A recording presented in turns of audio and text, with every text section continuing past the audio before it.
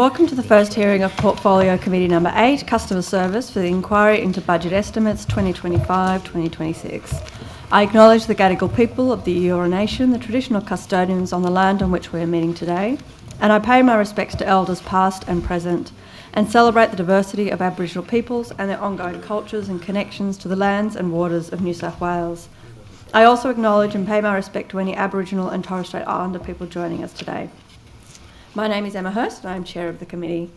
I welcome Minister Chanthivong and accompanying officials to this hearing. Today, the committee will examine the proposed expenditure for the portfolio of better regulation and fair trading, industry and trade, innovation, science and technology, building and corrections. I ask everyone in the room to please turn their mobile phones to silent. Parliamentary privilege applies to witnesses in relation to the evidence that they give today. However, it does not apply to what witnesses say outside of the hearing, and I urge witnesses to be careful about making comments to the media or to others after completing their evidence. In addition, the Legislative Council has adopted rules to provide procedural fairness for inquiry participants. I encourage committee members and witnesses to be mindful of these procedures. Welcome and thank you for giving the time to give evidence today. All witnesses will be sworn prior to giving evidence today. Minister, I remind you that you do not need to be sworn, as you have already sworn an oath to your office as a Member of Parliament. For all other witnesses, could I please ask you to state your name, position, title, and swear either an oath or an affirmation? And I'll begin with my witness to my left. My name is James Sherrard. I'm the New South Wales Building Commissioner. Swear the affirmation. I solemnly, sincerely and truly declare and affirm that the evidence now about to be given by me shall be the truth, the whole truth and nothing but the truth. Thank you. Rebecca McPhee, Deputy Secretary, Investment New South Wales. I solemnly, sincerely and truly declare and affirm that the evidence now about to be given by me shall be the truth, the whole truth and nothing but the truth.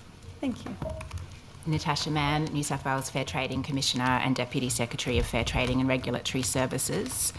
I solemnly, sincerely and truly declare and affirm that the evidence now about to be given by me shall be the truth, the whole truth and nothing but the truth.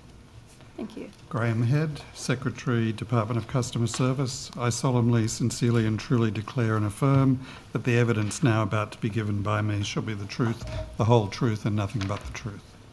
Thank you. Gary McCann, Commissioner for Corrective Services. I swear the evidence that I'm now about to be given by me shall be the truth, the whole truth and nothing but the truth, so help me God. Thank you. Michael Tibble, Secretary, Department of Communities and Justice. I swear that the evidence now about to be given by me shall be the truth, the whole truth and nothing but the truth, so help me God. Thank you. Could I ask Ms. Trina Jones to come forward?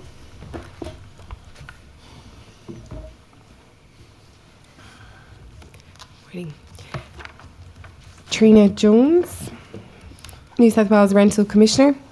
I solemnly, sincerely and truly declare and affirm that the evidence now about to be given by me shall be the truth, the whole truth and nothing but the truth.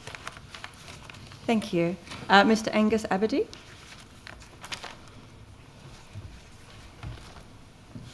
Angus Aberdeen, Strata and Property Services Commissioner. I solemnly, sincerely and truly declare and affirm that the evidence now about to be given by me shall be the truth, the whole truth and nothing but the truth. Thank you. Dr. Anne-Marie Martin.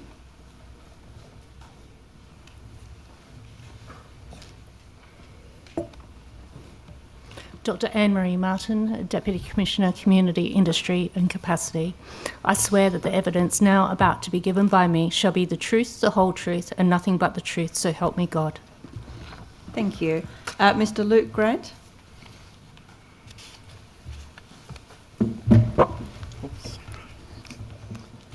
Luke Grant, Deputy Commissioner for Strategy and Governance. I solemnly, sincerely and truly declare and affirm that the evidence now about to be given by me shall be the truth, the whole truth and nothing but the truth. Thank you. Mr. Leon Taylor.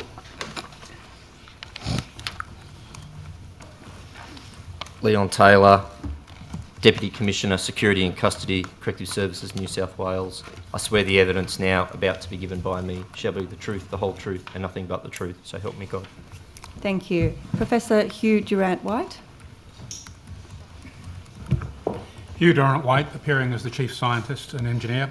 I solemnly, sincerely and truly declare and affirm that the evidence now about to be given by me shall be the truth, the whole truth and nothing but the truth. Thank you. And Ms Lisa Noonan.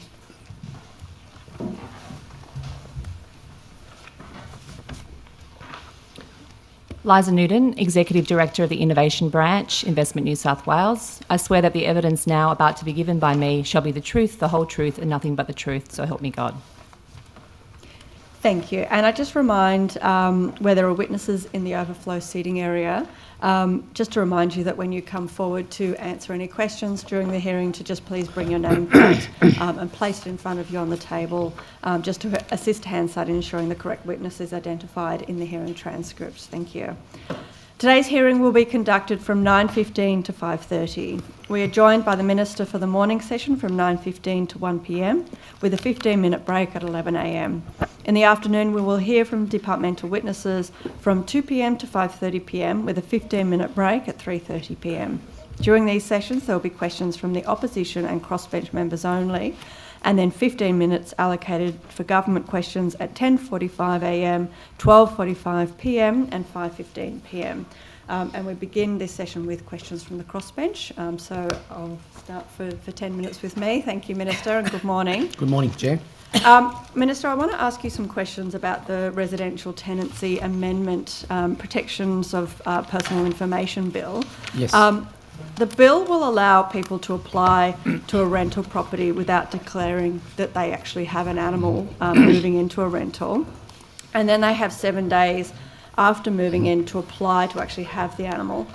I want to get an understanding from you, what happens to the animal in that situation if the landlord says no?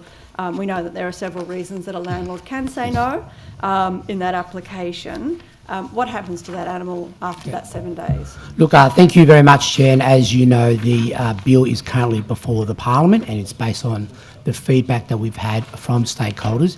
In terms specifically of the 7-day grace period that we're giving renters to make that application, you'd be well aware also that property owners have up to 21 days to make that decision, and the mechanics and the operations that are, I've asked the Rental Commissioner to continue to monitor that process. So Minister, sorry, my question was, if somebody has not put the animal into their application, yes, they've moved into the property, the landlord has said no, what happens to the animal? What happens to the tenant? So I suppose in where there is a disagreement between the tenant and the property owner, then there's an opportunity for the tenant to actually take that decision to NCAT to have that adjudicated, and depending on that outcome, of course, it will determine what the options are. And what happens to the animal during that NCAT process if they can't keep the animal after the 7-day period? Look, that is finite mechanics of the implementation of the bill, assuming, of course, the bill passes in its current form. Now, obviously, I have to wait for the Parliament to determine whether any other amendments to that. But I might ask the Rental Commissioner if she might just further elaborate on the mechanics of that, particular scenario. I will come back to her in the afternoon, but my understanding from reading the bill, Minister, is that they would be an automatic breach if they did go to NCAT if the animal remained there. I'm just trying to understand how the mechanics of this works, because my understanding is that the feedback about having animals off the application process has come from other jurisdictions where that's been put into place. Yes. But that was put into place along with laws that allowed renters to actually rent with animals. Now, because our laws are not strong enough to allow people to necessarily rent with animals, there's a lot of reasons why a landlord can actually refuse to have an animal.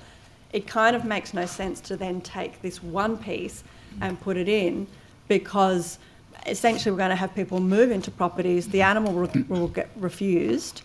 Are you open to amendments, for example, to ensure that the animal can remain there if the tenant does actually go to the end and go through an NCAT process? Given that otherwise, our pounds are already sort of a year waiting list to drop an animal. What happens in those situations? They're automatically in breach. How do we protect those tenants who are then going through the NCAT process? Well, look, I suppose as Chair, the bill is currently before the Parliament.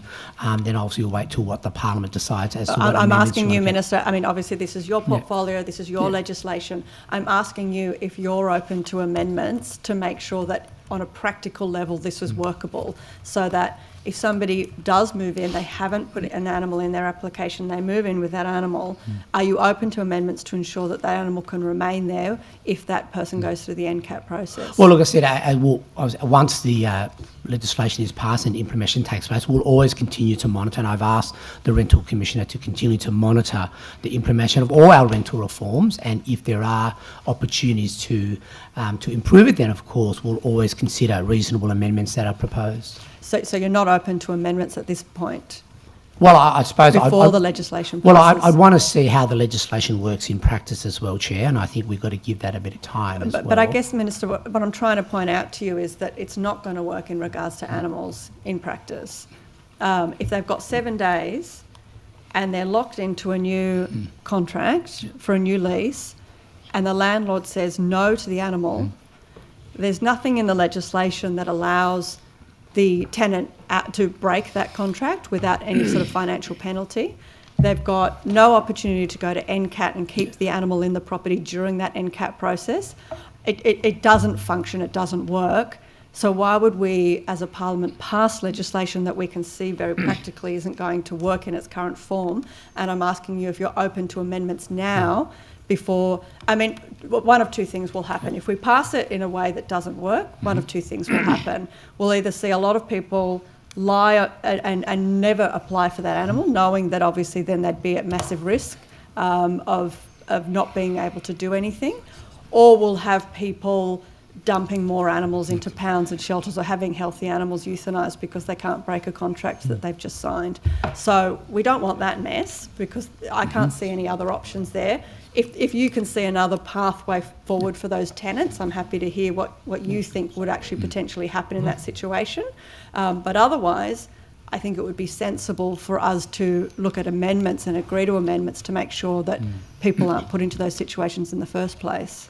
Well, look, as amendments are proposed by the Parliament, of course the government is always willing to consider and have those discussions. I mean, I can't determine the outcome of that without having seen the amendments and also studying the impacts of what those amendments might actually have. But as a general principle, are we always willing to engage with members of Parliament about their amendments? Yeah, the short answer is yes. Okay, so you are open to considering some of those amendments? Well, around and that'll go through just the normal parliamentary processes. Thank you. So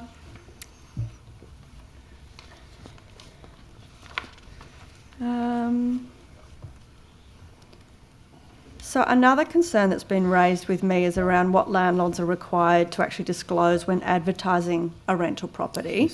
So as you're aware, Section 73F of the Residential Tenancy Act provides a number of reasons why an animal can be refused. For example, if fencing is inadequate or the landlord lives on the premises. However, tenants may not necessarily know about those potential barriers when they're actually applying for a rental property, unless they're actually required to be specified on that rental advertisement.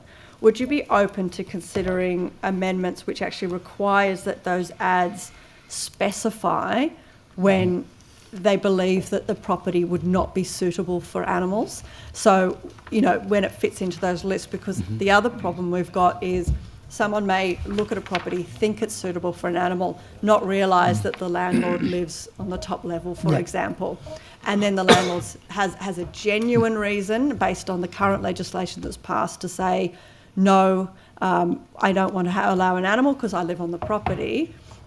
Wouldn't it make more sense to ensure renters are aware of that before they actually apply for that property by requiring the landlords to put that into the ad?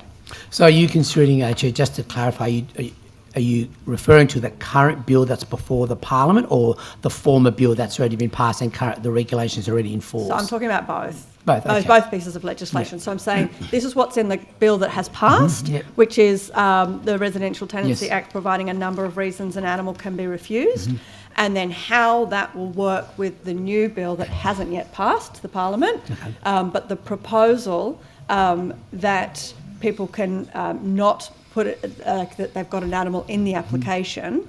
So what I'm asking is, would you be open to an amendment that made it sure that if a landlord had one of those reasons in the other piece of legislation to refuse an animal, that they include that in the ad for the rental property so that renters with animals know this property is not going to be suitable for animals before they sign a lease, move in, and 7 days later find out that they can't keep their animal there. So I think on the former bill that's passed the Parliament, I mean, it's only been in place for a number of months. We would obviously, I've asked the Rental Commission to continue to monitor the implementation to see whether there are any practical barriers or any practical consequences we weren't aware of. So that's an ongoing process. But in terms of the current bill that's before the Parliament, then certainly where there are reasonable amendments that are being proposed and the government is open to having those discussions, and we'll work through the parliamentary processes.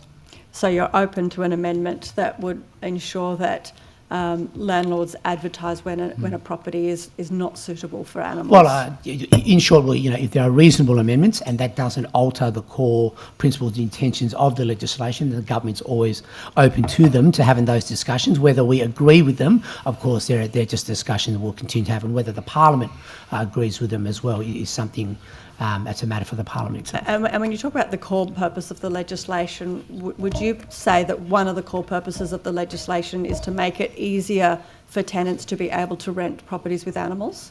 Oh, look, I think certainly the legislation that was passed and the regulations that are currently in force does clarify the rules about when a tenant and a property owner can obviously discuss about having pets in rentals. I think it's a move forward.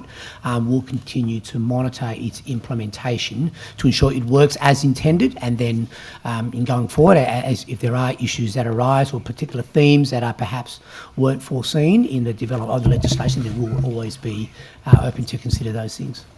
Thank you. I now I'll give 5 minutes to Mr Latham and 5 minutes to Mr Roberts, or they can arrange their 10 minutes however they choose. I think I'm taking the 10 if I can, Chair, by agreement with my colleague. Thank you, Minister, and the other witnesses here today. If I can take you wearing your corrections hat. Okay. Did you see the Premier in his estimates with Jeremy Buckingham last Wednesday with regard to this set of pictures, a sketch of a person of interest at the Wanda Beach murder case from the 11th of January 1965 and a picture of Ivan Milat? I haven't. I saw snippets of the actual test, the hearing of the Premier with Mr Buckingham. Yeah, I wanted to take you a series of questions about Ivan Milat, given he was a long-time inmate of the correction system in New South Wales and died in Long Bay Jail in 2019. For many months either side of the 11th of January 1965, the day of infamy at Wanda Beach, Milat was in the Penrith prison. I think it's now the Emu Plains Correction Centre. It was depicted to the Premier, as he took amazing interest in this matter, that the centre at Penrith at that time was a holiday camp. Was that true? Look, that also well precedes my time. I might have to ask the department to provide further information on the use of that facility, but at the moment it is Emu Plains Correctional Centre. What was the status of this Penrith facility in 1965, given Milat was in there? The inference from Buckingham has been it was a holiday camp, a walk-in, walk-out facility. Is that right? I'll have to take that on notice to look back in the facility and the operations of the facility. Generally, would you agree in the 1960s internment and incarceration standards at these facilities are a fair bit tougher than they are today? I think the facilities have changed significantly since 1965, but I'm happy to take that on notice. Yeah, and Minister, are you surprised the Premier entertained this stuff, given that obviously once Milat was done for the Belangolo murders, the police professionals in New South Wales would have worked backwards in his chronology every single step of the way.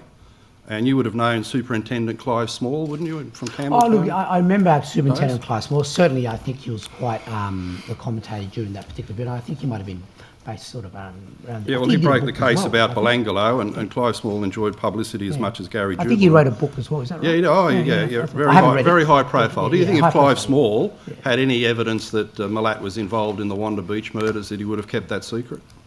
Well, I'd have to take that on notice, Mr Latham. I'm not too well versed. Are you aware that as the Premier entertained this stuff, to the amazement of many, Jeremy Buckingham has told MLCs that he first had the theory of missing persons on the North Coast associated with Milat because he dreamt it? Yeah, look, I've read about the running commentary and the interest that Mr Buckingham has had on the Milat case. Did you know that this originated because he dreamt it one night and your Premier took it seriously at budget estimates? Well, I think the questions and answers from the Premier are a matter for the Premier. But are you surprised as the Corrections Minister that this could possibly be the case? Could you imagine Neville Wran or Bob Carr taking a proposition that someone dreamt seriously for a criminal matter in New South Wales? Well, look, I said the answers from the Premier matter for the Premier, Mr Latham, but certainly I read some of the headlines and the commentary from Mr Buckingham's interest in You Mr have, Malat. that's good. So would you be aware that when Buckingham says Malat and Associates, he's referring to John Marsden? Look, I'm not aware of that. Are you aware that Buckingham has told MLCs he believes John Marsden to still be alive? Well, look, everybody knows that Mr Marsden has passed away. Did you attend his funeral in 2006 as a Campbelltown councillor to that large gathering in the Catholic Church? I'm not sure, but I do remember going to the event at the wake, I think. I'm not sure. I can't recall whether I went to the church, but I remember the wake. But what do you think of the Buckingham proposition that in front of Gough Whitlam, Michael Knight and other civic leaders, possibly including yourself, perhaps even Peter Primrose, that the box at the front was empty? Look, I can't. It's an act of insanity, isn't it, for your Premier to be entertaining this at budget estimates? Sorry, there's been a point of order. I'll hear the point of order. I'm reluctant to interrupt the line of questioning, Chair, but I do question whether it is a line of questioning that's relevant under the terms of reference with respect to the estimates of expenditure from the Consolidated Fund. Yeah, and look, I think he's straying a little bit off course in regards to the Minister's portfolios and the work there, so I just direct Chair, the member back. the relevance to expenditure is that the Premier has entertained a parliamentary inquiry into this matter, to the surprise of many, which would draw on records from the Corrections Service as to the many incarcerations of Ivan Malat. So they'd be doing a lot of research on behalf. And I think those questions are fine, but you were starting to talk about Minister Chanthivong's position on Mr Primrose. Yeah, and in all the other research people. that Corrections would be doing, Minister, the Buckingham theory is that John Marsden, as the solicitor temporarily for Ivan Malat, assisted him in this murderous spree around New South Wales. How do you respond to that proposition? Well, the proposition of what? That John Marsden actively assisted Ivan Malat. Look, Mr Latham, that is really... further point of order? There's been a further point of order, yeah. Again, not wishing to interfere with the honourable member's time, but this is seeking a legal opinion from the Minister, and I think that's inappropriate. Well, the Premier entertained legal opinions the other day. And that's up to the Premier, Right. and I direct the member to continue his questionings, but just be mindful of the parameters, order, and just be mindful of the parameters of budget estimates. Thank you. Thank you, Chair. And Minister, in knowing John Marsden, even with the background music, were you aware of his role on the police board? Of whose role, sorry? John Marsden's role on the police board. Look, no, I'm not aware of that, Mr Latham, and it's beyond my portfolio responsibilities. Okay, but in Campbelltown, everyone knew John Marsden, didn't they? Well, of course, the Marsden family is a well-known family within the Campbelltown community. Right. Have you got any response to the theory that on the police board, Marsden ran cover for this? No, I don't have an opinion. You don't? Do you think a parliamentary inquiry into this is justified using well, the resources? that's a matter for the Parliament to determine. You wouldn't rule that out? You're like the Premier, are you? Well, I said answers from the Premier matter for the Premier, and the Parliamentary inquiry is a matter for the Parliament to determine. Right, but you can confirm that, to the best of your knowledge, having gone to the wake, John Marsden died in 2006. The what, sorry? To the best of your knowledge, having been to the wake, John Marsden died in 2006. Well, I think that's a matter of fact. Right, and you're also aware that Malat ultimately sacked John Marsden as his solicitor when Malat was done for Belangolo. Marsden told him to plead guilty, and Malat got rid of him at that point. So wouldn't you think Malat, having sacked his solicitor, at that point could have done a plea bargain to lag in Marsden if he had any role to try and reduce his sentence? Well, look, I think these are legal matters between obviously a client and their lawyer. It's really beyond my responsibilities as a minister for any of these portfolios, so I really can't comment. Right. Are you aware that in the upper house, Jeremy Buckingham sought the Franca Arena papers for evidence of John Marsden's involvement with Ivan Malat? Like I said, I'm not aware of those. Those papers belong in a nut house, don't they, Minister? Well, that's beyond my portfolio. And will you check the prison records at Penrith regarding his incarceration during the period of the Wanda Beach murder? And could you give us on notice a full list of all the incarcerations of Malat, which I'm sure will rule out a large number of these allegations that have been made by our answer to Patrick Bateman? Well, look, I think all requests for departmental information will go through the proper processes. Right, and from a Campbelltown perspective, do you think the Marsden family deserve this, that they're having to relive an allegation that a man dead 19 years has been involved with this murderous animal Malat, other than being his solicitor? And isn't this a complete betrayal of the Marsden family and their association and support for the Australian Labor Party, going back to the election of Cliff Mallam in the seat of Campbelltown in 1971 and John Kerrin in the seat of Macarthur in 1972? Has anyone in Campbelltown ever made this sort of heinous allegation against a good family? Not that I'm aware of, but as you and I both know, being from South West India, the Marsden family is held in the highest regard for their contributions socially and also through their firm. So why would your Premier entertain a parliamentary inquiry? Point of order. To put them through hell? Sorry, there's been a point of order. Sorry, Chair. Again, my point of order goes to relevance. This inquiry is related to the estimates of expenditure from the Consolidated Fund and related budget papers. I just don't believe that question fits within the terms of reference of the inquiry. Look, I mean, I think that the member has strayed in and out, certainly in regards to areas of corrections. I think is fine to be questioning the Minister, and I think that the Minister has made it clear where he can and can't answer questions. With the last 35 seconds, if you wanted to throw in Minister, another do you get question. representations from families wanting to reopen cases? Well, I get representations from a range of constituents, and they'll be properly assessed. To entertain this Malat stuff based on a dream, based on the falsehood that John Marsden's still alive, wouldn't it be a cruel hoax to reopen this investigation in Malat through a parliamentary inquiry, a cruel hoax on the families to put them in the hands of our answer to Patrick Bateman? Well, I think the parliamentary inquiries that establish a matter for the Parliament or correspondence that's received by the Department will be assessed appropriately. Thank you, Minister. Thank you. The opposition. Thank you, Chair. Good morning, Minister. And Morning, Ms Munro. Thank you for appearing and all the witnesses. Minister, when did you become aware of the Investment Delivery Authority as a policy? Can I thank you for your question, Ms Munro. Can I firstly thank you for coming to Minister Graham's fashion launch strategy. I understand your faux fur stole jacket was a real hit amongst the attendees on that evening. But in terms of the Investment Delivery Authority, as you know, it's a policy that the Premier and I and the Treasurer and the Minister for Planning launched a few months ago.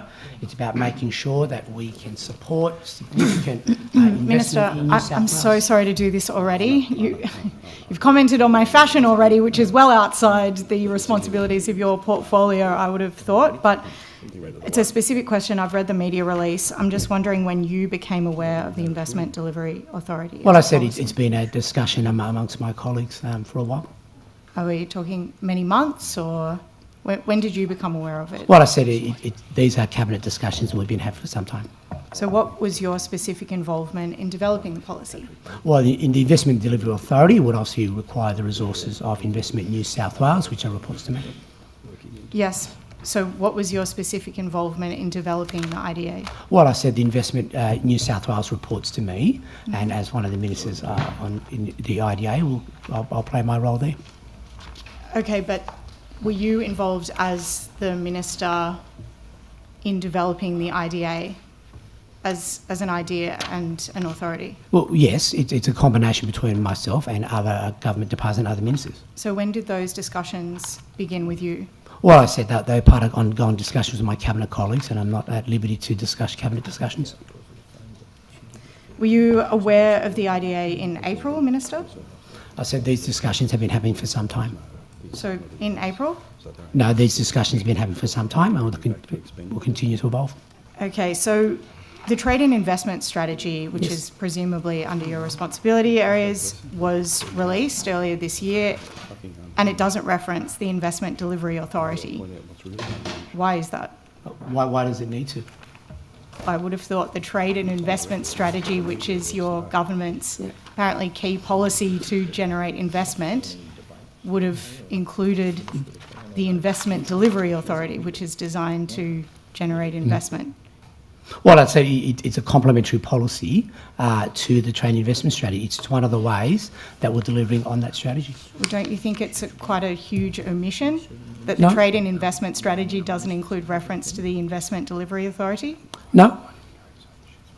Well, what's the point of the strategy if people can't read it and understand how to engage with investment in this government? Well, I said the trade investment strategy at its fundamental core, it's about diversification into markets, and we'll look at always different ways to attract the investment and grow our export base. Well, it does actually include reference to the Business Connect program, which your government is cutting.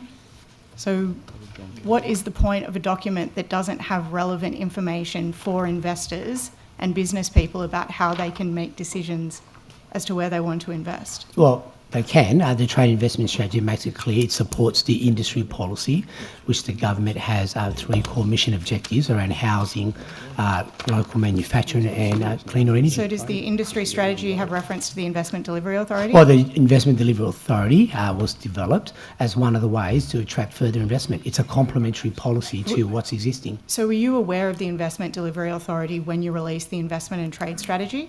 I said these are discussions that the government always has been having for some time. But were you aware, Minister? I mean, I'm trying to ascertain how this Investment Delivery Authority didn't make its way into the government's trade and investment strategy. Well, I said... And what my fear is that you weren't actually involved at all in the Investment Delivery Authority discussions, and the Premier and the Treasurer made this decision without your knowledge, and therefore the documents that you're responsible for don't include this apparently critical part of delivering investment. Well, I think your fears are unfounded. So why can't you explain when you first discussed the investment delivery? Well, I Point of said order, that... Chair. Yes, there's been a point of order. Ms Munro has asked the same question of the Minister, I think on my count at least 5 times, and the Minister has answered. May I suggest that she requested to move on? Look, the question has been asked several times, although I do think that the member has been trying to get different information out of that question. So I don't rule her out of order at this point. However, I do encourage her to find a way to put the question and to find a way to then move on if she's still unable to get the answer she desires. Okay, thank you. Well, look, at this stage, if you can't explain when you first learned about the policy, I can only assume that it didn't make its way in here because you didn't know about it. If you can't explain otherwise why it wasn't included. Your assumption's wrong. Does every minister have to agree on a project to be approved through the IDA? As in, the IDA makes a recommendation to you, the Minister for Planning and the Treasurer. Do any of those ministers, including yourself, have a veto power over the approval? I said that the structures and the decision makings of the IDA are a matter for cabinet discussion. So you will take the proposals to cabinet? Well, submissions will be made to the IDA and they'll be considered by the department, and recommendations will be made to the government. But it says that the IDA will make recommendations to the Treasurer, the Minister for Planning, and the Minister for Industry and Trade. So what happens then? Well, I said once recommendations are made, they'll be properly considered, and we'll go from there. So does any minister have a veto power over whether those proposals go No, to I cabinet? think it's always a collegiate discussions that we'll have at the IDA.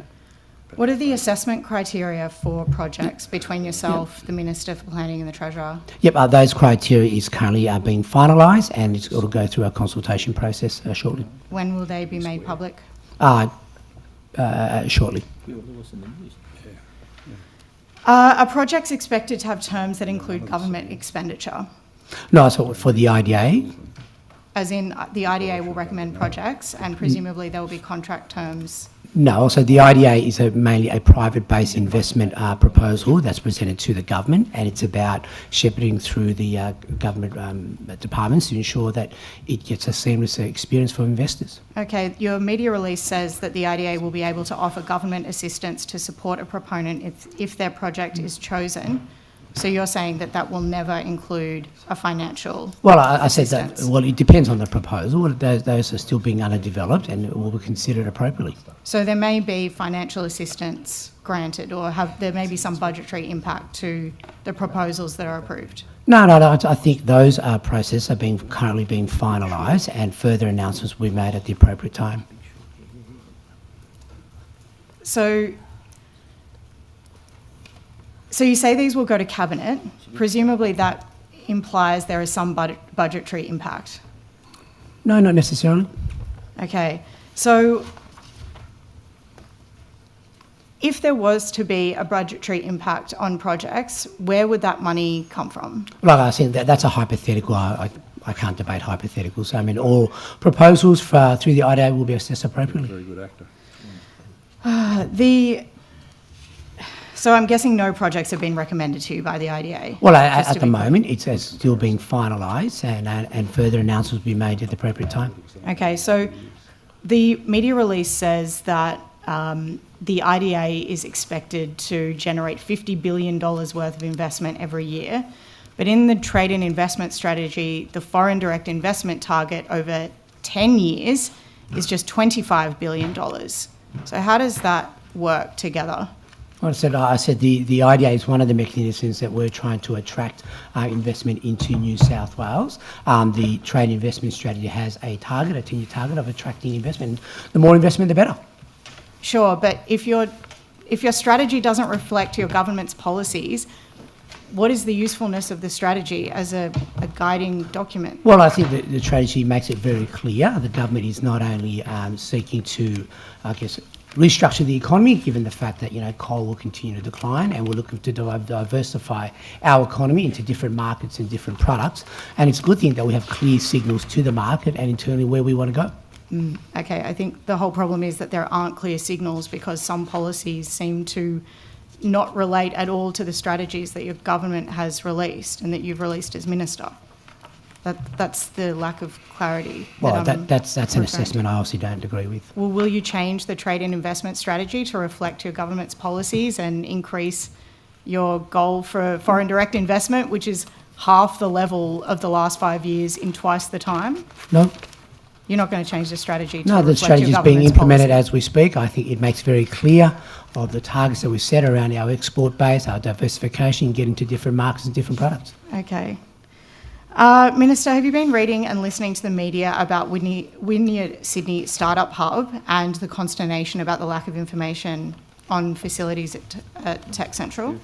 The government has made the right decision late last year regarding the Wynyard Sydney Startup Hub. I'm not asking if it's the right decision, I'm asking if you have looked at media reports about the decision. Yeah, look, I've seen some commentary around it. And have you met with any of the people or organisations who have raised their concerns in public? Well, I said the government made the decision. A communication and dismanagement process is currently being managed, and yes, I've seen some of the media reporting that has been made. But you haven't met with any of the people or organisations that have raised public concerns? Well, I said the government has been, through the department, has been working closely with the anchor tenants through Stone and Chalk and Fish Burners as they connect with their subtenants. Okay, well, it's interesting you raised that. I mean, media reports have stated that you haven't responded to detailed questions that you've raised, and you also said in an email to Shadow Minister Coure and myself in July that anchor tenants support the move as well as other key stakeholders, but this isn't actually true, is it? No, it's totally true. The government made the decision to wind up the Sydney Starter Hub based on the fact that the contract that was signed by the former government was so bad that it needed to be totally revamped. But I'm actually not talking about that. I'm talking about the truth of what people think about how the move has been handled in addition to the decision to close it. I mean, Bradley Delamere, the CEO of Tankstream Labs, which is an anchor tenant, says that demand that down that end of town is a fraction of our demand for the Sydney CBD. They've decided not to move to Tech Central at all, so hard to see how they support the move. Mike Abbott, a partner at venture capital firm Antler, it's also a tenant, says that he hasn't been able to find a space big enough at Tech Central. Sydney Startup is where the magic happens. You can't replicate that community in scattered locations.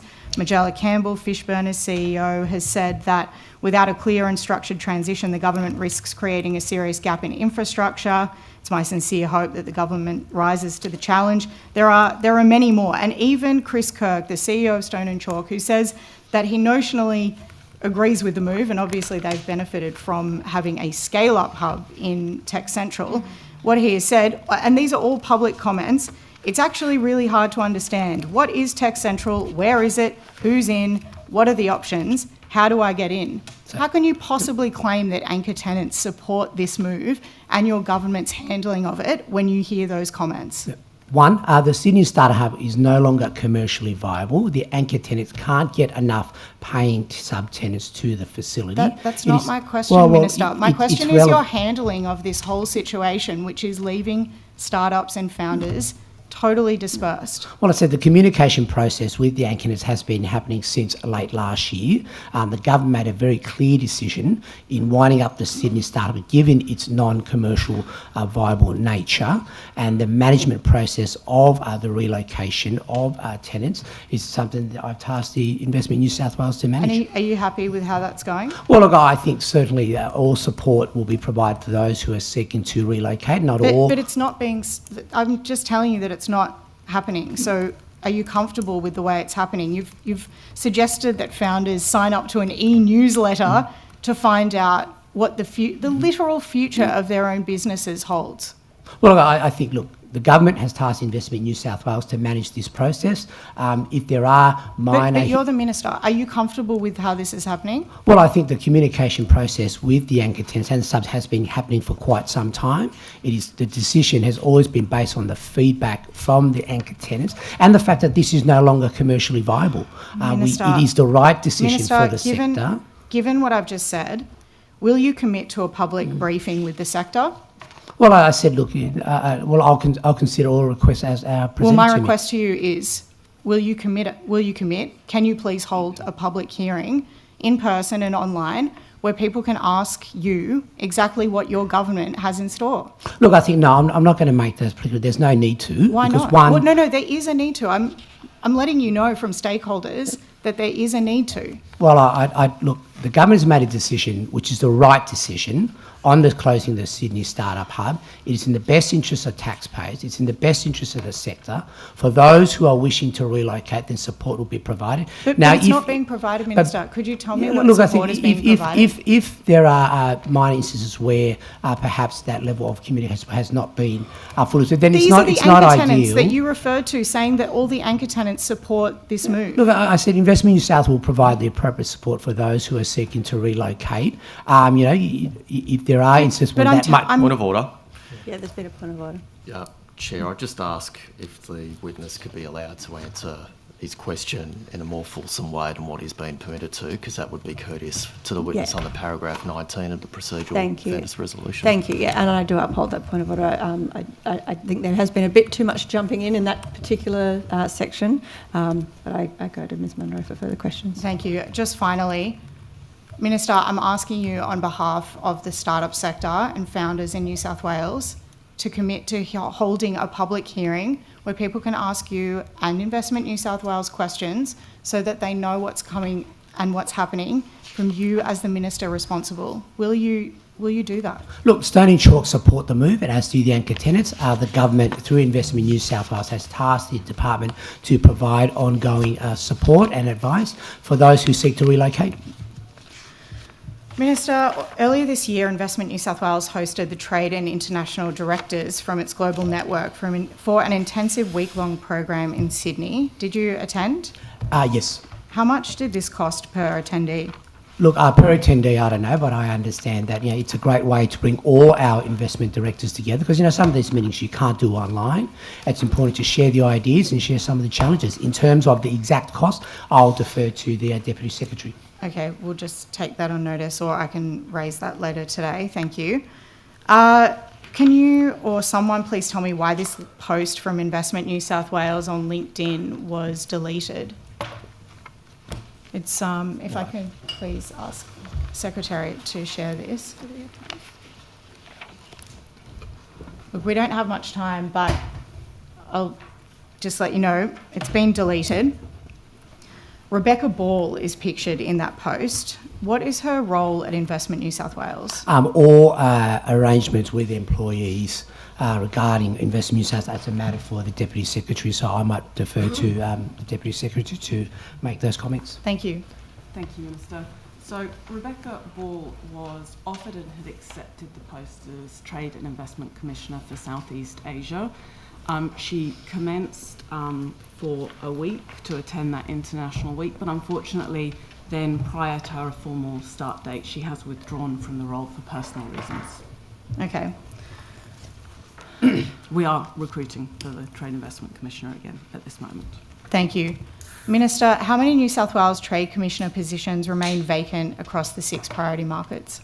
I said all employee arrangements about the Trade Commission investments are a matter for the Deputy Secretary, but I understand that it's only the Southeast Asia one that's currently being recruited. Is that correct? No, so we're currently recruiting for Greater China and Southeast Asia, Trade and Investment Commissioner roles. Somebody's in there, right? And we're also in the recruitment for an Associate Director for the London and Europe office. How long have these been vacant? I'll have to take that question on notice. Thank you. Sorry, the Trade and Investment Commissioner roles have been vacant since April. I'll have to take on notice the other role. Thank you. Minister, have you heard of Fraser Institute's annual survey of mining companies? No, that doesn't ring a bell. Okay. The most recent report for 2024 was released in July. It says that New South Wales has fallen from 27th out of 77 worldwide jurisdictions in 2020 to 62nd in 2024. That means that we rank only ahead of Victoria and Tasmania for attractiveness to mining investment. Does that concern you? I said all mining-related matters are best answered by Minister Hughes. But in terms of that's why we'll continue to implement the IDA and our trade investment strategy to attract investment to the New South Wales economy. So are mining projects included in the Investment Delivery Authority's purview? Well, those discussions are currently being finalised and an announcement will be made shortly. So you don't know if there will be restrictions on sectors for the IDA? Well, I said those are the criteria around the IDA is currently being finalised, will be consulted with the sector and will be announced shortly. So are you involved in those discussions? What's your role as Minister for I said for my role trade is in to be on the IDA development? with my other 2 ministerial colleagues. But it's not the IDA, it's what you're part of the group that the IDA reports to. Yeah, of course, I'm totally involved. That's why I'm there.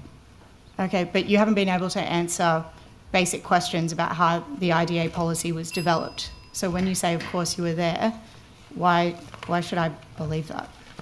Because it's the truth. Thank you.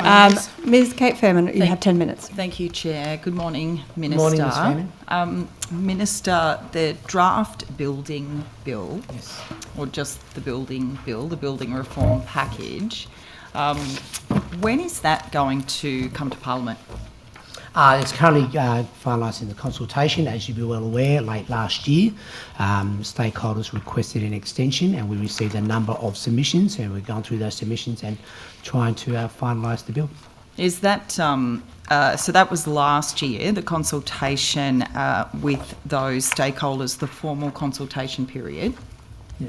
That wasn't public? Is this building bill, the package, going to be made public for public consultation before it's introduced to Parliament? Well, usually in the development of all our legislation, we will always go through targeted consultation with the sector at the appropriate time. I asked about public consultation, Minister, not targeted consultation with the sector. Well, I said we'll go through the consultation process once the bill is finalised. I mean, if it's required to go for a broad public consultation, that could well be considered. When you're saying if it's required, what does that mean? It's the government's call in terms of whether bills like this go public. Is there a reason this bill has been so tightly held and not made public at this point? Well, I said because it's gone through the finalisation process as we're trying to develop the bill. It's a significant piece of reform and we've had feedback from a range of stakeholders with varying views and we're just trying to find a balance and what would be balanced for the sector. In terms of it being a significant bill, that's true. Why have you, as Minister, refused to provide the Public Accountability and Works Committee with a draft copy of that bill? Well, I said that the draft bill has to go through Cabinet first, and once that's finalised, it will go through the consultation process. No, so you've already gone through the consultation process initially with the letter that you sent to the Public Accountability and Works Committee. This was from 30th of November last year to the Chair. Said that consultation on the draft legislation commenced on the 16th of August last year, concluded on 18th of October 2024. The Public Accountability and Works Committee is undertaking an inquiry into that legislation. It did agree to publish those submissions, despite the fact that I think you wanted them kept confidential. You sent them to the committee, yet you have refused to release the bill to the Upper House Committee to undertake its work to look into both the Design and Building Practitioners Bill, the Residential Apartment Buildings Bill, which is its legislative requirement to do, knowing that there's this reform in place. What is the government's reason, your reason, to not release that draft bill that 100 stakeholders have seen to the committee? Well, I said that the bill is still being finalised. Once that has been finalised, said appropriate consultation will take place. If 100 stakeholders have seen that bill, that are appearing before the inquiry and talking to us about the bill, and we're having to state this embarrassing thing that the minister hasn't given us as the committee the bill, it's just very... I'm just trying to get... What is the reason that the draft bill... Again, I know you're saying you're finalising the bill, but why can't a committee, Upper House Committee in this place, undertake their inquiry with that bill in front of us so we can make recommendations about the bill? Why wouldn't you release it? Look, I think the current Port Committee that's doing the inquiry is obviously based on a bill that's not the government's final bill. And once the final bill has been developed, then we'll go through the normal consultation process. Well, no, I mean, that's the issue. Okay, so the normal consultation process, let's look at what that is then, because once it's gone to Cabinet, something like that, that's the bill. So rather than... you're aware of the statutory duty that was put into the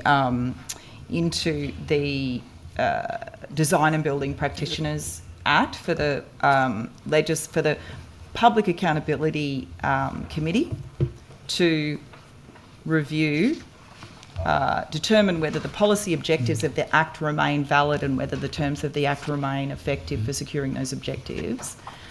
This bill, I understand, which I haven't seen, is replacing the Design and Building Practitioners Bill, isn't it? Yes, that's correct. But the bill that's been finalised will supersede what the inquiry or the Port inquiry is currently doing. So for the committee to undertake its work to look at whether the policy objectives of the Act, don't we need to see whether the new building bill is incorporating those policy objectives of the Design and Building Practitioners Act, so we have faith in the new bill?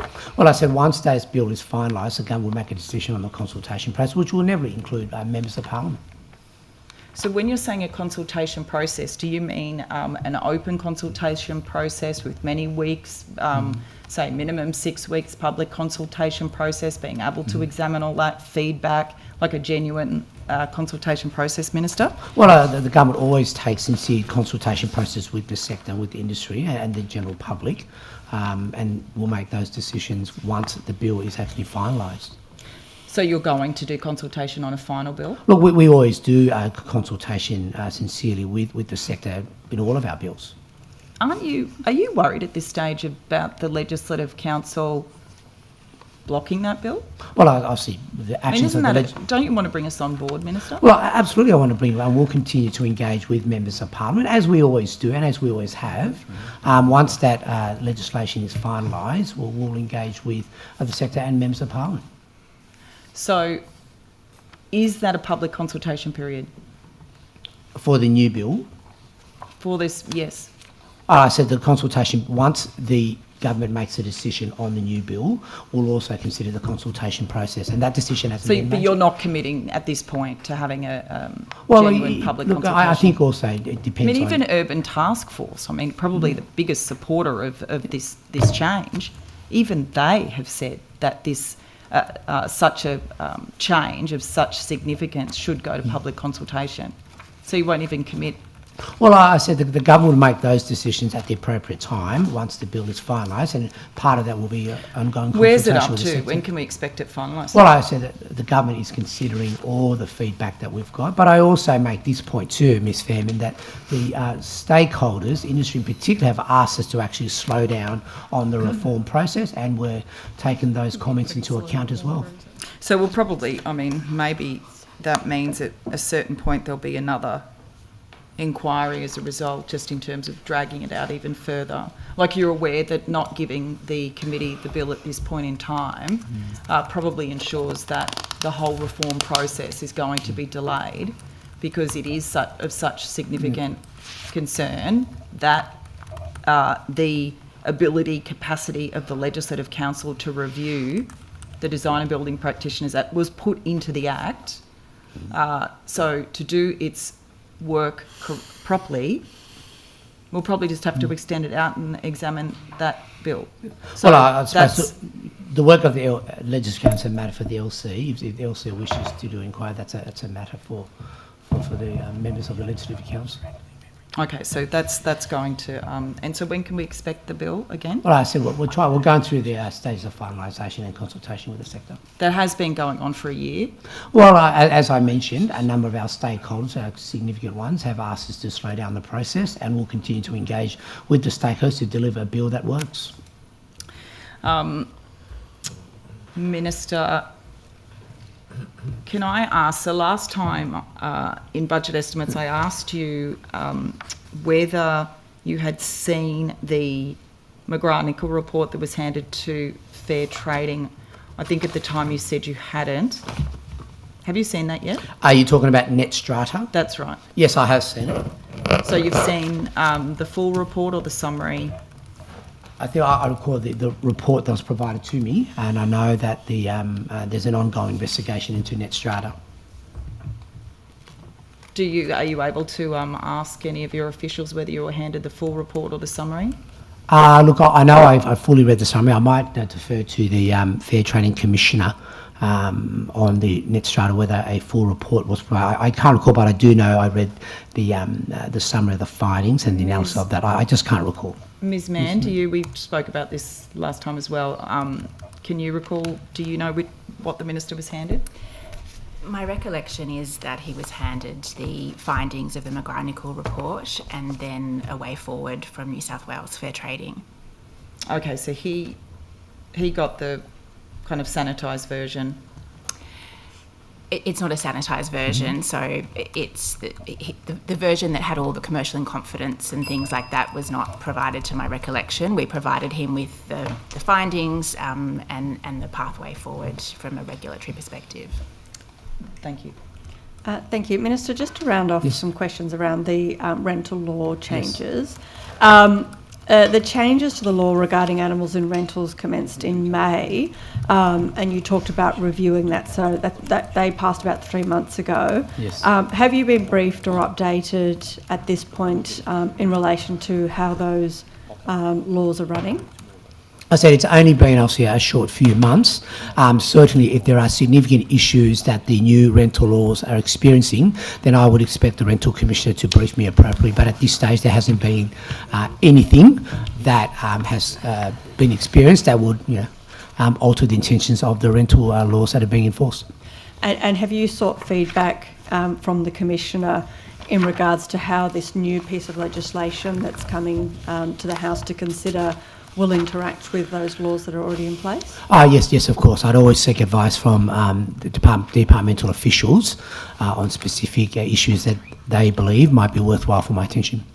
And within that, was there any indication around some of the concerns that I raised in the first part in regards to how this idea of tenants not actually putting in that they've got animals in their application could conflict with those previous laws that were passed? Well, I think certainly the development of the current bill before the House would have taken into consideration the views for all stakeholders about any impact or any interaction with current legislation or legislation that's already been passed. And certainly if there are any issues that we're experiencing, then we would consider those things based on the advice the Rental Commission provides. So were there concerns raised to you in that process? No, not that I can recall specifically on that front, but certainly if these issues do arise, then I would expect to be briefed appropriately. Just moving on to some further questions around the building bill from Ms Kate Fairman. Minister, I spoke to you previously about concerns from interior designers, specifically about the government's proposed reforms. And at last estimates, you told me that this work was still progressing and you would continue to engage with the Design Institute of Australia. Can you give me an update on what that consultation's looked like and what consultation that you have personally done with Design Institute of Australia, given your previous commitment? Yeah, thank you very much. Yeah, look, certainly I know I've met with the Interior Designers Association on a number of occasions, and certainly their views have been put forward around licensing. Now, as part of the building bill reforms, that was a consideration. However, in developing the building legislation, we've always taken a risk-based approach where the licensing should really only be, I suppose, allocated to those professions that have a real structural risk to the building. Now, the intention at this stage is to keep the current framework around interior designers to be the status quo. I've had a look at your meetings. I can't actually see any meeting with the Design Institute of Australia in your meeting disclosures for the year. When did you meet with them? Look, I can't recall when I met with them, but, I'm always open to meet with the association. I know I have met with them.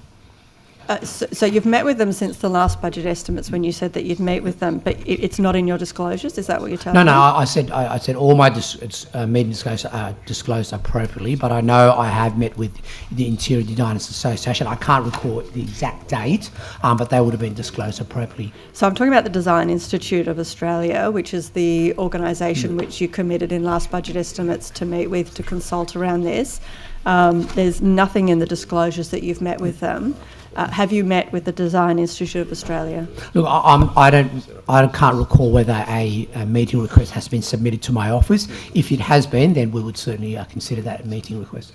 Have you directed your department or anybody that you're working with to meet with the Design Institute of Australia after the last budget estimates? Yeah, look, certainly all meeting requests are considered. If the Design Institute wishes to meet with the department or myself, then happy to consider that. I understand the Design Institute of Australia gave evidence before the Public Accountability and Works Committee last week. They seem frustrated that seems work to resolve the issues have been stalled. Nobody seems to know when the New South Wales Government's legislation to resolve these issues is going to be brought forward. Can you shed some light on this? Is there a timeline for these reforms going forward? Yeah, look, certainly we're going through the consultation process at the moment, Chair. There are certainly a variety of views that we're getting from all stakeholders. And, in general principle, we would want to get to the end of the reform as soon as possible, but there are also discussions that we've had and feedback that we get from our stakeholders about the pace of the reforms or the breadth or the width of the reforms, and we want to take those considerations into account. And I understand and I respect that there's a process. I guess people are just asking, is there a rough timeline? Are we going to see this legislation in the next couple of months, certainly before the end of the year? Do you have a rough timeline? Well, look, I said, in general principle, I'd want to do the reform as soon as possible, but we're also mindful of the feedback that we get from the sector. And once that has been finalised, the government will make that announcement in due course. But in short, I can't give you an exact timeline because we're still going through the consultation process and the feedback that we're getting. Minister, your government has acknowledged that addressing the housing crisis requires urgent action on adaptive reuse of existing buildings. Yet in New South Wales, 8,309 qualified interior designers, 74% who are women, are currently restricted from coordinating even the most simple modifications. How can you justify delaying addressing the barriers to that interior designers are facing, especially during this cost of living crisis and this need for more housing? Well, I said, look, the work on the interior designers, we are going through that. As I mentioned, the licensing approach about interior designers has always been based about risk-based. That is, if a profession has an influence on the structural safety of the building, then that's something we would consider licensing for. Now, at this stage, interior designers are intended to be the status quo as they are operating now. But I understand they also can operate on aspects that are actually not covered by the DPB. Yes, but that was always in place. Minister, I guess the problem is that even very, very simple modifications, they're being excluded from actually being able to do that work. How can you justify that that's a risk issue when they can't even, we're talking about people with years of experience in this space that are already qualified. We've got over 8,000 people, the majority of which are women, qualified interior designers. They've worked in this space for a long period of time. They've got the same professional indemnity insurance as architects. How can we say that those 8,000 workers can't be involved in even very, very simple modifications that aren't a risk in those buildings when we've got housing that needs to be built? Well, look, certainly as part of the skills challenges that we have in the housing sector, the government is looking at ways to increase the supply of those professions in the housing sector to get more houses complete. Now, the specific consultations with the interior designers or any other associations, I might ask the Building Commissioner whether he can provide further light on the discussions that we've had with the with this particular association. And thank you. And I will, have some discussions this afternoon. But Minister, my questions really are to you because at September in 2024, at the hearing, the acting Building Commissioner was actually unable to provide any evidence of interior designers having caused structural or safety failures. Considering interior designers, as I said, they already carry equivalent professional indemnity insurance. They have decades of experience coordinating minor structural safety work. Why have you continued to exclude them when there isn't any kind of safety risk that seems to be imminent, and particularly during a situation where we need more housing? Well, look, I think in terms of the work of the interior designers or any other profession in the housing space, this will be part of the finalisation of the building bill once it's completed. Has there been any specific evidence-based assessments that have come to you and been briefed to you to justify the exclusion of interior designers? Well, look, I think certainly if there are issues that are of significance and importance, my expectation that the Building Commission would brief me appropriately. Now, in terms of that specific topic, I might ask the Building Commission if he can... well, my question is, Minister, whether you've been briefed on anything. It sounds like that you would expect to be briefed on it, absolutely. but you haven't been briefed. Yeah, look, on I think I would be expected to be briefed on all the issues that any of my departmental officials believe are important from my knowledge. But as far as you're aware, you haven't been briefed on any evidence that interior designers have ever caused any kind of safety issues? Not that I can recall, but certainly if it is a major issue and it's important for the government's strategic objective to get more housing, then my expectation that the Building Commission would bring that to my attention. And so with that in mind, given that you haven't been briefed on any evidence assessments to justify the exclusion of interior designers, then what is the justification to exclude them? Well, I think this is about the consultation process that we're finalising the bill, and we'll take those considerations into account from the Interior Designers Association and other advocates for the profession. Thank you. How does excluding the skills workforce align with your stated housing crisis priorities, and particularly around women's workforce participation goals? Look, certainly we don't want to exclude any profession that can help the New South Wales economy build more houses.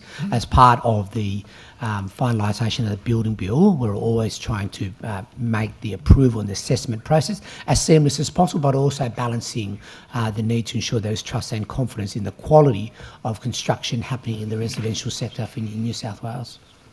Thank you. Opposition. Ms McDonald. Thank you, Minister. I might start with corrections. Yes, of course. And I'll start. Last time I asked how many employees or staff were suspended on full pay.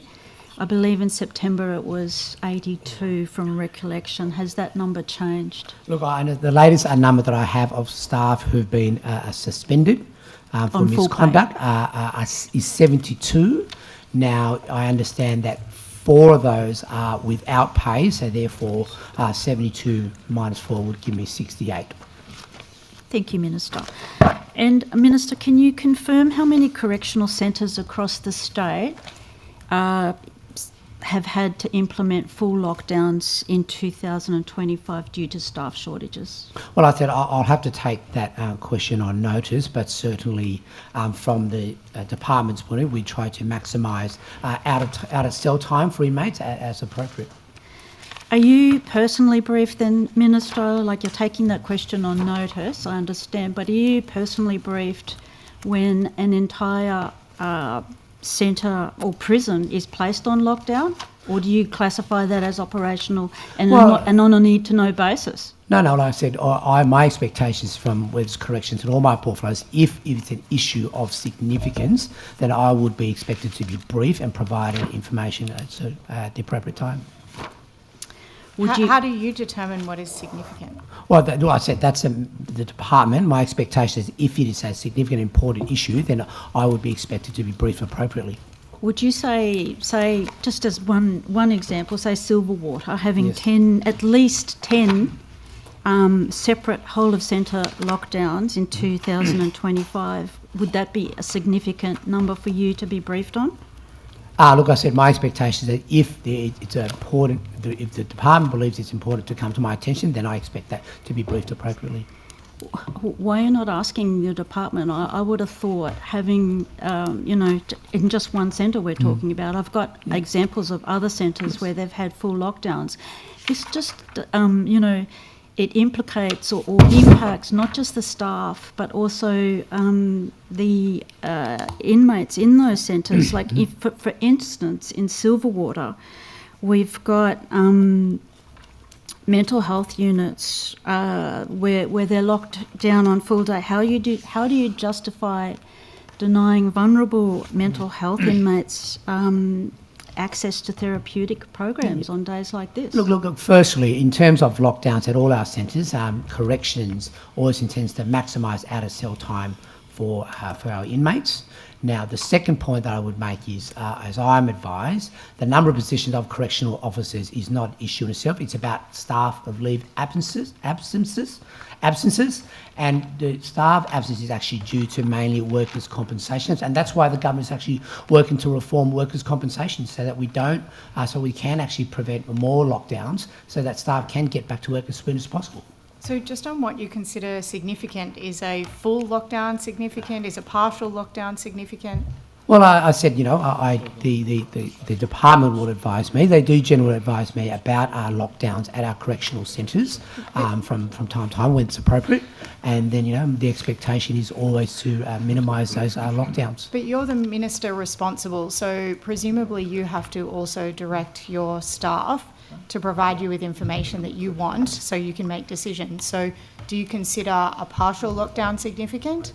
Well, I said it's circumstantial. Lockdowns are not the first point, they're not the preference. However, there are operational issues that result in lockdowns from actually eventuating in that sense. Do you consider a partial or full lockdown significant enough for you to be briefed? What do you expect of your Like staff? I said, I do get briefed on lockdowns from time to time. However, if there is also a continuing issue that relates to lockdowns, and I said this is mainly due to the fact that a number of staff are on workers' compensation. That's why the government's reforms on workers' compensation are so important. I'm not asking about workers' compensation. Yeah. Well, I'm just trying to understand if you are being briefed on lockdowns or not. No, of course I get briefed on But it doesn't lockdowns. appear so. I've mentioned that. And sorry, Miss Murdoch, going back to your first question, I misspoke. I understand it's 6 employees who are actually suspended without pay, not 4. Sorry, 6 employees suspended. Okay. So I said 4, but I thought it was 6. Yeah, all right. Just to correct the record. On these, the issue of whether it's partial or full lockdowns, does your department conduct any analysis on the correlation between, say, increases in self-harm or staff assaults? Well, I think they're operational matters. I might ask the Commissioner or Mr Deputy Commissioner. Minister, why is it an operational matter? You're the minister responsible, are you not?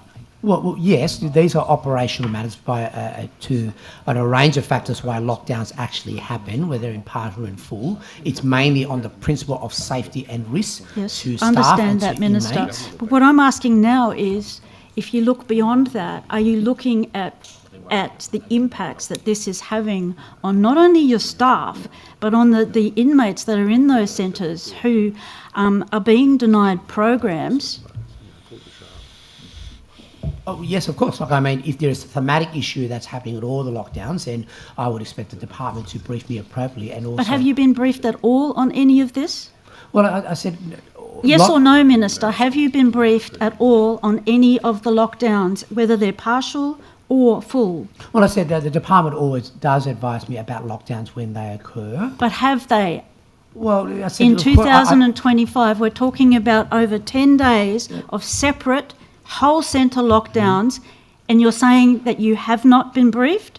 Well, 10. I'm talking 10. Point of order, Chair. Probably more. Yeah, there's been a point of order. I heard the point of order. I'm extremely reluctant to call a point of order on my colleague, but she was not allowing the minister to answer and indeed had reiterated the same question multiple times with the same answer, which is contrary to the courtesy principle. Thank you. Yeah, I asked the minister. I asked the member. She can replace the question if she doesn't feel that she's got the answer that she wants, but just to allow the minister to answer. Thank you. If he's unable to provide an answer, I'll move on to the next one. To do with, again, in centre lockdowns and partial lockdowns. In some of those centres or prisons, we have mental health units and support services. So, Minister, when the mental health screening unit and the step-down unit are locked down, these are essential services. Psychiatric care, therapeutic interventions and assessments are cancelled. Do you know how many service hours have been lost this year due to lockdowns? Well, that's a very specific question. I'm happy to take that on notice, or I can ask the Commissioner to further provide advice. So, I suppose, is there a strategy then to replace or to ensure that, to prioritise mental health and therapeutic units so that they're the last unit to be locked down? Look, I said, all lockdowns are operational matters done by the department. Certainly the work of Justice Health, which I also might add, all health services at our facilities are actually run by the Department of Health, working closely in collaboration with Corrections. So the resourcing Well, and I might the administration ask of in those the are actually afternoon with, Department of session, Health. since they're operational matters, I might ask the staff in the afternoon session if that's all right. I'll move on now.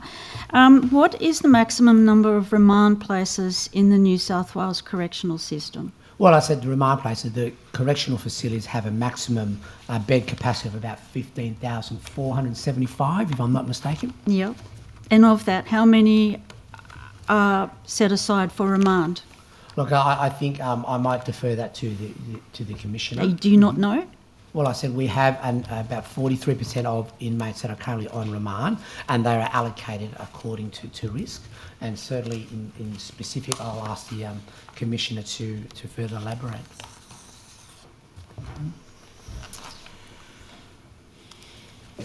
Well, thank you for your question. Before I hand over to Deputy Taylor, I've been advised that the remand population in New South Wales has risen significantly in the last 12 months, making up approximately 44% of our current population. In October 2023, the remand population was just over 4,800 inmates, and in June 2025, that number has risen by approximately 1,000, which is now almost around 5,800 inmates on remand. Yeah. So that's a 59% increase in 10 years. And I'll go back to the Minister. Has your government's bail laws contributed to this blowout in remand numbers? Look, the government will always keep our community safe, and we will have tough bail laws to keep our community safe. Now, Corrections doesn't determine the number of inmates that come into our facility. That's a matter for the courts. But, you know, the government will not take a backward step when it comes to keeping our community safe. Thank you. What is the annual budgeted cost of housing? Almost 6,000 people on remand. Well, I said the budget for Corrections is about $2.4 billion annually, and that includes for both sentence and remand inmates and the general operations. But you don't have a separate allocated item for those on remand? No, I think our budgets are allocated according to the need. So how much does it cost the people of New South Wales for each person on remand? Oh, I said I can say all inmates. I understand, I'm advised that inmates No, cost... my question was, how much does it cost the people of New South Wales, that is taxpayers, for each prisoner on remand? I said whether you're a remand or a sentenced inmate, the average cost for having an inmate in our facilities, in our corrections, it's about $110,000 a year. 110,000 Yes, per year. if an inmate is there for a year, then that would be the approximate cost. And that's whether they're on remand or sentenced? Well, I think it's just a by unit for an inmate for an annual cost to the system. Okay, thank you, Minister. I did note in your budget allocation 100.5 million for communities and justice on the 2nd of June. Yes. To address rising demand in correctional system. Do you think that's enough to meet projected need? Well, certainly the increase in the budget reflects the increase in demand on the corrective services system, and appropriate resource will be allocated as needs arise. And how much of this is earmarked for actually building more prison beds as opposed to rehabilitation or diversion programs? Like I said, they're capital expenditures. I'm happy to defer to the Commissioner in the budget deployment. I'll ask that this afternoon then. Thank you, Minister. Is it correct that remand prisoners have virtually no access to rehabilitation, drug and alcohol programs, or they're just simply locked in their cells awaiting trial? No, that's not correct. Not correct.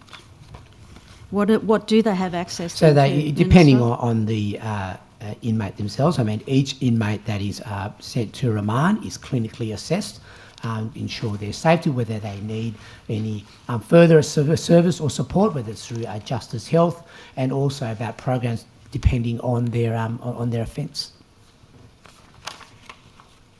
Thank you, Minister.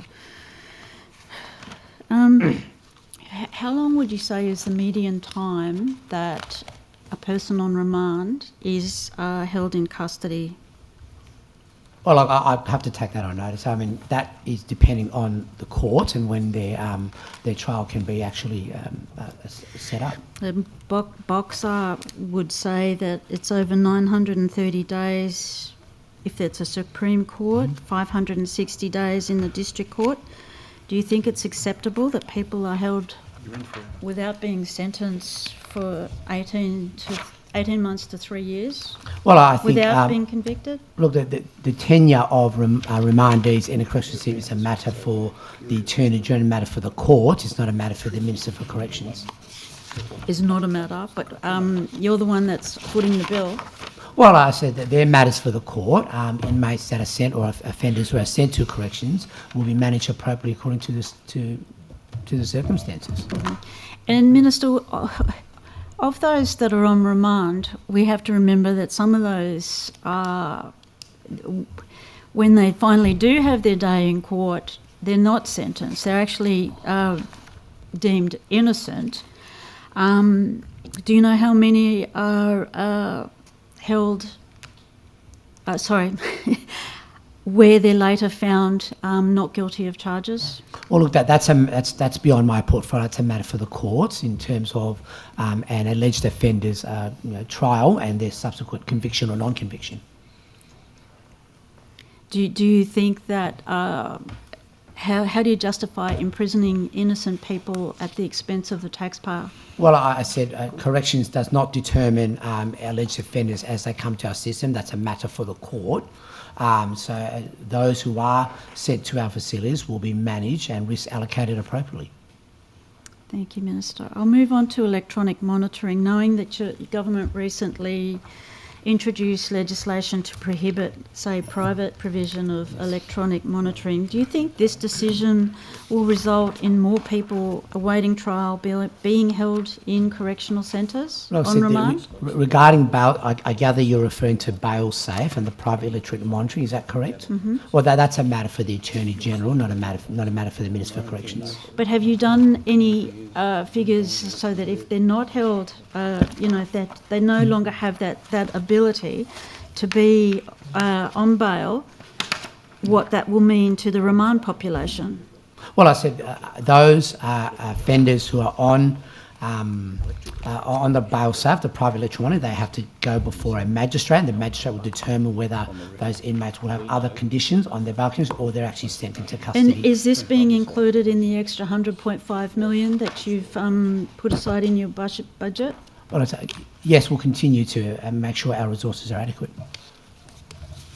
Thank you, Minister.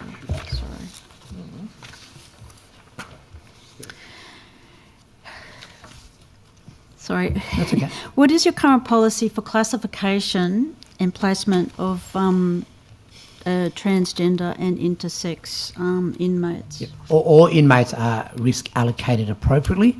All risk allocations and assessments are actually a matter for the Commissioner who will delegate to his appropriate officers. So what is the current policy though, Minister? So the current policy is that all transgender inmates will be allocated according to their biological gender, and currently all inmates of that nature are currently allocated and housed in that front, and then there'll be a further assessment on a case-by-case basis. So are you aware that, say, the website states that the policy and procedures manual is currently under review? The which, sorry, I missed the that. website that has the custodial operations policy and procedures.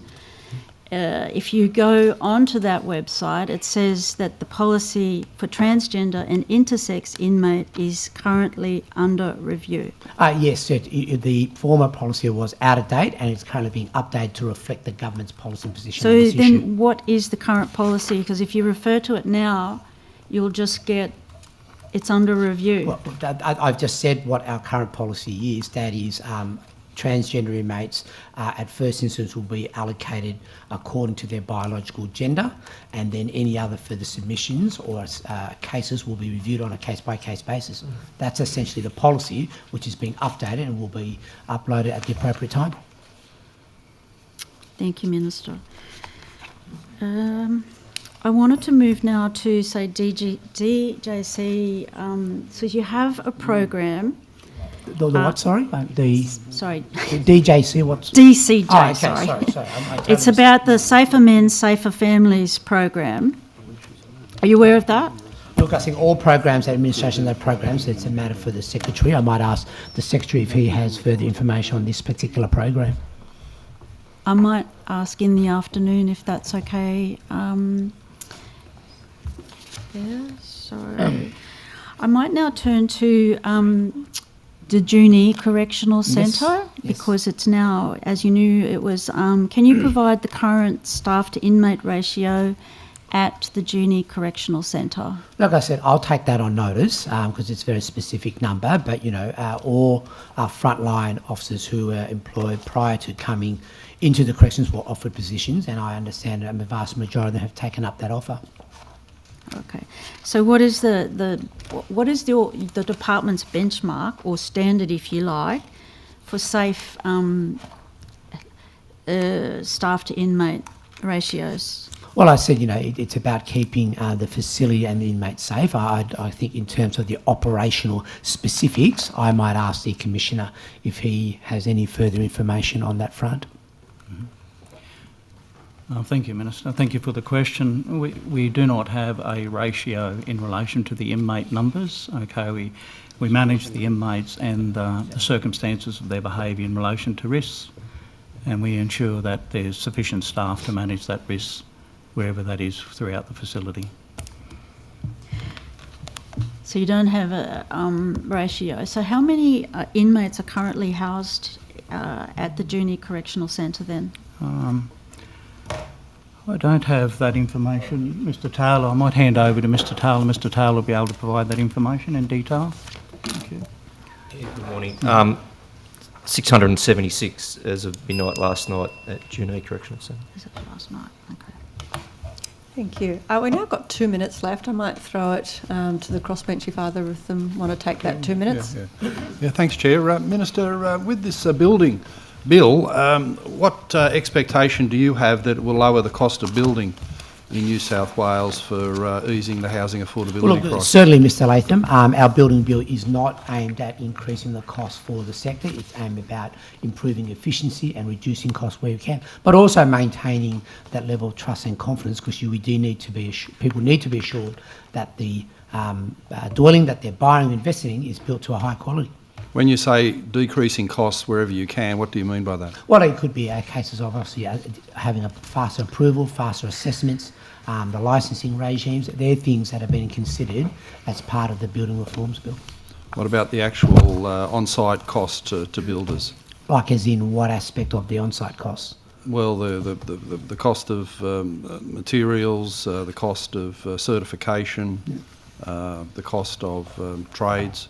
Yeah, like I said, so certification certainly is where we can, the building bill can work towards improving that. But in terms of the cost of materials, that's obviously beyond the control of government to determine the price of all materials that goes into the construction phase. Yeah, would you describe a primary objective of the bill is to lower the cost of building in New South Wales? Well, where the building legislation is responsible for. Now, we all know that the residential construction sector has experienced significant cost headwinds. They're mainly due to financing, skill shortage and material costs. Right. Are you aware of feedback from medium-sized builders in New South Wales that compliance costs with old mate the building commissioner, particularly on detached housing construction, there's one example of having to put 5 extra staff on $100,000, so $500,000 a year extra because of this. Can't we get rid of that to assist with housing affordability? Well, look, certainly the government will always consider ways to improve housing affordability, and that's why the work of the building is aimed at improving efficiency and trying to reduce the cost where we can. And that's related to the building portfolio. Some of these cost rates are actually beyond my portfolio responsibility. They're beyond affordability too. Thanks, Minister. Thank you. We now go to questions from the government. No questions. We're very happy with the Minister's responses. Thank you. In that case, we now go to a morning tea break. We'll be back at 11:15 sharp. If I could ask everyone in the gallery to leave as quickly as possible, just because committee members need to just stay back for a quick deliberative meeting. Thank you.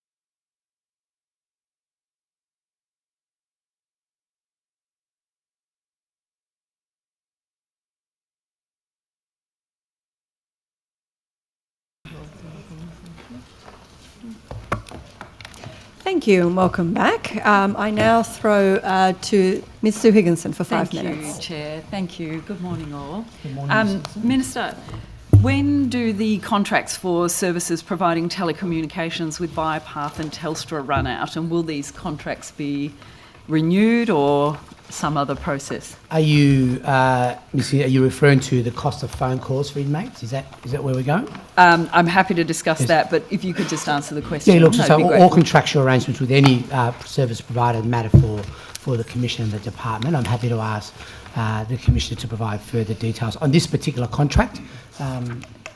I can come back to Sure. the Commissioner. So you're not aware at this point when those and that's Yeah, no, it's not a trick specifically, question. no. Look, Okay. specifically, I don't know, but all contractual matters appropriately should be managed by the Department, not by myself. All right, thank you. Did Corrective Services agree for domestic violence counselling through external services? And do the tablets provide for those?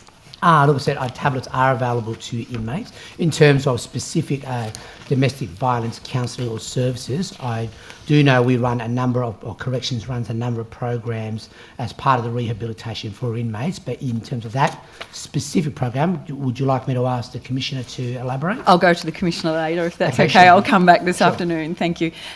Minister, do you think 15 minutes is enough to relay the details of an incident of sexual assault?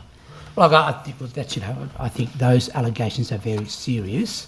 Any ones that are made should be appropriately managed, and time should be taken. Is 15 minutes enough? Well, look, I mean, I think if more is needed, more should be provided, I suppose, is what I would say, because these are very serious allegations. So why is the sexual misconduct reporting line currently capped at 15 minutes? Well, so the sexual misconduct reporting line is available for inmates to make allegations of that nature. Why is it capped at 15 minutes, do you think? think? Look, I think they're operational matters. I can ask the Commissioner to provide further details, but if inmate... it was in response to the Special Commission, it was... that's correct. We can... I'll go to the Commissioner later. Do you have a view on that, though? Do you think if there's a case to extend it, it should be extended? Oh, look, certainly. I mean, these are very serious allegations. I mean, it's part of the rollout of the Astor inquiry's reforms. The SMRL has been established. It's been established since late December 2023. So certainly, Mr. Said, if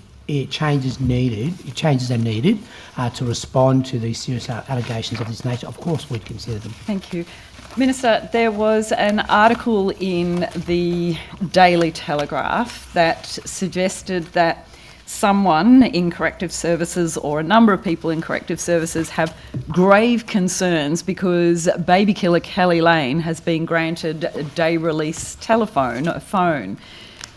How has this happened? How are people out there saying things as Corrective Services New South Wales staff, saying such false things about Kelly Lane and putting these opinions into a rag like the Daily Telegraph about Kelly Lane? Well, look, first of all, I obviously can't control every comments that are made, that they're not my own. The second point, I would just say that regarding Miss Lane... Have you asked who did it? Who said it? No, I said they're staffing matters and they're best managed by the Commissioner. Is it a staffing matter when it's actually in the Daily Telegraph about a woman who is currently being held as a political prisoner under a no body, no parole retrospective cruel law that she simply can't satisfy and has done her time, and now she's being vilified by people in the Daily Telegraph? I say regarding Miss Lane, look, I am advised that there is a court case before involving Miss Lane. I'm sort of reluctant to provide a running commentary. But what does a court case have to do with Corrective New South Wales people slandering, defaming and lying about her in the media in New South Wales? Surely that's a matter for you, Minister. Well, I think regarding Miss Lane, I want to be very circumspect and sensitive to the court case that's currently before us in terms of actions by corrections officers of indication. That's a staffing management issue. Minister, will you undertake to do something to help this woman, please, who right now is actually being lied about and defamed in a newspaper circulating around this state? Well, I think, all matters regarding staff are a matter for the Commissioner. I am really reluctant. I want to be really circumspect about commentary around misleading, given there is a court case before us. This has got nothing to do with a court case, Minister. This is about people telling lies that she has access to a phone, which she doesn't, and people lying that there's grave concerns about her. And they're people that you're responsible for, Minister. Look, certainly, Ms. King, you'd be well aware, as part of the reforms that Corrections is undertaking, that all staffing misconduct matters now made to us are actually will be investigated by the Professional Standards Investigation Branch, which is now... So is this being investigated? Well, all allegations of staffing matters can be referred to the PSI for investigation and will be triaged appropriately. Thank you, Minister. Thank you. The Honourable Rod Roberts. Thanks, Chair. Good morning, Minister. Morning, Mr. Roberts. I want to take you to the Strata Scheme Management Act. Yes. As you know, I've got some interest in this, and you and I have had a number of discussions over this. There's over 1 million lots in the Strata schemes at the moment, and obviously it's going to continue to grow. As you know, it's compulsory for owners' corporations to have a 10-year capital works fund plan, but there are owners that have reasons for not wanting to grow the capital works fund plan. Budgetary reasons, perhaps. Does Fair Trading have any plans to recommend a change to the Strata Scheme Management Act to make it compulsory for professional consultants to prepare a capital works fund plan? Look, our reforms are ongoing, Ms. Roberts. As committee members were well aware, the government has made significant inroads into strata reform. We've done 3 tranches and we're currently consulting on another tranche, and also work is being done regarding strata commissions. Now, this specific suggestion that you're making, that's something that the department can consider as part of its ongoing process. Right, well, other things for them to consider then. Would you consider that it should be compulsory for strata corporations to raise funds in line with the recommended annual amount for the capital works program going forward? Well, look, I think fundamentally... As you know, there's under no obligation to raise that money, and this could end up with an intergenerational type of situation where buildings get older, people move in as other people pass away or move out, and they're going to inherit a scheme which won't be able to fund the required repairs going forward. Look, certainly fundamentally I would say that, owners, corporations, strata residents need to continue to reinvest in the main structures of the building. Also, it's their most valuable asset as well. So it's actually in their interest to maintain that, to maintain that, the structural integrity of the building. Now, our reforms have addressed some of these issues. For example, at the start, their levies now have to be independently certified, so that owners, residents actually know what they're actually up for in terms of the capital requirements to maintain the structural integrity of the building. Yeah, but you didn't answer my question. Would you recommend changes to the Strata Scheme Management Act that says that you must raise funds in the capital works funding, in the sinking fund, to match what the projected go forward is from the capital works 10-year plan? Well, look, certainly those sort of reforms will require, consultation with the sector. No doubt there'll be varying views as to how it should be done and what mechanisms that should be done. But any reforms that I think improve strata living for so many people who are living in this space just needs to be properly considered and consulted, but also balancing the different cost factors for everybody involved. Sure. Look, I don't expect you to make policy decisions here today. That's not the intention of this. But would you recommend then that this is something that's looked at? Oh, look, that's something the department can consider as part of its ongoing reform process. Whether it leads to legislation, will be based on the feedback that we get as well. I'm not asking you to do legislation. I'm asking you to do the consultation with the industry and stakeholders that this may well be a good thing going forward to secure strata living in the future. Well, certainly, anything, any ideas or proposals that actually improve strata living will be appropriately considered. Okay. Right, given the unintended consequences from your recent amendments to Section 86 of the Strata Schemes Management Act, what specific actions do you intend to take to reverse some of these or mitigate some of these unintended consequences, such as the NCAT caseloads and stuff like that? Well, I said we're continually on the road to reform, and if there are a significant or thematic view of unintended consequence of our reforms, then the government will continue to consider changes that need to be made. But I'm happy to ask the Property and Strata Services Commissioner whether he could provide specific actions or potential changes we'll make it as a result of the legislative changes.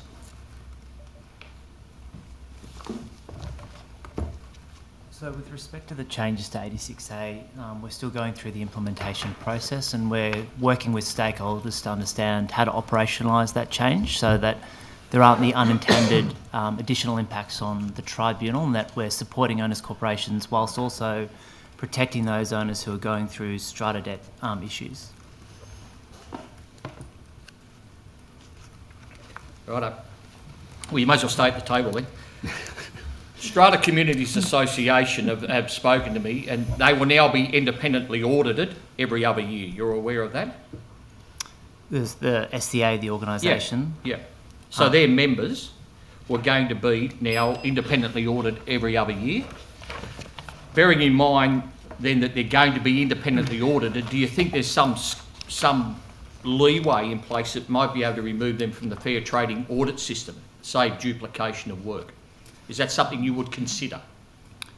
Well, the professional standard scheme that the SCA runs is obviously a fantastic initiative. It's about lifting standards, but it doesn't replace the need for fair trading's oversight of the sector, and that's why the government's brought forward a number of reforms for tightening up controls around strata managers. Yeah, we understand that. And there is a need for fair trading to oversight it. But what I'm saying is if they're going to be independently audited, is there a need, and we're looking at saving fair trading both resources and money, is there a need for fair trading to also then audit them?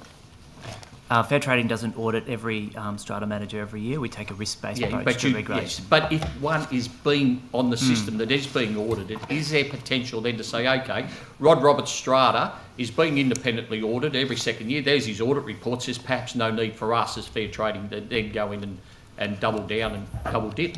It's definitely worth consideration, but as far as what we do is obviously based on individual circumstances. Exactly, and rightly so. Thank you. I see the bell's gone. Yes, thank you. The Honourable Tanya Mihalik. Thank you, Madam Chair. Good morning, Minister. Good morning, Ms. Mihalik. How are you? I've only got a couple of quick questions, so nothing too daunting. Can I just I'm interested, and look, you may have already answered this because I appreciate I've been in the other hearing, but the Pathburn case, so the High Court decision there, which I'm sure you're across, is that going to significantly now alter as you finalise sort of building legislation? Are you concerned that you really need to revisit quite a few issues now within your legislative framework?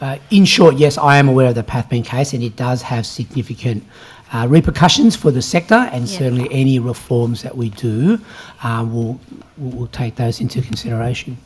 Well, you can actually address the issue itself legislatively, right? You can correct what was determined by the High Court. Well, I think we're still analysing the outcomes of that. It's a significant case, and I'm not doubting that at all.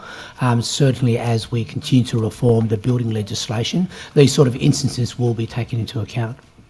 And you would have been listening to the inquiry last week into the Design Practitioners Act. Yes. And you appreciate that Tom Forrest raised concerns from the Urban Task Force. You recall his concerns that this would really, if this isn't corrected by the government, and I'm paraphrasing him, it will have dire consequences for their capability of the building sector to really meet any of your housing targets. Do you accept that? Look, I'm aware of the obviously the repercussions and the outcome of that particular High Court case.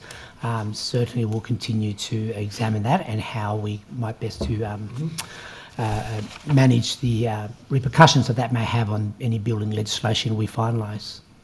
Okay. Well, you're in the process now of finalising this legislation, right? I mean, is that... Yeah, that's correct. We're currently going through the finalisation of the building legislation.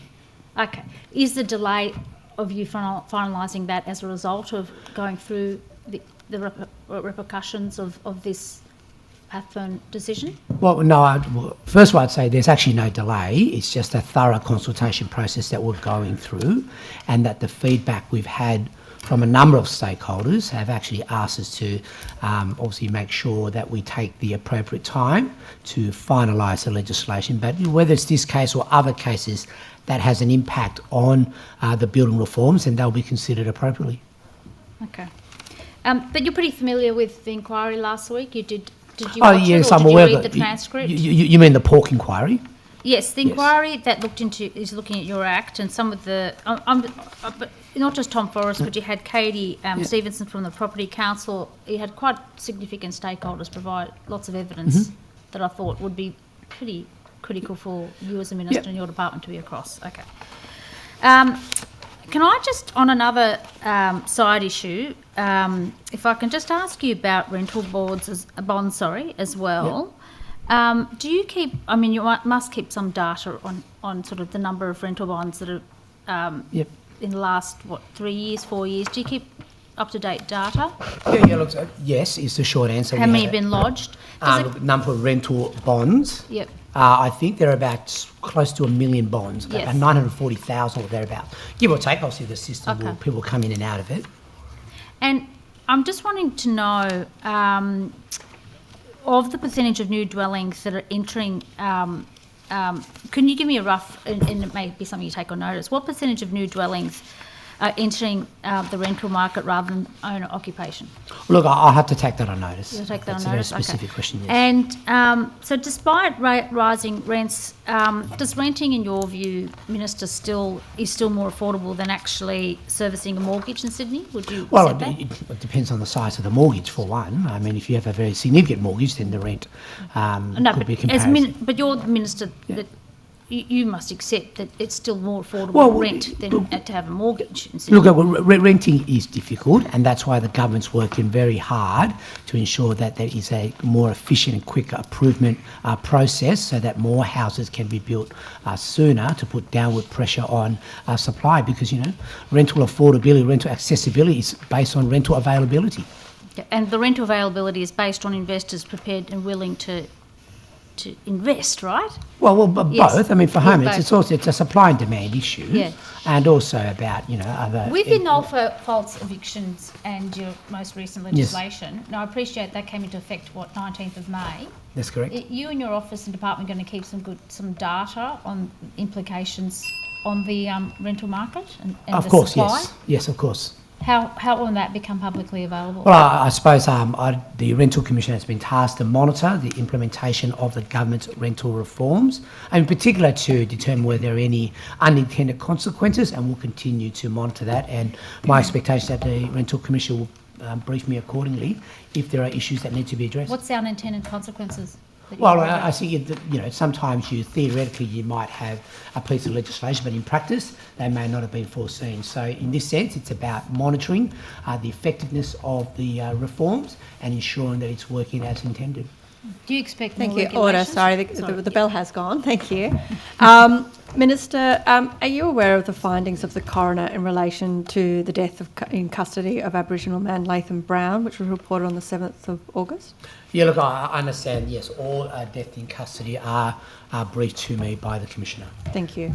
Mr Brown died while in custody at Wellington Correctional Centre in January last year, but poor communication between Corrective Services New South Wales and his family meant that they missed the opportunity to say goodbye. The coroner recommended that Corrective Services New South Wales review its systems to ensure families are kept informed when a person in custody was critically ill or transferred to hospital. Minister, have you directed Corrective Services New South Wales to undertake that review that was recommended? Well, I said, I don't want to necessarily speak on any specific case, but in general, after a death in custody occurs, there is an appropriate investigation that takes place by the coroner, and recommendations by the coroner to corrections will be appropriately considered and implemented where possible. So my question to you is, you've got that coroner's report back. One of the recommendations from that coroner's report is that the Corrective Services New South Wales undertake a review. My question to you as the Minister, have you asked Corrective Services to undertake that review? Yes, so a thematic review of, in particular, Indigenous deaths in custody is currently occurring, and it's due to be finalised early next year. Early next year, yes. And will that include concerns around what was raised in this particular coroner report to ensure that families are kept informed when an inmate is critically ill? Yes, I expect that to be part of the case. Thank you, Minister. I thank you for attending my event in Parliament with Magic Valley. I understand that's probably not the first time that you've had cellular-based meat. I believe you've met and worked with other organisations working in that space, but thank you for your interest. Can you advise if any funding has been allocated in the most recent budget to actually support cell-based meat startups? Well, look, I said the government, through the Innovation Blueprint, has allocated $80 million to a range of various programs, and all applications for support through the different programs will be based on the criteria, and that they will be assessed in competition with other submissions that the department actually receives. And have you assured that that criteria incorporates and allows for these cellular-based meat startups to actually apply for those grants? Well, I said depending on the program that an applicant is applying for. Now, certainly there are different criteria for different programs. But are there any programs that have the criteria that would ensure that cellular-based meat startups can actually apply for funding? Well, I think it's better for us because the government's approach is more rather than being sort of agnostic about this. I mean, we want to support tech companies, innovation companies to seek government support where possible, and there are a range of different programs that are available, and each application is assessed in accordance and in comparison, in competition with other programs, other applicants as well. Thank you. The opposition. Thank you, Chair. Minister, a package of residential tenancy reforms passed Parliament last year in October. It included an end to no grounds evictions. Under the changes, landlords may only terminate a lease for specific reasons, and the reform commenced on May 19th this year. Then a regulation was published on the 2nd of April that established significant renovations or repairs as a valid grounds for termination, provided the landlord supplied a written statement from the landlord explaining why they were significant and required the premises to be vacant, or one form of supporting evidence such as a builder's quote, contract or development consent. Then on the 20th of June this year, the requirement for supporting documentation was removed, and an eviction on the grounds of significant renovation now requires only a landlord's statement. The opposition have moved disallowances in both houses. You've so far not provided reasons for these ongoing changes, so could you please explain why these changes and how they accord with your original government promise to end no grounds evictions? Well, the government has passed no grounds evictions reform. But I've just explained how it's been changed. Well, so I'm just asking for your explanation as to the changes. Why? Okay, look, so the government has implemented the biggest no grounds evictions rental reforms in decades. In the specific rental regulation amendment that you're referring to in terms of renovations, now that has been fully debated in the lower house, 15 minutes worth of debate. I've made my reasons extremely clear in the Hansard, and I refer you to those comments. So the Premier on Ben Fordham on the 19th of August suggested that these changes would require landlords to go to the tribunal with their evidence to seek approval for an eviction. Is that your understanding of what the regulation does? Are you talking about the renovations? Yeah, well, how Yes, people can be evicted, essentially on no grounds now. Well, no, that's not true. There are a list of grounds for which people can be evicted. They're clearly stated. Also, a piece of written evidence is still evidence in itself, and not all property owners are actually going to cheat the system. I don't believe that, and these are the points I made very clearly in the debate in the lower house for 15 minutes. So you're just relying on the goodwill of people, landlords, to treat their tenants with respect, and that's the basis of your explanation for the changes? No, so my explanations are clearly detailed in Hansard. I refer you to them. I think, we had a 15-minute debate about it. There was a disallowance motion that was moved, and that was rejected by the lower house. So how is removing all evidence requirements for an eviction ground minor? Well, but it hasn't. Not all evidence has been removed. But a person can, I can go online now and request a building quote in 5 minutes. How is that sufficient evidence to demonstrate that a landlord is going to undertake significant works and can therefore just kick a tenant out? Well, I said the rules regarding no grounds evictions are very clear. There are a number of reasons, and each one of those reasons require a form of evidence. So why have they changed over the last year? I said the evidence is clear, and it's clearly stated in my debate, in my comments, in the debate around the disallowance motion as to why the changes were made, and I refer you to them. Did you receive any advice warning you that this could undermine no ground eviction reforms, these changes? Look, I refer you to my comments in the Hansard. So the Premier has said that this was based on confidential feedback. So I'm asking, who provided this feedback that resulted in these changes? I said the government's always open to hearing feedback, and I've made those comments in my debate in the lower house. Are you abandoning renters by these changes allowing landlords to literally in 5 minutes get a quote and then use that as a grounds for eviction? No. So what would you say to a renter who's just been kicked out of their place because their landlord has said, oh, sorry, I've just got a quote and this is now grounds for me to kick you out, and then you find out a couple of months later that that property's on the market for $200 more a week? What do you say to those renters? I say to the renters, you've got no better friend than this Minns Labor government. The rental reforms that the government has moved have been significant. And let's also not forget, in moving the rental reforms, the opposition moved an amendment to ensure that it didn't apply to a fixed or periodic contract, or both of them. So, you're talking about... So can I just clarify? I mean, you don't even need a quote anymore. Isn't that right?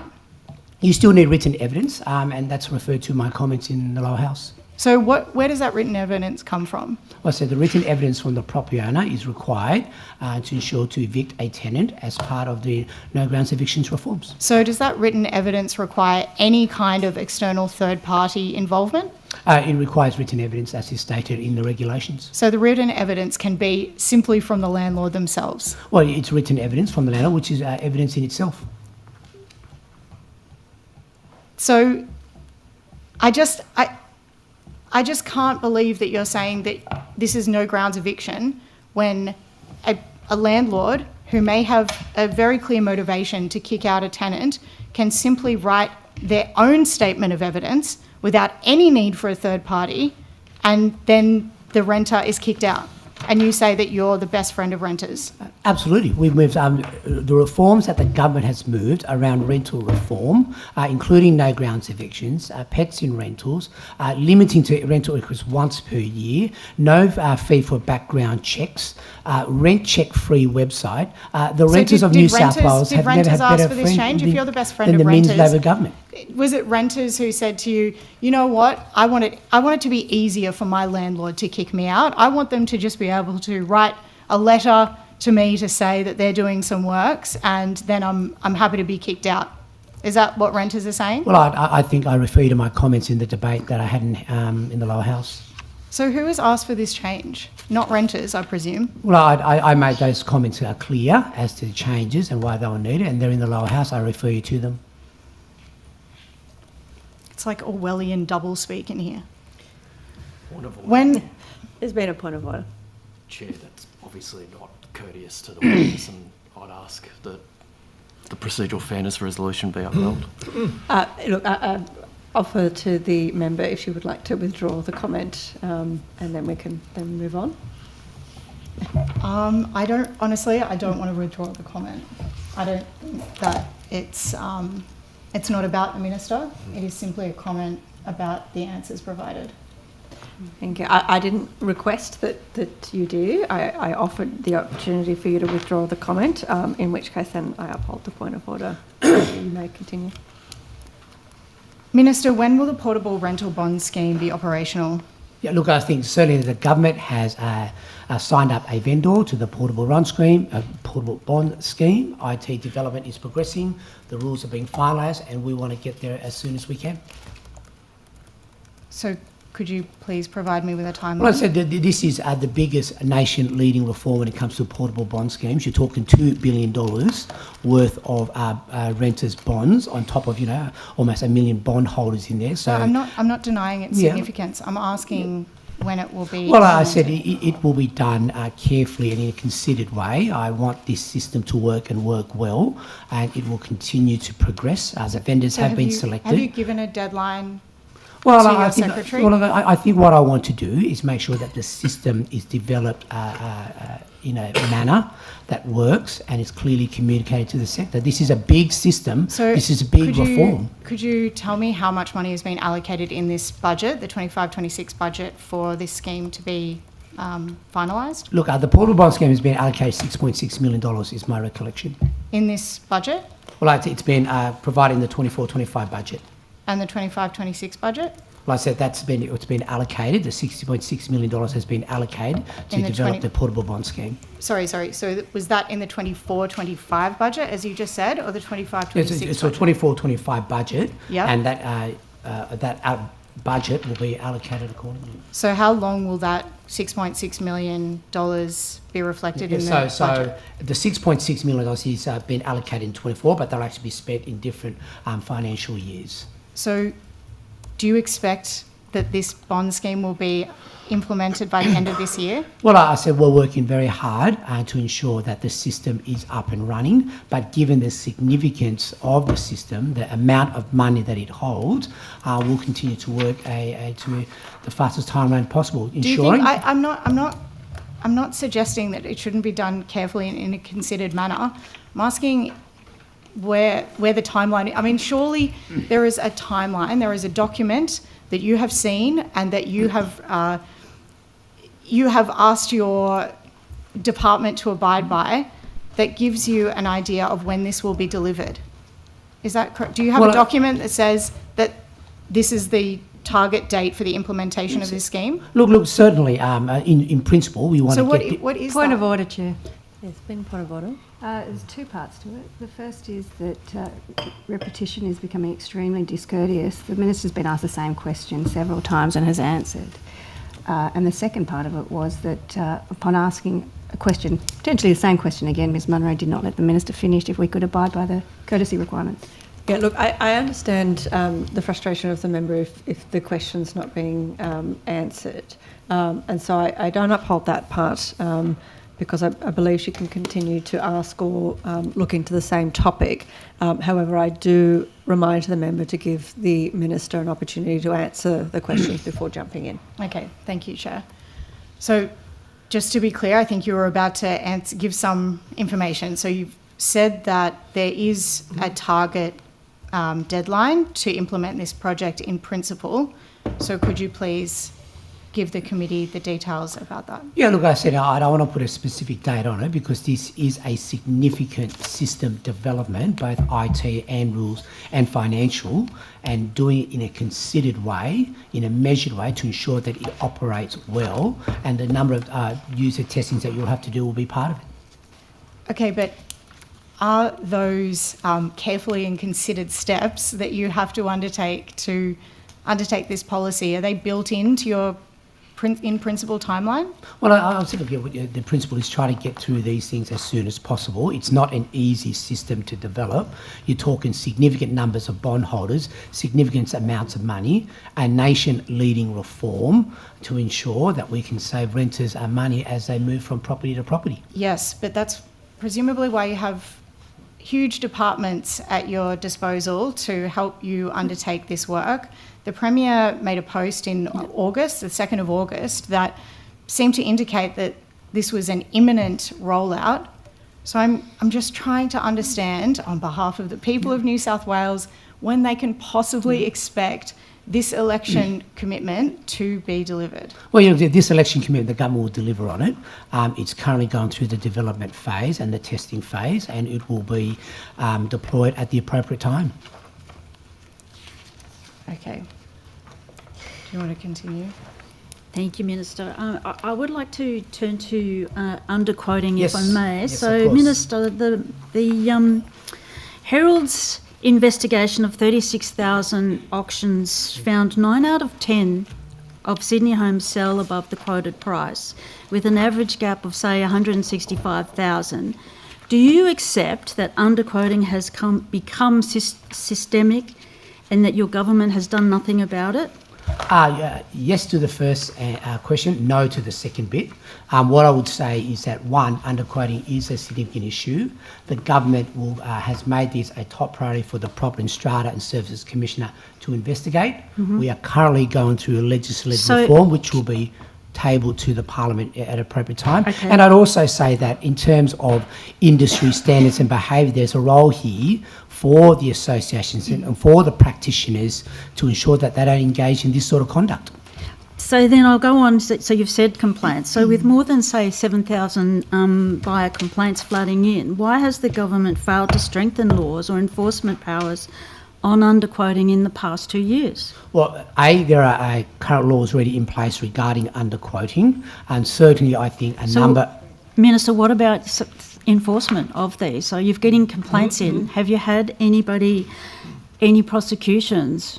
Yeah, I said certainly we have. Well, you would have seen the story on Mr. Josh Tesselin, who was engaged in serious misconduct, and the Department of Fair Trade have taken significant enforcement action against him, and will continue to prosecute cases once all the evidence builds up.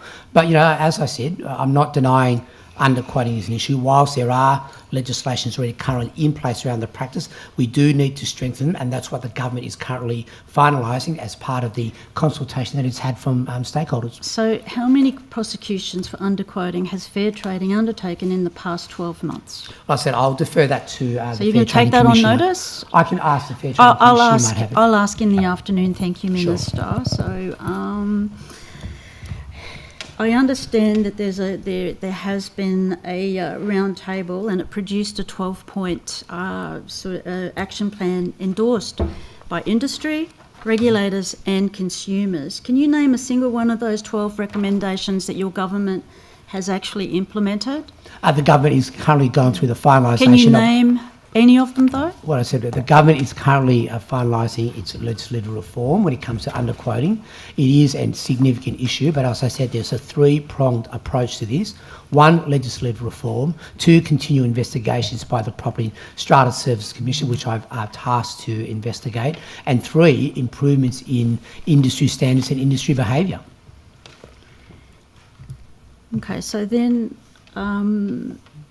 but why is it taking so long? That was, say, May 2024. You say you're committed to it, and yet, why is everything taking so long? Well, I disagree with that assessment. It's about making sure you determine, I suppose, identifying the problem. Sorry, then can I reframe the question, Minister? Because there were 10 urgent concerns identified at the round table. Which one, of those 10, has your government prioritised which of those 10 will be put into action? And can you show any measurable progress on them? Well, certainly. We are considering those options that have been presented as part of the stakeholder forum, and we'll continue to so did you say ongoing consultation? Yes, so for one, some of the action plans that have been proposed to the government include obviously making it a regulatory priority, which I've said at the start is something I've tasked the Property and Strata Services Commissioner to build on. It's about building some of the intelligence and data and risk-based approach. We'll continue to do that, and stronger enforcement of the rules and greater collaboration between the department, fair trading and industry. And as I said, there are already regulations in place around underquoting, and there's a role here for practitioners and for the association and the industry to also lift their game as well. We've got to look at every single aspect of underquoting to ensure that these things are not systemic. So last year you told the committee that there are significant financial penalties for underquoting. And the maximum is what, 22,000, but it has never once been imposed. How can that be a deterrent? Well, I said penalties are obviously an option for those who are found guilty of this particular practice, and you have to gather up all your evidence as part of the prosecution process. Now, the outcomes of that also matter for the tribunal or the appropriate court level. Certainly in terms of looking at ways to have a greater deterrent for underquoting, that's something the government is considering. So do you have the number of, say, like, I know there's no prosecutions, but have you got the number on how many have been suspended? Because wouldn't you say that most agents would see underquoting fines as a cost of doing business because your government refuses to strengthen the law? Well, as I said, there are current laws in place and they're being improved as part of the legislative reform the government is considering. But how long, Minister? You've had 14 months. Well, I said underquoting just didn't happen in the last 14 months, Ms McDonald. I mean, it's been around for some time and preceding this government, but it's this government that's actually taken the actions to investigate, to make it a regulatory priority, to consider legislative reform, and that'll be tabled before the Parliament in due course. I'd say respectfully, Minister, the public wants to know what you've delivered, not what you have promised. So when will we see delivery of this? Well, I said once the legislation is finalised, we'll take the appropriate consultation with stakeholders and table it before the Parliament in due course. Why are you being so secretive about this bill, Minister? I'm not. Well, why won't you give it to the Legislative Council Committee? Well, because we're finalising the legislation. But that's why I'm asking why you're being so secret. Isn't that keeping it a secret? No, You're keeping it a secret from people. Sorry, I think you might be confused. Are you referring to the bill that Ms Fairman was talking about, or are you talking about the underquoting legislative reform that the government is currently finalising? The building bill. Well, which one are you talking about here? I'm talking about the building bill. Well, but we're talking about talking underquoting. I'm talking about your government's approach, your approach as a minister to consulting with stakeholders. But isn't this Miss Eileen's turn to ask questions? Yeah, I just slightly confused. Excuse me, Minister, but we're allowed to ask questions. Point of order, Chair. Yes, there's been a point of order taken. Point of order is, I think, in order to keep the exchange respectful, it might be a good idea if we make sure we're talking about the same thing, particularly when jumping in to accuse the Minister of something. So I believe Ms McDonald was talking about a different legislative reform than the Building Act. But well, actually, I was talking about the roundtable report. I wondered why has that not been published? That's what my colleague was referring to when she said, "Why are you keeping it so secretive?" I was actually talking about the roundtable. So, Ms McDonald, so if it's not made public, how can we hold you accountable? Look, can we just go back to clarify? Are you talking about the building bill or the underquoting? No, I'm talking about you had a roundtable back in May. For which bill? I'm just... For underquoting. For underquoting, okay. Sorry. Okay. You have a I just want to make sure roundtable for we're on the same page here. And yet it hasn't been made public. You know, so we have this roundtable and nobody knows anything about it.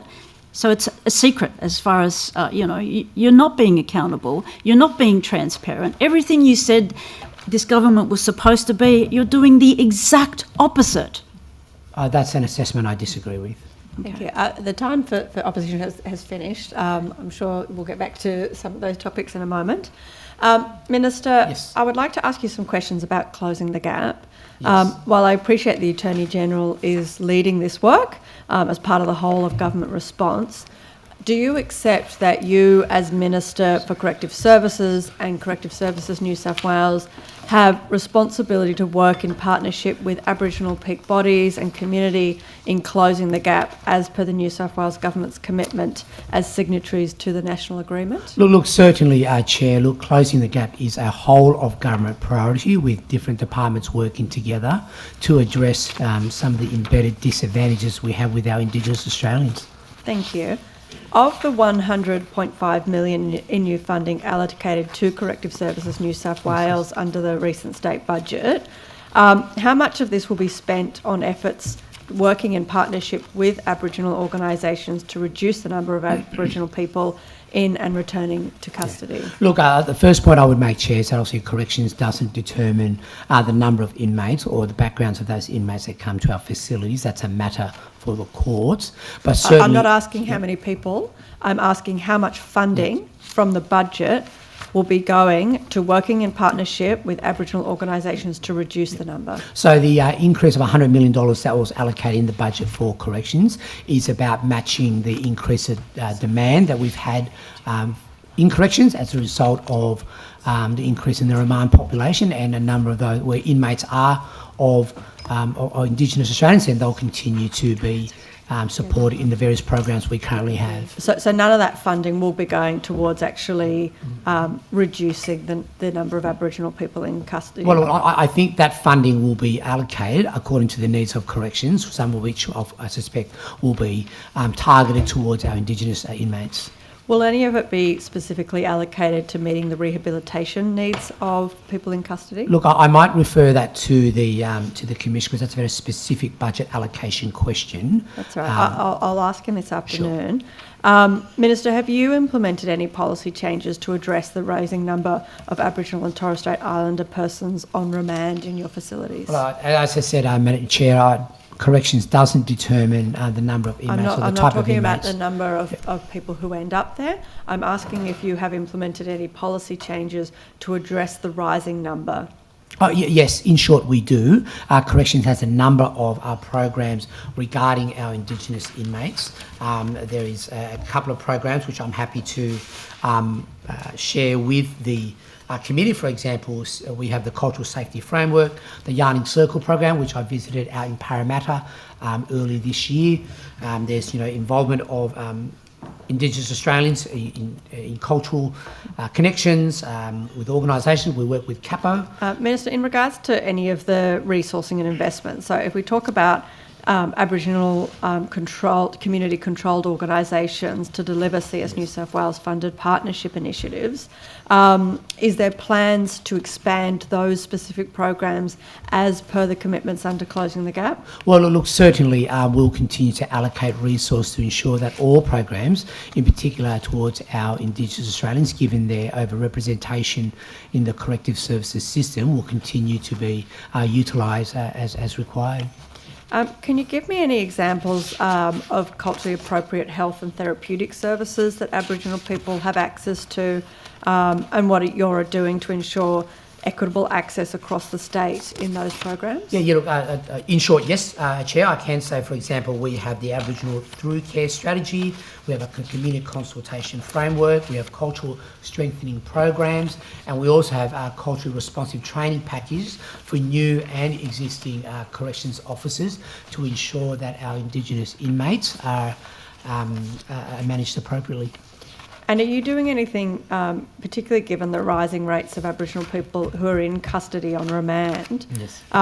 What steps are being taken to ensure that those people who are actually just on remand are provided access to culturally appropriate programs and services? Yes, I think my expectation is certainly those programs should be made available for those on remand or where it's considered appropriate for them to utilise. And given the numbers are rising of Aboriginal people on remand, are you ensuring that every single one of those persons has equal access to those programs and services? And are you expanding those programs and services given the number of people are increasing? Yes, in short, yes. We do have $20 million towards the Through Care program, which I've mentioned, which talks about support and health and wellbeing for Indigenous inmates and that are culturally appropriate, which also includes post-release programs as well. Minister, have you been briefed on which prisons will actually receive the money from that 100 million allocation and which sort of community programs that's going into? Yeah, look, the government has allocated $100 million towards corrections. I think the Commissioner is probably in a better position than I. No, so my question was, have you been briefed on where that breakdown will go to? Well, I said in due course I expect the Commissioner to provide me with the appropriate briefing as to where that budget will be allocated. But in terms, I think, the budget deployment, given these are fundamentally operational matters, then I think the Commissioner and Department would probably be in a better position than I would be to determine how best to Thank you, and I'm sure he'll give me a breakdown of that. But at this point in time, you yourself haven't been briefed on the breakdown of what that will go to? Not at this stage, no. And just in regards to, one more question in regards to cellular-based agriculture, can you give me any insight into how the government may be able to support the growth of cellular agriculture through policy initiatives to position New South Wales as a global leader in the sector in the future. Are you doing any work in that space to make sure New South Wales doesn't miss out on this opportunity? Yes, certainly, and that's why the Innovation Blueprint policy, which was released earlier, on top of $80 million that was provided to support the implementation of the Innovation Blueprint with its various programs, is aimed at supporting startups and scale-ups, which also meet the government's policy framework in terms of its industry policy and its innovation blueprint. And I do think that having clear policy alignment, clear policy consistency does ensure that limited and valuable government funds are deployed appropriately. Thank you. The Honourable Rod Roberts. Thanks, Chair. Minister, we'll continue in the strata industry space. I'm going to talk a little bit about federal legislation. I'm the first to say that you're not responsible for it, right? So let's understand that. But there is a interplay here. Yes. On the 9th of July, the federal changes introduced informed consent in the delivering better financial outcomes reforms. Now, everybody in Strata congratulates you and encourages you to continue work around transparency and conflict disclosure. Yes. But will the federal changes duplicate work that you've already done in relation to disclosures here in New South Wales? Well, I think the disclosure and the conflicts disclosure that the government has moved in reforms has been significant. It was certainly aimed at increasing transparency in terms of how it interacts with the federal reforms. I mean, that's obviously, as you mentioned accurately, that's a matter for the Commonwealth, but we'll continue our march of reform. And if there are interactions or where there are duplications, that's something we would obviously examine as part of the implementation process. Well, that's what I mean. Have you conducted any work yet to determine the impacts of these changes, whether they're consistent with the requirements in New South Wales at the moment? Sure, I suspect one, I suppose we'll let the reform actually go through the process, but I can ask the Property and Strata Services Commissioner to provide more specific advice in terms of its interaction with the Commonwealth legislation. We can do that later, right? Okay, You're on the clock here, we want to get to you. You're the man. Let's go to digital self-service in Strata, right? Everybody recognises that digital self-service would improve compliance, efficiency, cost effectiveness, etc. What's the government doing to support and encourage owners to get involved in digital self-service? Well, I think part of the government's recent reforms, Mr Roberts, as you'd be well aware, was support for Strata committee members to actually improve their skill levels. So this is part of it, and we also have allocated, I think, from memory, close to maybe $5 million towards the Strata Hub development, so which is, the IT space that Strata plans to actually work in. So I think there are some specific examples as to how we're moving towards digitisation, but I can ask the Property Strata Services Commission as well to Same provide more response details. as last time. Okay. Have you done any, was your department undertaken any financial modelling to see what the cost savings would be if you used a digital self-service platform? Well, that'll be part of the analysis that the department would undertake as part of the reform process that They will be undertaking. Well, look, with all reform, analysis is undertaken. So, the government wants to make sure that it's the changes that it proposes is based on evidence and based on good analysis. Okay. One final question in this space. Do you accept that your recent amendments or legislative changes, such as the Strata Schemes Legislation Amendment Bill 2024, impacts strata managers and owners and puts a financial cost on both? Have you modelled in any way what the increased costs will be as a result of these changes to both strata managers and owners? Well, like I said, we'll continue to monitor the impact of the legislative reforms in Strata. Like I said, fundamentally, the government wants to do reform in Strata that it's fit for purpose, given over 87,000 schemes, which you'd be well aware of, over 1 million people and more will be living in Strata. So I think front-footing the reform is important. In terms of its implementation, that's something the department, through the Property Strata Services Commissioner, will be tasked with monitoring, and whether any changes will be required if there are unintended consequences. Yeah. All well and good. You've already introduced this legislation, though. Did you do any modelling before you introduced it? Well, that would be part of the assessment. And it won't be part of it. You've either done it before you've introduced it, or you haven't. Look, did you do any modelling? It's a very simple question, Minister. Did you do any modelling on the impact of strata managers and owners before you introduced the bill, the amendment bill in 2024? Not what you're going to be doing ongoing. Sure, you'll be monitoring. I encourage you, I implore you to continue to monitor. Did you do anything in relation to financial impact before you introduced it? In specific of the reforms Yes. in the owners' corporation. I think that would certainly have been part of the analysis process. So happy to ask. Did you do it or you didn't? Well, do I said I might defer No, to no, the... no, I don't want to listen to him. You're the minister. Have you looked at the Westminster system? You're in charge. Everybody else is under you. Look, Did you do any financial modelling on the impacts that this will have before you introduced it? Look, I think as part of legislation that the government approves, the regulatory impact statement would have been analysed as part of the decision-making process, and that includes the cost of regulation. So you did? Well, I would have thought so, but yeah, I'm happy to take that on notice and get back to you if you like. What communication then have you passed on to owners in strata complexes about the cost to them and why this cost will be incurred? Nobody says your legislation was bad. Right? You've tightened some things up, but in coming with that is cost. Yes. Have you written to strata owners and said, listen, there's going to be some increase in your fees here that your strata managers are going to charge you because they've had to implement new processes? Have you explained that to anybody anywhere? Well, I think that's why we allocated $8.4 million to the Property and Strata Task Force to implement the government's reforms, and this would include communication with the stakeholders that are involved in the government's reforms. How about you take it on notice then and show me communication you've had with strata owners about the increasing costs? Yeah, sure. Happy to do that. All right. That'll do me then, Chair. Thank you. Thanks, Chair. Thanks, Chair.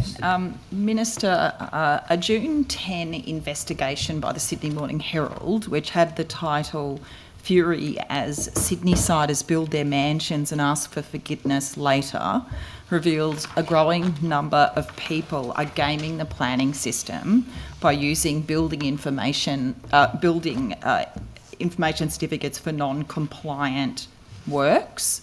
So this is there's a whole industry essentially around this. What steps are you taking firstly to ensure that people can have faith in the planning system and that these developers and building owners aren't just building bad and asking for forgiveness later?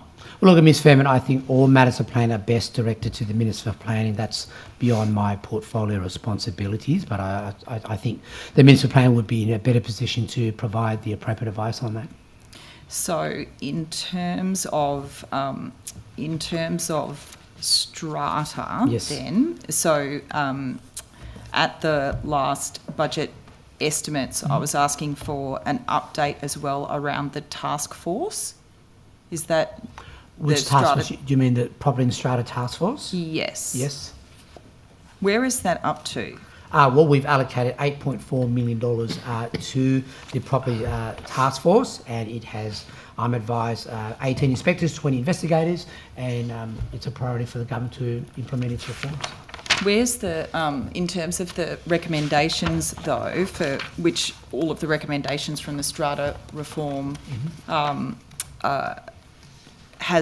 they haven't all been implemented. Yes. You have said multiple times, I think, when I've asked you this in various forums, that they'll be coming. When can we expect the next round? And I'm particularly interested, for example, in how the work is going on dealing with the issue of embedded networks. Yeah, okay. Well, the government is currently consulting on the next tranche of its reforms. We hope to have to finalise that before year end. As you'd also be well aware, the government has tasked the Productivity and Quality Commissioner to examine the role of commissions in the strata industry.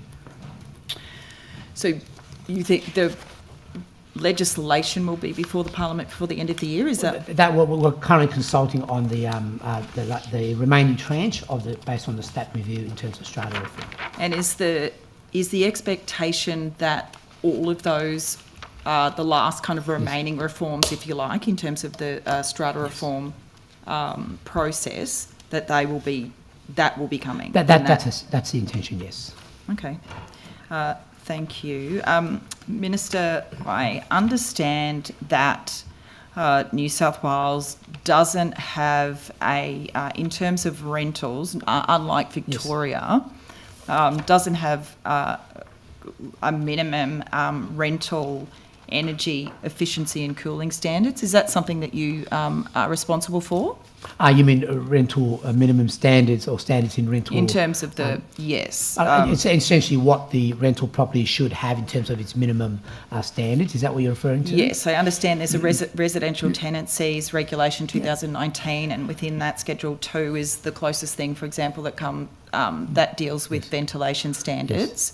And there has been a campaign, given, we're getting hotter, and I understand there's a campaign to increase our standards, make them better, bring them into line at least with Victoria. Is there any movement on that from your government? Yes, this work is being led by Minister Sharp in terms of the consumer energy strategy, and certainly the aim is to try to wait for the outcomes of that strategy to be finalised, and then the government can consider its options. For rentals? Consumer energy, which is a broader consumer energy strategy for which the rentals will be a part of that. Okay, and so you're working with Minister Sharp, I assume, to ensure that... That's correct. Because I think that's the frustration that has been experienced, is that obviously tenants, people who rent, are left out often. So people can expect something. Well, we're working through that process. Before next summer? Well, I'll wait until the work with Minister Sharp is finalised, but we do collaborate together to ensure that any policy positions that are taken by the government are considered appropriately. I think it was the last budget estimates, it may have been in August last year, I asked about fireproof self-locking doors, the issue with that in terms of safety. I think you said that the building commissioner was looking into that. You were going to speak with them. What's been the response since the time this I has spoke been a with you topic about of that? discussion between the building commissioner and I'm happy to defer to the building commissioner, because we spoke about this as recently in the last few weeks, I think. Commissioner? Yes. What's the question? The question? The firebox, I think. I understand. Yes, we did a workshop, which is what we raised at the last estimates, with a range of different stakeholders. It's not actually for our jurisdictional responsibility, it's for the ABCB to make a determination. But we have now worked with them, and they have been holding their own workshops in relation to the compliance or otherwise, and we're looking forward to hearing what their determination is. Okay. I think the rest can be for the officials in the afternoon. Okay, thank you. I'll throw to the opposition. Okay. Minister, how did your building commission start issuing thousands of licences without even a routine police criminal history check in place? Well, I think who signed off on that failure? I don't agree with that assessment. All applications for licences are assessed accurately and appropriately, and I'm happy to ask the building commissioner to provide further details of how that assessment process I'll come back evolves. to in the afternoon session. Sure. So I understand it was because the MOU with police had lapsed. So who was accountable for letting that MOU lapse in July 2024? Was it the Sorry, my apologies. The MOU that you have with police, yes. It lapsed in July 2024. So I'm wanting to know who is accountable for letting that lapse. Was it the Commission? Was it the department? Or you as the minister? Well, look, I think certainly, I'm aware of the agreement you're referring to in terms of the background checks for those. That's not the question, Minister. I asked who was accountable. Well, I think, in this situation, it may have lapsed. It's not deliberate, but certainly once that was identified, it was addressed appropriately. Were you aware then, so how many contractor licences then have been issued without any direct police criminal check? I'll have to take that one on note. That's a very specific question. Sorry. And then, okay, so if they can't have a police criminal check, what alternative probity checks were put in place in that period, and how many applicants were refused? Like I said, I'm happy to take that on notice, because that's fine. an assessment process by the department.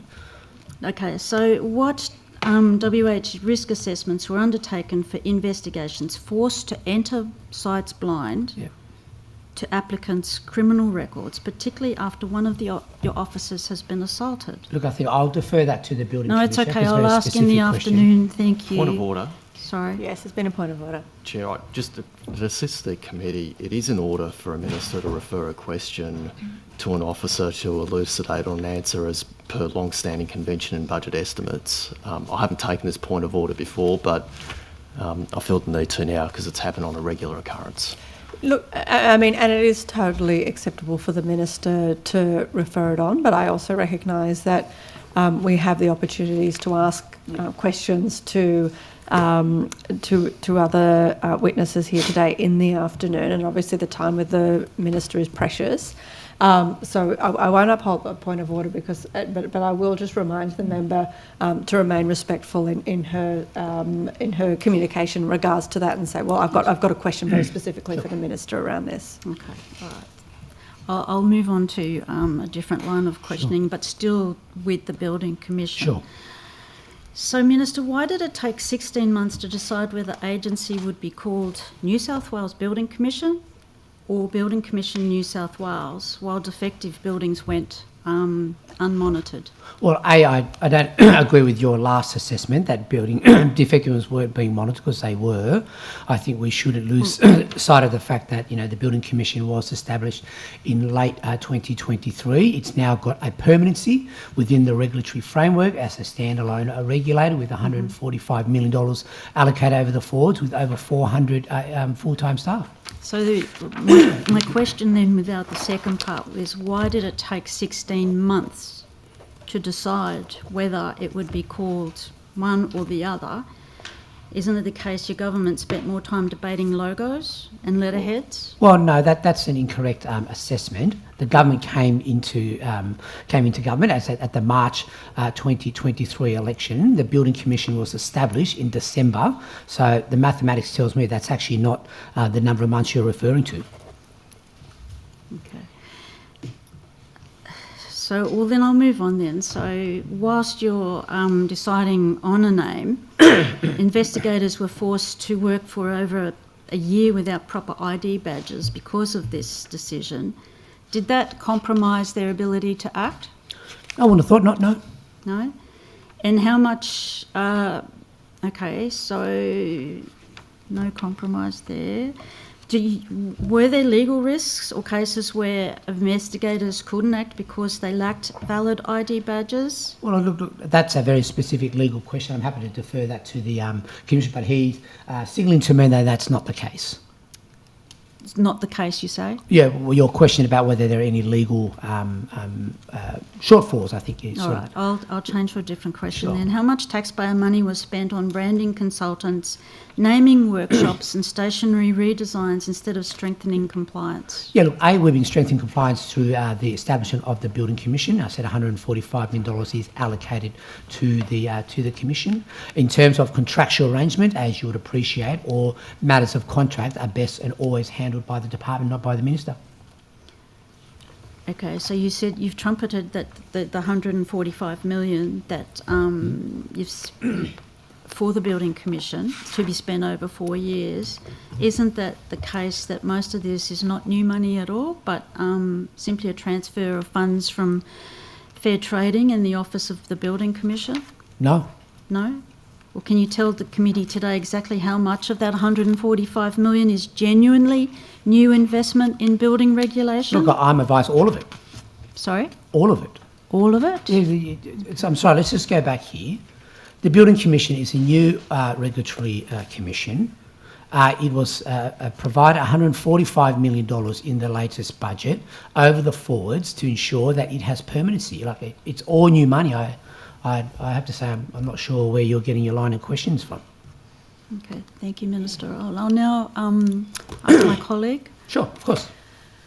Just to make it clear so you can understand, I'm now asking the questions and not Ms. McDonald. Indeed. Minister, in April, the Sydney Morning Herald reported that the government was quietly moving to rip up a crucial part of Sydney Central Station's precinct rezoning. Can you tell me what's happening with those plans, please? Yeah, sure. Look, all matters of rezoning are a matter for the Minister for Planning. Okay, but it's directly related to Tech Central, which I presume you're responsible for, is that right? Yep, I'm responsible for the development of the Tech Central strategy, but all matters of planning or rezoning are a matter for the Minister for Planning. I think he's next door. Yes, I'm aware, and he's being asked these questions too, but surely as the Minister that is responsible for the Tech Central strategy, which I'd love to get a timeline on, but I suspect you won't give me one, surely you as the Minister are advocating for those precinct rezonings to remain in place.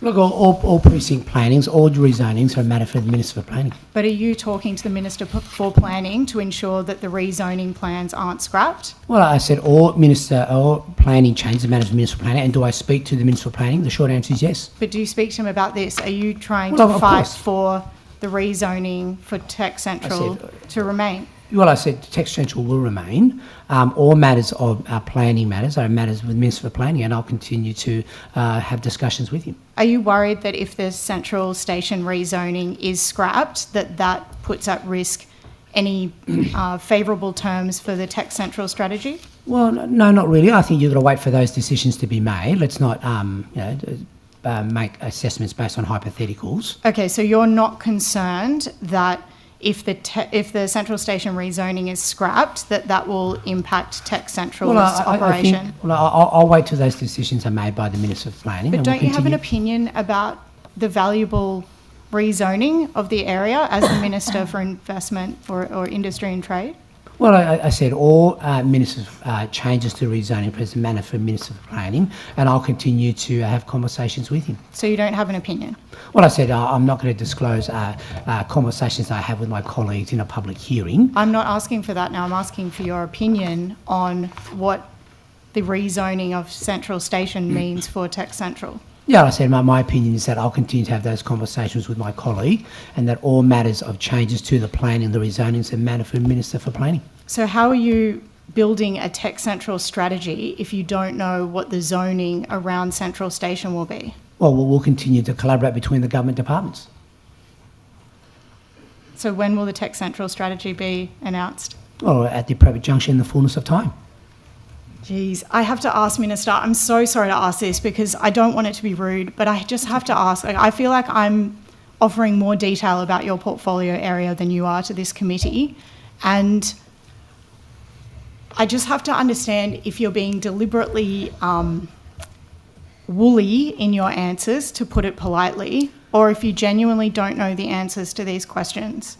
I disagree with both assessments. I encourage you to look back at the transcript because I don't believe that you've answered any of my questions in real detail to actually understand what's happening in this portfolio area. Point of order, Chair. Yes, I'll hear the point of order. The point of order is I think that Ms Munro is very much veering into territory of being discourteous to the Minister, who is answering the questions, in fact the same question multiple times, and I'd ask that she does abide by the courtesy provisions that we require in budget estimates. Yeah, look, the Minister is allowed to answer the questions in any way he sees fit, and I just ask the member to keep personal commentary to a minimum. Thank you. Minister, why was $1 billion chosen as a threshold for the Investment Delivery Authority? Well, I said that's the discussions that, the discussions that we're having. We want to make sure that major investments of that threshold are considered and shepherded through the assessment process. So have you done modelling that points to the $1 billion relating to a particular set of projects, or how just... Yes. How is that $1 billion? Well, it's been based on assessment of the number of projects that are expected to come through, and we'll continue to, monitor the effectiveness of the IDA. Is that Investment New South Wales modelling? I said that's with the work of Investment New South Wales and other government departments working together. Okay, and so will the IDA override the normal environmental and planning provisions for new developments? Well, the IDA is predominantly based on non-housing projects, so the EPA projects will mainly be done through the HDA, which is the Housing Delivery Authority. But, I mean, mining projects and data centre projects still have to go through environmental assessment and planning approvals. So will the IDA's process override those existing approval processes? Well, I think all applications, regardless of size, will go through the normal regulatory assessment anyway. So it won't override? Well, it has to meet all the regulatory requirements. This is about shepherding through its major investment. So when will the system. regulatory requirements be made public? About regulatory About requirements how for the what? IDA is undertaking its work and making recommendations to the ministers? Well, I think announcements and will be made in the near future. How do you think it should operate, Minister? As effective as it can. Oh, okay. Do you have... you know what, I'm just going to move on actually. Minister, will the New South Wales Government be abandoning the Sydney Science Park in favour of a new housing estate? Which one is this one, sorry? Near the Western Sydney Aerotropolis. Are you Yes. familiar with the Western Sydney Science Well, Park? yeah, I was there a few days ago. So can you guarantee that the development approval will be maintained only for science and industry-related employment purposes? Well, I said all development approval as a matter for the Minister for Planning. So why were you at the science park then if you're not involved with it? Well, I said I was at the Bradfield Delivery Authority around the AMRF. Do you think it's your responsibility to ensure that the Sydney Science Park is approved and built in accordance with its original aims? All assessments regarding planning and rezoning is a matter for the Minister for Planning. So you're totally washing your hands of any responsibility related to the Western Sydney Science Park? No. So what is your responsibility then? I said I'll continue to advocate for science, and I said all matters regarding planning and approval is a matter for the Minister for Planning. Okay, you'll advocate for science. I'm very pleased to hear, but will you specifically be ensuring that the development approval will be maintained for only science and industry-related purposes? That's a matter for the Minister for Planning. Do you have any influence on the Minister for Planning's decision-making? The Minister for Planning conducts his work effectively, and he's a very good minister. The pork recommendations that were made recently included a recommendation that the New South Wales Government progress plans for freight rail infrastructure in Western Sydney to be developed to facilitate the transportation of goods to and from Western Sydney International Airport. Do you think that this is an important part of your advocacy to the Minister to ensure that this recommendation is maintained? I said all regarding freight is a matter for the Minister for Transport. Okay. Minister, earlier in the year, a request was made that I attend the RNA manufacturing facility in Macquarie Park. Yes. And from your office, the request was declined. And I wanted to ask why that was. Look, I said all requests for meetings are appropriately considered. Well, could you please explain why you decided that I am not allowed to go to the RNA manufacturing facility? I said you're welcome to visit at any time. It's still under construction. This is against the advice that your office provided me, which said that. Do you want me to produce the email? I was told that I couldn't. Couldn't go. I suggest you go up to the RNA. I know I was up there with the chief scientist, and it's still under construction. It's making great progress. Okay, so can you apologise for saying that I couldn't go, and now you're saying I can go? No. Why not? Because it's not required. But you're telling me that I can't go to things, and then when I ask you in person, it's okay now. I'm saying you're welcome to visit the NRA facility in your own free time. And am I welcome to visit any of the facilities related to your industry, trade, innovation, science and technology portfolio? I said all requests will be considered appropriately. But why was it considered appropriate that I don't attend? Look, I think my office provided you with the advice, and that advice still stands. Wait, so the advice still stands that I can't go? Well, I said all requests are considered appropriately. Wait, so can I go or can I not go? I said you're welcome to make the request, and my office will provide you with the appropriate advice. But Minister, you're the Minister responsible for allowing other parliamentarians to engage in your portfolio. So I just want to be very clear, because your office gave me advice that I couldn't attend. You just said that I could, but then you said your original advice still stands. I think you're misunderstanding my responses. Okay, so can I visit or not? Well, I said in your own free time, you could do whatever you want. But it requires your approval as Minister, so I'm asking for your approval. Well, I said I'll consider requests as they are made. Minister, on page 34 of the Trade and Investment Strategy, there's a table that shows the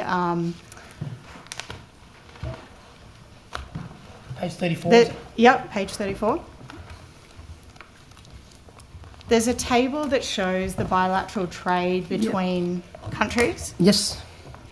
So I'm just wondering, so I see that you've got the bilateral trade. Could you just explain to me what that represents? I said, as in the bilateral trade? Yeah. Well, this is actually import and exports to the countries that are outlined. So they're combined. Yes. Does it concern you that New South Wales has got a growing trade deficit with, not all of these individual countries, but overall that New South Wales has a growing trade deficit? Well, but that's why we're expanding our diversification trade investment strategy to ensure that we take advantage, in particular, of rising markets in Southeast Asia. I mean, you're talking an estimated 200 million people who will go into the middle class in the next decade. That represents huge opportunities for us to export our goods and services. I agree, Minister, but merchandise exports from New South Wales to Southeast Asian nations fell by over $2.5 billion in the time that you've been Minister. So how are you actually maintaining those relationships to the benefit of the people of New South Wales? Like I think, we've spoken to a number of our industry stakeholders. We've got a going global export program to support business to reach in those markets. We've had inbound missions from our colleagues in Singapore and Vietnam recently, and also in China. But merchandise, I understand you've got these meetings, but I'm just actually talking about the raw figures, because the exports from New South Wales to those Southeast Asian nations fell by over $2.5 billion since you've become Minister. So would you say that actually your efforts are not working? No. Well, how else would you characterise the loss of $2.5 billion to your so-called you have to go target through area? specific details, but certainly the government, through Investment New South Wales, has a dedicated focus in a 10-year strategy to grow our markets. I mean, building relationships with our exporters does take time, and we'll continue to pursue those. You noted that the numbers aren't in this trade and investment strategy, and I have to ask why that is. Why is there no detail, charts or figures related specifically to the export and import of our goods and services with either individual nations or more broadly? Why have you chosen only to represent this bilateral trade? Well, I think it's obviously the easiest to understand for readers, but I'd also say in the past year we've had a significant decline in coal prices, which has reduced the aggregate value of our exports, but not necessarily the volume of our exports. But, I mean, we obviously had a $20 billion trade reduction in exports for goods. That's not represented here. I'm just wondering, with the lack of detail in this document, how investors are supposed to get a clear picture of the New South Wales economy. Well, they can. Through our clear policy development and announcements, the industry policy makes it very clear about where the government's strategic priorities are. The trade investment strategy focuses on particular markets, which will all be different, and where our goods and services are best directed. Thank you. And we've now got 2 short rounds left, so I'll ask some questions and then I'll be throwing back to the opposition. Minister, I'd like to ask a few questions related to your corrective services portfolio. There's been some concern about a recent 3-month trial at Macquarie Correctional Centre where in-person visits were replaced with video calls on Sundays. This has sparked concerns that this might be a broader trend of replacing physical visits with video calls across correctional centres in New South Wales. Can you assure us today that this will not be the case? Well, I said we Corrections tries to provide all avenues for contact between inmates and their family and their friends. Certainly in terms of the operations of Wellington, I might ask the Commissioner to provide further I just details. wanted to, and I will speak with him this afternoon, and thank you for your attendance. But my question to you, Minister, really is specifically just saying, can you assure us that it won't be the case across New South Wales Correctional Services that you as Minister will allow there to be a replacement of video calls in comparison to in-person Look, I'm advised visits? that the trial on this at Wellington is now complete, and there's no intention to actually make this the standard. Great, thank you, Minister. Do you agree that video calls and phone calls should only be used to supplement physical visits between inmates and their families and not to Yes, I think replace as a general principle, yes. them? Thank you. And can I ask if physical visits have been restored for John Moroney and Derwynia centres to both Saturdays and Sundays? I understand there's been some concern about reduction of in-person visits at those facilities. Look, can I defer that specific visit to the Commissioner or to the Deputy Commissioners? I might come back to you in the afternoon if the Minister's unsure of that specific detail. But I do want to just quickly, while I've got you, Minister, ask about the incident that occurred at Maitland Community Corrections Office on the 3rd of July. 2 staff decided to conduct a faked armed hold-up with balaclavas and mock firearms as part of an unauthorised training scenario. Can I get an update on the government's and your, as a minister's, response to this incident? I know that staff were seriously affected by not having warning of this mock scenario. Can I get a response from you? Look, I have been briefed about this, and I had a discussion with the Commissioner about this. It is not acceptable for that that event to have taken place. I understand that staff involved in that are actually being managed about their behaviour to that standard. But in short, it's not acceptable, and the department. I expect the department to take appropriate action against those employees who are actually undertaking this this action. And are you looking into providing any support for the staff that were particularly distressed by this incident? Obviously, absolutely. We'll provide all the support that's required for those who have experienced, have negative experience from this particular incident. Thank you. Minister, could I get an understanding on what progress has been made in establishing an advocacy service, particularly for female inmates? Yes. I understand it was announced in September 2024. Yes. Can you give us an update as to where that's coming along? Yeah, you look, at the moment, in terms of our broader strategy around women in our corrective services system, I've actually tasked through the Secretary, Dr. Hannah Tonkin, to develop the corrective services policy regarding women in our facilities to ensure that it's independent of corrections and provides the government with appropriate advice to ensure that our strategies and our practices support both female inmates and also our female officers as well.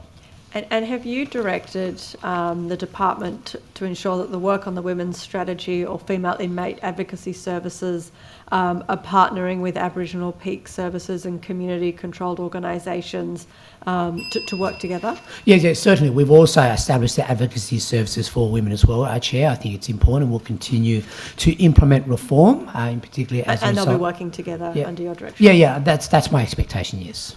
Thank you. Your position. Thank you. Minister, is it correct that at least 60% of rectification orders have not been complied with? And what's the updated figure for today? Sure. Are you referring to rectification orders or yes. building works rectification orders? Because they're two different things. I know. Okay, so at the moment, the latest current stats that I've got around rectification orders, there are 27, and there are 123 building works rectification orders. Isn't it true then, despite clear breaches and despite non-compliance being a criminal offence, your government has not issued a single fine? What's the point of a law that you refuse to enforce? Well, look, I disagree with that assessment, but what I would say is that all building works rectification and also ROs and made sure that the Building Commission works closely with the builders to have these orders complied with as soon as possible. Well, then why are homeowners being forced to launch their own legal causes while your commission, with 400 staff and over 145 million, goes missing in action? Well, it hasn't gone missing in action. As you appreciate, in particular with BWROs, there might be a lot more complex matters involving the building works rectification orders, and also the fact there might be multiple parties involved. It's not a single individual party transaction, and the nature of the buildings themselves make it much more complicated to finalise. But in short, all BWROs and ROs as well, but more BWROs given the complexity of their nature, the Commission works with the relevant parties to get these resolved as soon as possible, but there are various factors that may actually slow down its progress. So then isn't it the case, Minister, then that rectification orders have become little more than a meaningless piece of paper? No, Yeah. So how can a buyer have confidence in the housing market when the enforcement regime has zero bite? Well, also you'd be well aware the government passed a significant legislation on top of establishing the Building Commission into anti-phoenixing, into the chain of responsibility, into our anywhere, anytime inspections, and expanding the powers to Class 1 inspections. I think that the enforcement powers of the Building Commission have been greatly expanded with appropriate resources actually applied to it. Yeah, I think so. Sorry.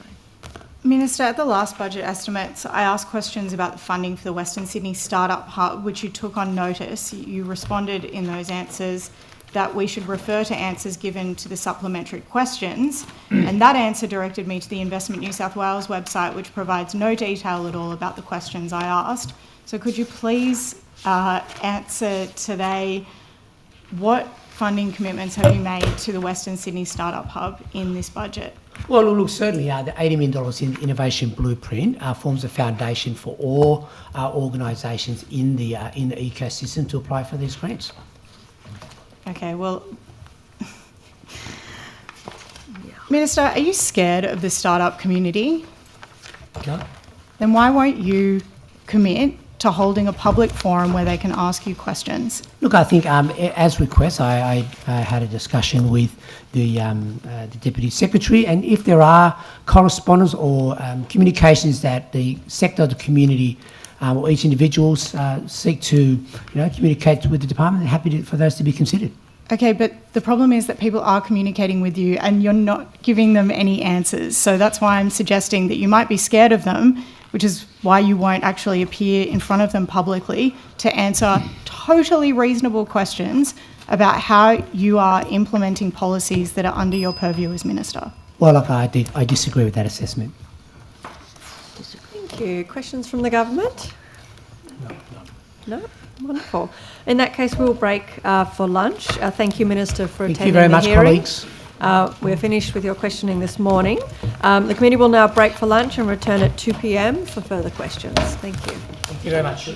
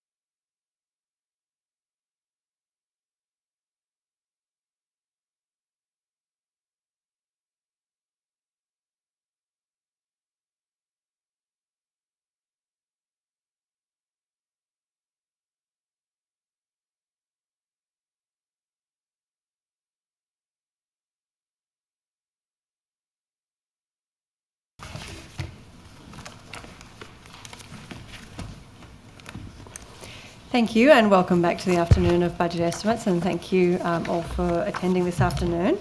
I'm just going to start out with some questions from myself from the crossbench. My questions are directed to the Commissioner for Corrective Services.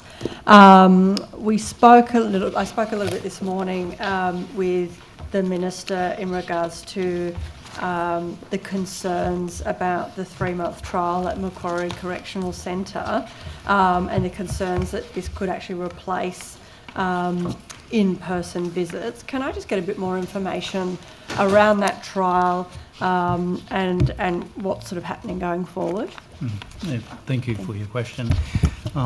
Before I hand over to Deputy Commissioner Taylor, who's responsible for that inquiry, there are a number of reasons why we do utilise the every system available to us to make sure that there is the contact with the family.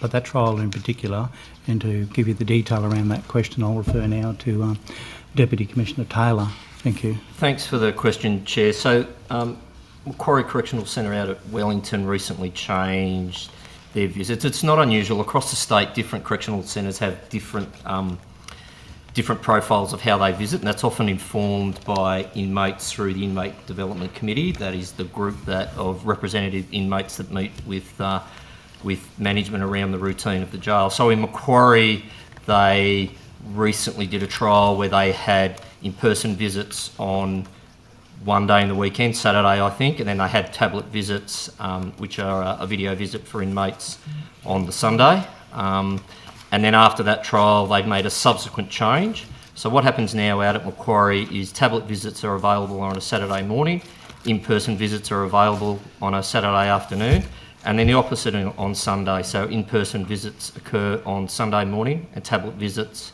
occur in the afternoon. And that was arranged so that feedback from that trial was that families that travel out to Wellington from Sydney and other places can travel in the morning on Saturday, have an in-person visit on Saturday afternoon, stay overnight, have another in-person visit with family on Sunday morning and travel home. So that's why there was a trial. The feedback was responded to, and there's a pretty acceptable to the inmates out there visits regime now. I can speak to the other centres that you mentioned, but there's slight variations across the state where we have local arrangements. And is that John Moroney and the Dilwinya? Yeah, so John Moroney, for example, has video visits on Saturday morning, in-person visits on Saturday afternoon, and then Sunday is in-person visits all day. And then at Dilwinya, they have tablet visits on a Saturday and in-person visits on a Sunday.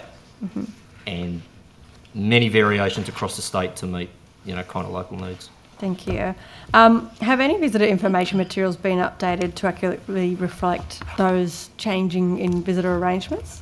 The local procedures and local communications would be updated, and those inmates who have families that want to come that have visits at those centres those changes would have certainly been communicated to them.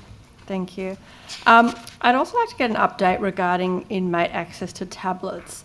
I believe at the last budget estimates I was told that Parklea Correctional Centre still didn't have tablets for their inmates. Can I get an update on that? It's Deputy Commissioner Grant's area, but the quick answer to your question is we have coverage across the entire state of a tablet or a similar device other than Parklea. And that's a key addition that will occur from October next year when that centre transitions to the state. The installation of tablets at Parklea is a feature of the state-run model, but for all other inmates in correctional centres across the state, they are covered by the existing tablets, which are over 12,000. Our rapid build prisons has a slightly different system, and Serco up at Clarence, they have a different tablet system as well. It's only Parklea at the moment that's the outlier. In regards to Parklea, is there any interim measures in place to try to allow those inmates, greater access to things like video calls and other benefits, given they don't currently have those tablets rolled out? There's a whole infrastructure piece that needs to follow that, pull wires through the whole correctional centre to put Wi-Fi and enabling technology. So it's challenging for the state to go into that centre now and do that work in the transition period. Even in regards to, say, computers that are already set up, like I'm just saying, like, are there interim measures to kind of account for the fact, like, I understand the tablets. They have an interim measure. I mean, we have the AVL equipment, but that's available for courts and professional visits. Doesn't have the capability nor the capacity to extend that to families, which is why the top of our priority list in terms of moving into Parklea is to fix the deficiency that your kind of question points to. Thank you. At the last budget estimates, we talked about the Astle inquiry and specifically the women's strategy that was developed as a result of that actual inquiry. I was informed at the time that a decision was yet to be made about whether the women's strategy would be made public. Can I get an update on that and what's happening in that space? Mm-hmm. Can I just say so? I Sure. think, Chair, in respect of matters pertaining to Astle, the Honourable Peter McClelland, in his report, didn't recommend but commented that there should be a separation, an independence of oversight which resides with the Secretary.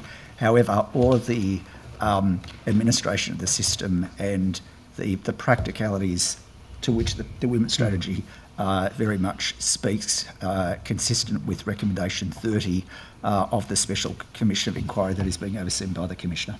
Mm-hmm. So Yeah, thank you, Secretary. And I'll just add to that, and before I hand over to Deputy Commissioner Grant, the women's strategy has been developed and it's in its final stages for approval, and the strategy was developed in consultation with over 480 stakeholders, including women in the system, with lived experience, frontline staff, service delivery partners and advocacy organisations and other key stakeholder partners. And the strategy identifies key priorities for system reform and commits to achieving improved outcomes for women. And importantly, the strategy responds directly to the recommendations just referred to by the Secretary. So, Mr Grant, is there anything further that you would want to? I don't think. Is there anything further, Chair? Thank you. Has there been any progress made specifically in establishing an advocacy service for female inmates? I know that was announced in September 24, I believe. Yes, I'll just refer to Deputy Taylor, who's got an update on that for you to. Great, thank you. Yeah, Chair. So it was recommendation 20 of Commissioner McClelland's report that is relevant to that. A service provider is about to be appointed. There's been a tender that has finalised just recently and be announced in a few weeks, but it'll be a legal service provider that will provide the service that responds to recommendation 20 of the Special Commission recommendations. Thank you. I'd also like to ask some questions about Aboriginal women in custody. I'm just wondering what steps are being taken to address the growing rates of Aboriginal women, specifically in custody on remand. Mm-hmm. I'll just ask Deputy Commissioner Grant to come forward because there's been a lot of work done in that space, and I'll ask him to speak specifically about the Aboriginal women in our care. Great, thank you. So I think, as the Minister said, your question specifically in relation to people on remand is that we don't have very much influence over those people who come into custody on remand. There's very limited capacity for us to divert people. We do have one narrow provision that enables us to divert people who are sentenced under Section 26, and for that, over the last couple of years, we've been diverting women to the community care for their children while they're serving a sentence. That's been a really effective strategy. I think we've had 14 or 15 women who've been involved in that arrangement at the moment. That same provision doesn't apply to people who are on remand. And so the court is able to vary those arrangements. We've got no discretion to actually allow people to be in the community on remand. But is there anything being done in regards to addressing the growing number specifically of women in remand? But as I said, that's fundamentally the court's decision. So we don't have any capacity over who comes into us, into our care on remand. Once they're with us, we can do things with people. And I know there were some questions earlier about the number of people who are on remand and the types of programs and things that are done for people on remand. There's quite a bit of misinformation around suggesting we don't do much for people under those circumstances. There are a few significant practical considerations, and I think one of the members earlier gave some figures about the time that people spend on remand. For women in custody, Aboriginal women in custody on remand, the median amount of time they spend in custody is 33 days. So half of the women are in custody for less than 33 days, which makes it quite hard, given that they're, during that process, undergoing court appointments and other things to do an enormous amount with them during that period of time. For the people who are there for a bit longer, there is capacity to provide interventions for people during that time. We do provide some interventions for people. I don't actually have the breakdown for women on remand, but I've got the breakdown for Aboriginal people on remand and the types of programs that they engage in. But they, in general, Aboriginal people are represented slightly above their representation rate in custody in all the programs that we offer. And then we have specific additional activities and things that we provide. Mm-hmm. And so your department doesn't work with any other department that's looking at preventative measures in any way? You're just dealing with it at the other end of it? We really basically operate at the end of the process rather than the beginning. And in that respect, I mean, you did ask before a question specifically about the allocation of funds for Aboriginal people in custody, at the end of custody. There is actually a reasonable allocation, which I'm happy to go through and to explain to you what's happening in that space. If you could bear with me for a second. Thank you. So, in this year's budget, I think the Minister mentioned a figure of $100.5 million plus $110 million if you added it all up. Okay. As part of that process, there's $9.5 million been allocated to Aboriginal through care initiatives. Mm-hmm. So this is trying to stop people from coming back as opposed to trying to deal with them when we don't actually have any capacity to try them come into custody. The first one of those is a project that will enhance the social and emotional wellbeing of Aboriginal people in custody who experience substance abuse, and that program will be delivered by Aboriginal Community Control organisation, yet to be determined. This money's just become available. There's $1.19 million been allocated for that function. Separately, there's a project focusing on men, not women, we're doing in partnership with a group led by an Aboriginal academic at the University of Sydney, where we're trying to develop a best practice social and emotional wellbeing program for people by speaking to Aboriginal people what they think would work best. That's really well advanced, and so this money will help us to deliver that program. In addition to that, we have $2.9 million for Aboriginal Place-Based Support Centre to work with an Aboriginal Community Control organisation to deliver post-release place-based accommodation and support. And that could even include building and constructing modular accommodation using our modular accommodation capacity. Then we have a capacity to expand our Aboriginal Elders program. We have an Aboriginal Elders program that already runs in a number of correctional centres across the state. We've got $300,000 to increase the allocation to part-time Aboriginal Elders visiting centres. And there's a very big investment specifically in domestic and family violence program for Aboriginal men who use violence. And there's $5 million been made available for that to roll out and deliver a much more specific program for treating Aboriginal men who engage in domestic violence offending. So that's all wrapped up in an additional budget supplementation we received this year. Thank you. Is there any funding, and maybe not in this package, but has there ever been funding or anything done to ensure that Aboriginal women who are survivors of domestic and family violence have access to culturally safe support and advocacy in custody and upon release? So we have a range of programs for dealing with trauma and experiences of trauma for Aboriginal women and non-Aboriginal women. And those programs exist. We don't have a specific program for Aboriginal women that I'm aware of. There are some very specific programs for women, so I can just have a quick look at what they are. Yeah, I'd be keen to sort of hear what kind of culturally safe health services are available to Aboriginal women in custody in particular. Yes, and I understand. Thank you. I do have a list here of programs where we're working with other Aboriginal community organisations to, for instance, Warringabah Aboriginal Women's Legal Service. I'm trying to find the right page here. I'm sorry, I have to take that question on notice unless that's right. We can come back to it before I can come back to it. But there are a range of services we're engaging with Aboriginal community organisations for the delivery of programs. Like the preference is to work with those organisations in the delivery of those services. I'm wondering as well what kind of consultations undertaken with women in custody to address their needs and ensure the investments made by the government are focused on ultimately reducing incarceration in the long term, and particularly around recidivism. I'm just wondering what sort of consultation. So I think the Commissioner mentioned earlier that there was a significant consultation around the development of the women's strategy.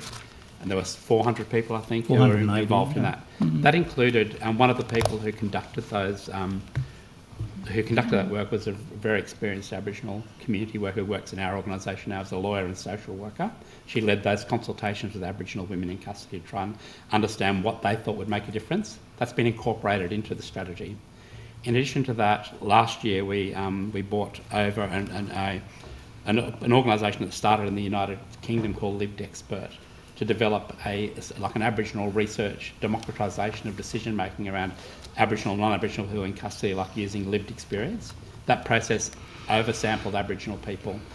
This team went out and interviewed hundreds of Aboriginal and non-Aboriginal people in custody and came up with a series of ideas they thought we needed to address.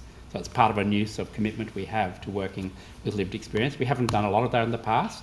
We have had, however, for a considerable period of time, Aboriginal delegate committees in all of our correctional centres, including Aboriginal women delegates committees in Aboriginal women's jails. So that's a regular process where the governor of the jail meets on a regular basis with people to understand what their issues might be. But that doesn't actually inform necessarily broader organisational strategies. But we've taken that to heart quite a lot recently. There's much more of that type of communication going on with people in custody. There was also a meeting that myself, the Minister and the Secretary had with Minister Higgins just in relation to a number of matters, and one of them was around that she had given us some advice just in relation to a young prodigy group. So we, as a part of the strategy, we incorporated that in there because one of the things within my understanding across other jurisdictions, the young prodigy, there's about 40,000 young members of the family, children that have been impacted by incarceration. So that gave us an opportunity to have a look at that and make sure that we have representation as part of the considerations for the women's strategy. So, yeah.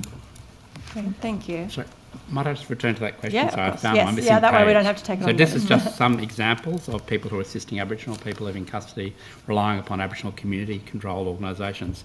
One of them is actually Legal Aid, the Aboriginal Women Leaving Custody Legal Aid program at Broken Hill. The Warringah Aboriginal Women's Legal Centre delivering domestic violence, sexual assault and legal education at the Mid-North Coast Correctional Centre. The Muru Mitigar Healing Program to educate Aboriginal inmates on emotional self-regulation, risk prevention and healing, which comes out of Parkley Correctional Centre. So there are a range of organisations we're trying to work with now, and that's a significant improvement on what we've done in previous years. Thank you. How many women in custody right now are pregnant, and how many of those pregnant women are Aboriginal? I don't know how many are Aboriginal, but I do have the number for the number of pregnant women in custody. There were 7, as of last week, there were 7 pregnant women in custody. I don't know how many of them are Aboriginal. I'll have to get back to you in relation to that. Yeah. Thank you, yeah. How many correctional centres holding women have antenatal units in them? That would be a question for Justice Health, so we don't provide those services. I don't have that information before me, but Justice Health is responsible for the provision of health services to prisoners and not corrective services. Thank you. Do you know if there are any support programs offered to those women in custody outside of the specific sort of medical health? There is there's a working group currently working called the Pregnant Women in Custody Working Group, which is a multidisciplinary team that involves the governors, Justice Health, service integration managers, and they've been asked to develop and implement dignity-focused strategies which support and improve the custodial environment. So I'd have to get an update for them on their progress, but it's something that we're interested in. Primarily the health component is a Justice Health component where we have shared responsibilities for the care of those people.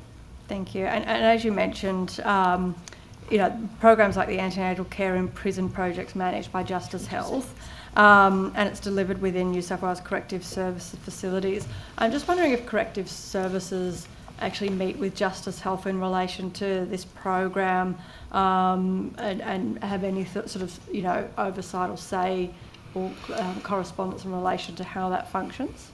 in relation to Justice Health's functioning generally? No, in relation specifically to the antenatal care in prison project that's I'd run have by to see whether Justice they Health. cover it, but I'd suspect that the Pregnant Women in Custody Working Group is the forum where that would occur. Involves both of our agencies meeting together. Okay, so it does involve Justice Health and Corrective Services. Okay. And it also has the DCJ child protection people attending as well. Okay. The website states that it aims to deliver a model of care which is women-centred and culturally appropriate. Given that you're working with them on this project, can you explain how this model of care is being implemented in correctional services that house women in New South Wales? Are you talking about a model of care for pregnant women? So the ACIP website states it aims to deliver a model of care which is women-centred and culturally appropriate. I'd have to get back to you with details about that. I don't have that. Okay, thank you. We now go to the opposition. Thank you, Chair. Thank you for coming. Obviously, Ms McPhee, got some questions. The first one is, how often do you brief the Minister? I have a fortnightly briefing with the Minister and then ad hoc on top of that. Okay, and have you discussed the Investment Delivery Authority? Yes, on multiple occasions. Okay, so when did you start work as Investment New South Wales on that policy? So I think what I'll start by saying is that in terms of different potential policies for supporting investment attraction, I've been having those conversations with the Minister since I started this role, about a year ago now. Yeah. In respect to the IDA itself, the first conversation we had was with the Minister's office, the Treasurer's office and the Minister for Planning and Public Spaces' office back in April. Okay, so was this an idea that originated from Investment New South Wales? It was an idea that originated, look, we've had policy proposals put forward that incorporated elements of the IDA. As in you've put forward policy proposals? Yes, absolutely. Through the last year, this specific version came to being around April in collaboration with those three ministers' offices. So did the Minister find out about, I mean, you said you met with the Minister for Planning, Minister Chanthivong and the Treasurer to brief them? Their offices. Their offices. Yes. So when did you brief the Minister on this proposal? So the Minister had, to my understanding, been briefed prior to that meeting. Okay. But I don't know when. Okay. Who briefed him? I believe it was an origin of a conversation between the Ministers and the Treasurer. Okay. So I learnt about it in April. Okay, you learnt about it in April. Briefing. Okay. And your understanding was that the Minister for Planning, Investment and Trade, Industry and Trade and the Treasurer had a conversation and then Minister Chanthivong spoke to you to develop a proposal that then went to the offices? So the Treasurer's office and the two Ministers' offices briefed us collectively, so Investment New South Wales, Treasury and the Department of Planning. Okay. And Treasury led, but in consultation with the other two departments, the early policy development. Okay, cool. And that happened in April? Correct. All right. Thank you. In terms of the $1 billion that was chosen, it's quite a significant amount, and I was looking at some of the other projects that have been delivered in New South Wales and things like the Sydney fish markets. Even such a large project actually fall under that $1 billion. So what are the intended types of projects that would be over $1 billion? Yes, so that $1 billion threshold was set having regard to the last couple of years of planning portal data. So what types of investments and how many investments at that scale have the Department of Planning seen come through, typically as state significant development applications. Yeah. And over the last couple of years, we've seen about 40 of those 40? each year. 40 on average, 40, exactly. So that threshold was set to ensure that the team responding to these IDA proposals can actually maximise their impact on any one given project. But the IDA also has a remit to implement systemic reform. Yes. So that it's not just those biggest proponents who are receiving the benefit. So the 40 a year that are coming through is the, I mean, it sounds like the exact mechanisms for this project are being worked out, are those 40 a year that are already in the planning portal intended to be looked at through the new framework? So the intent would be that we would run an expression of interest process. Okay. So we may get expressions of interest from projects that are already in the planning process and would consider them, but we anticipate that we will get incremental ones that are, considering investment decisions, and even potentially and in the future stimulate additional proposals to come forward.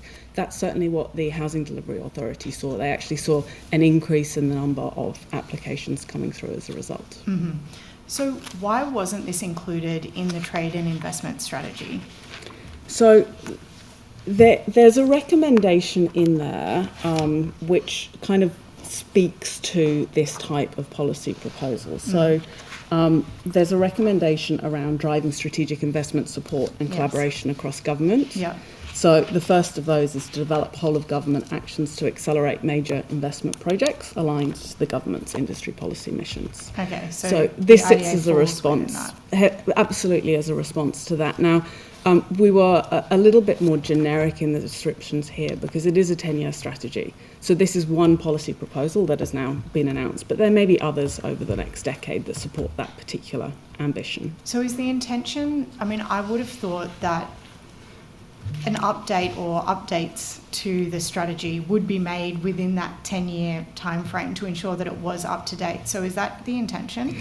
So we've planned in a review every year or two, but we haven't yet made a commitment as to whether there'll be another publication or an update. So we will do a review, see how we're going against the targets, see what policies and programs are in place and the impacts they're having, but not necessarily fully update a substantial document like this. Okay. I referenced that Business Connect has now been cut as a program, yet it also is part of the strategy. So that's the kind of update I would have presumed that would be very important, if not additions, then subtractions.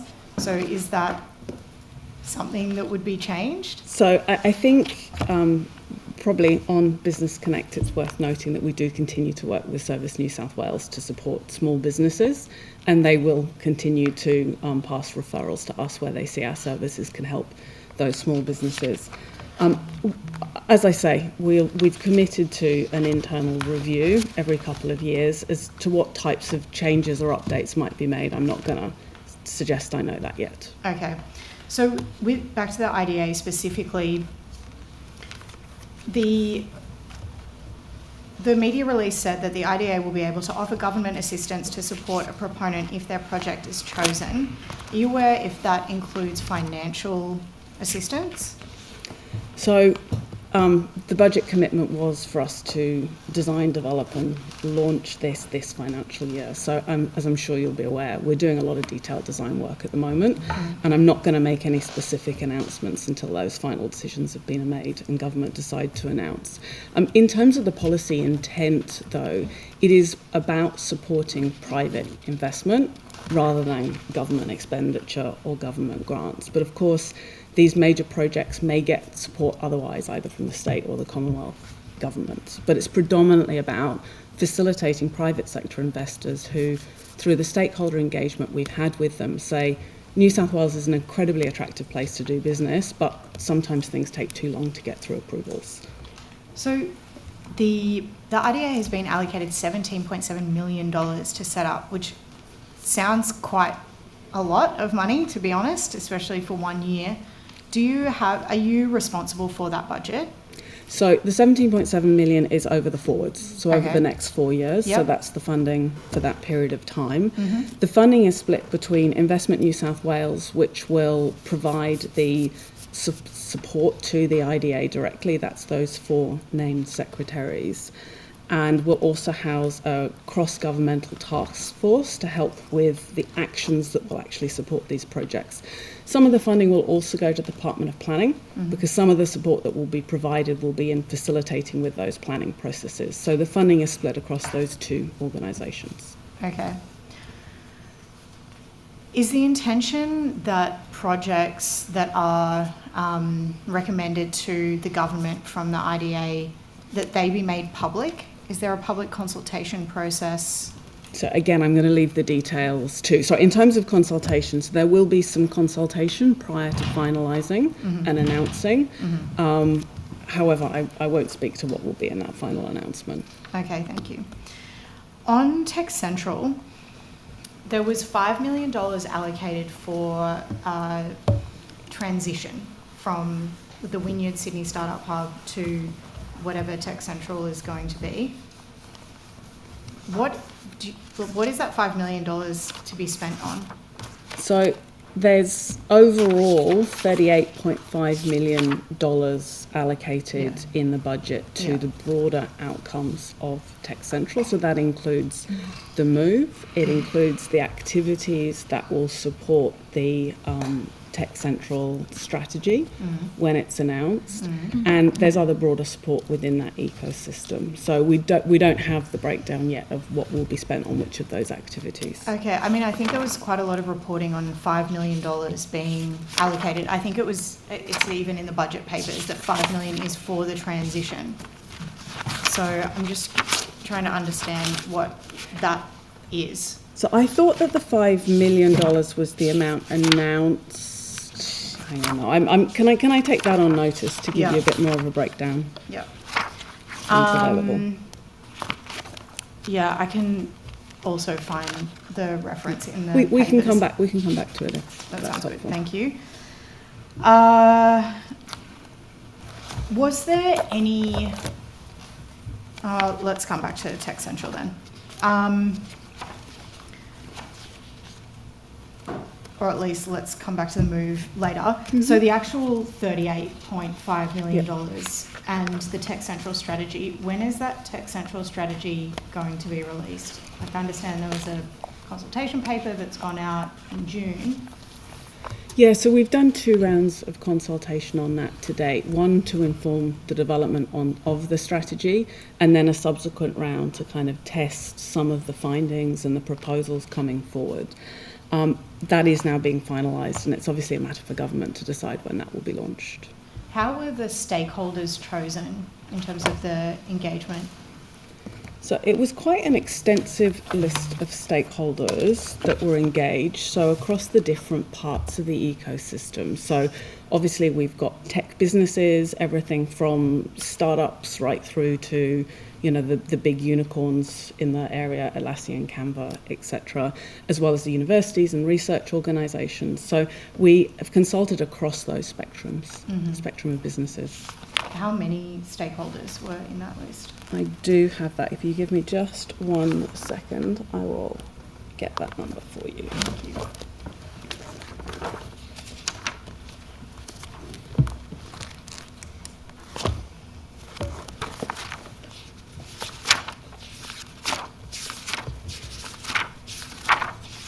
Apologies.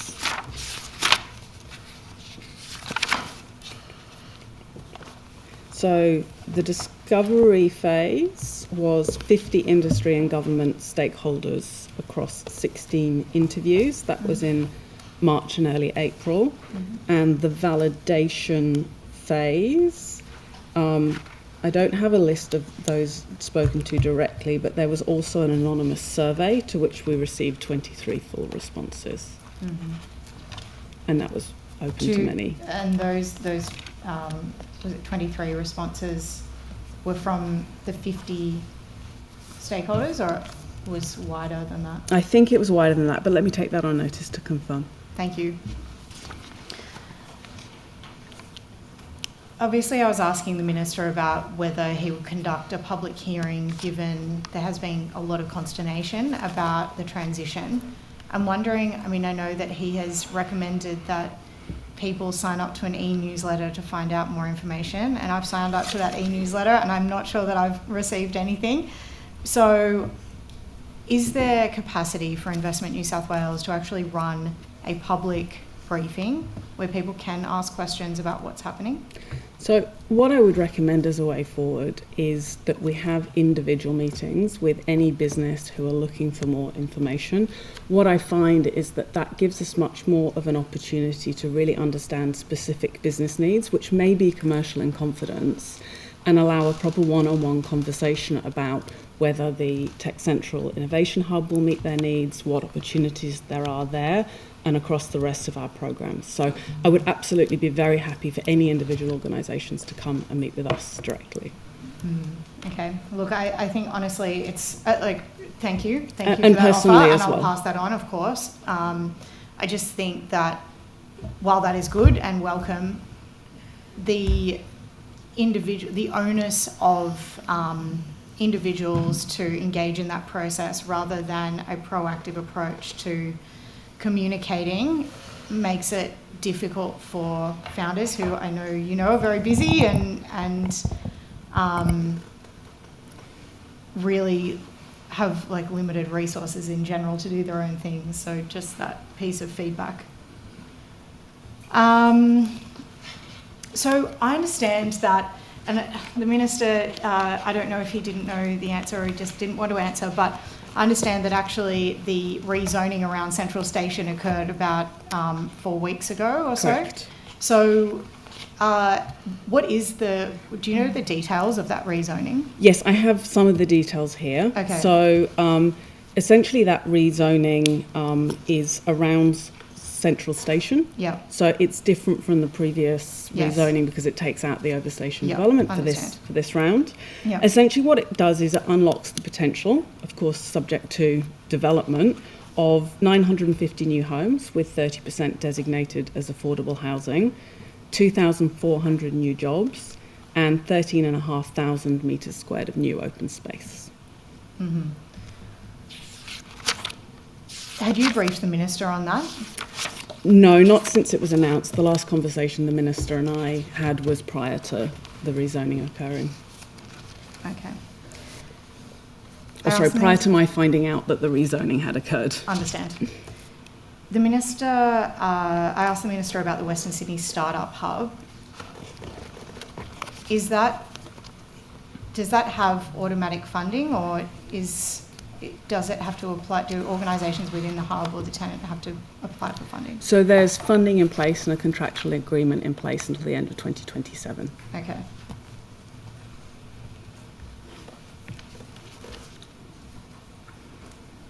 Are you conducting any work on the Sydney Science Park?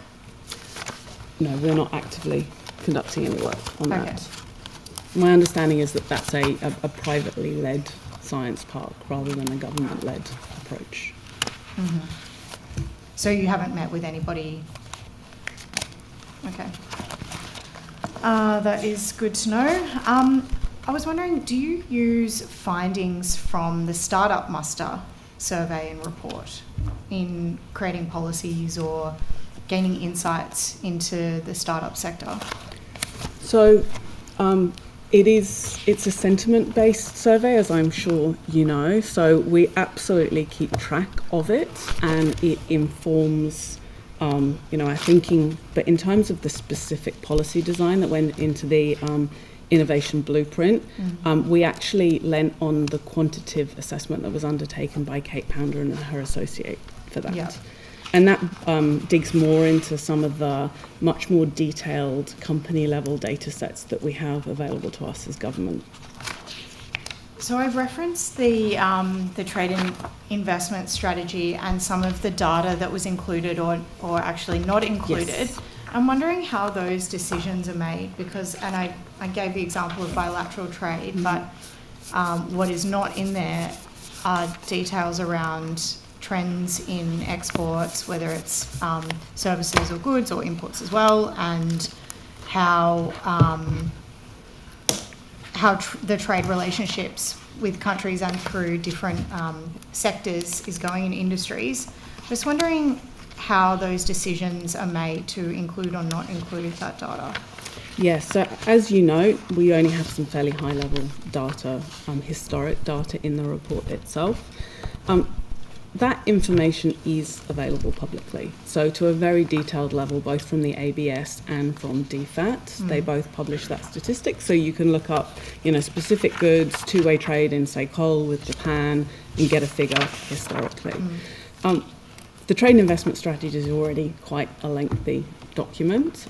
We did have to make decisions about, it was even longer, about what to keep. And we determined to focus on that 10-year look ahead rather than recent annual historical trends, because it is meant to be in place for that 10-year period. So I also mentioned so we've got the IDA that's supposed to be bringing in $50 billion a year, and the foreign direct investment here. So the foreign direct investment target of, was it $25 billion over the next 10 years? That is half the value of the previous 5 years in foreign direct investment. So, and obviously,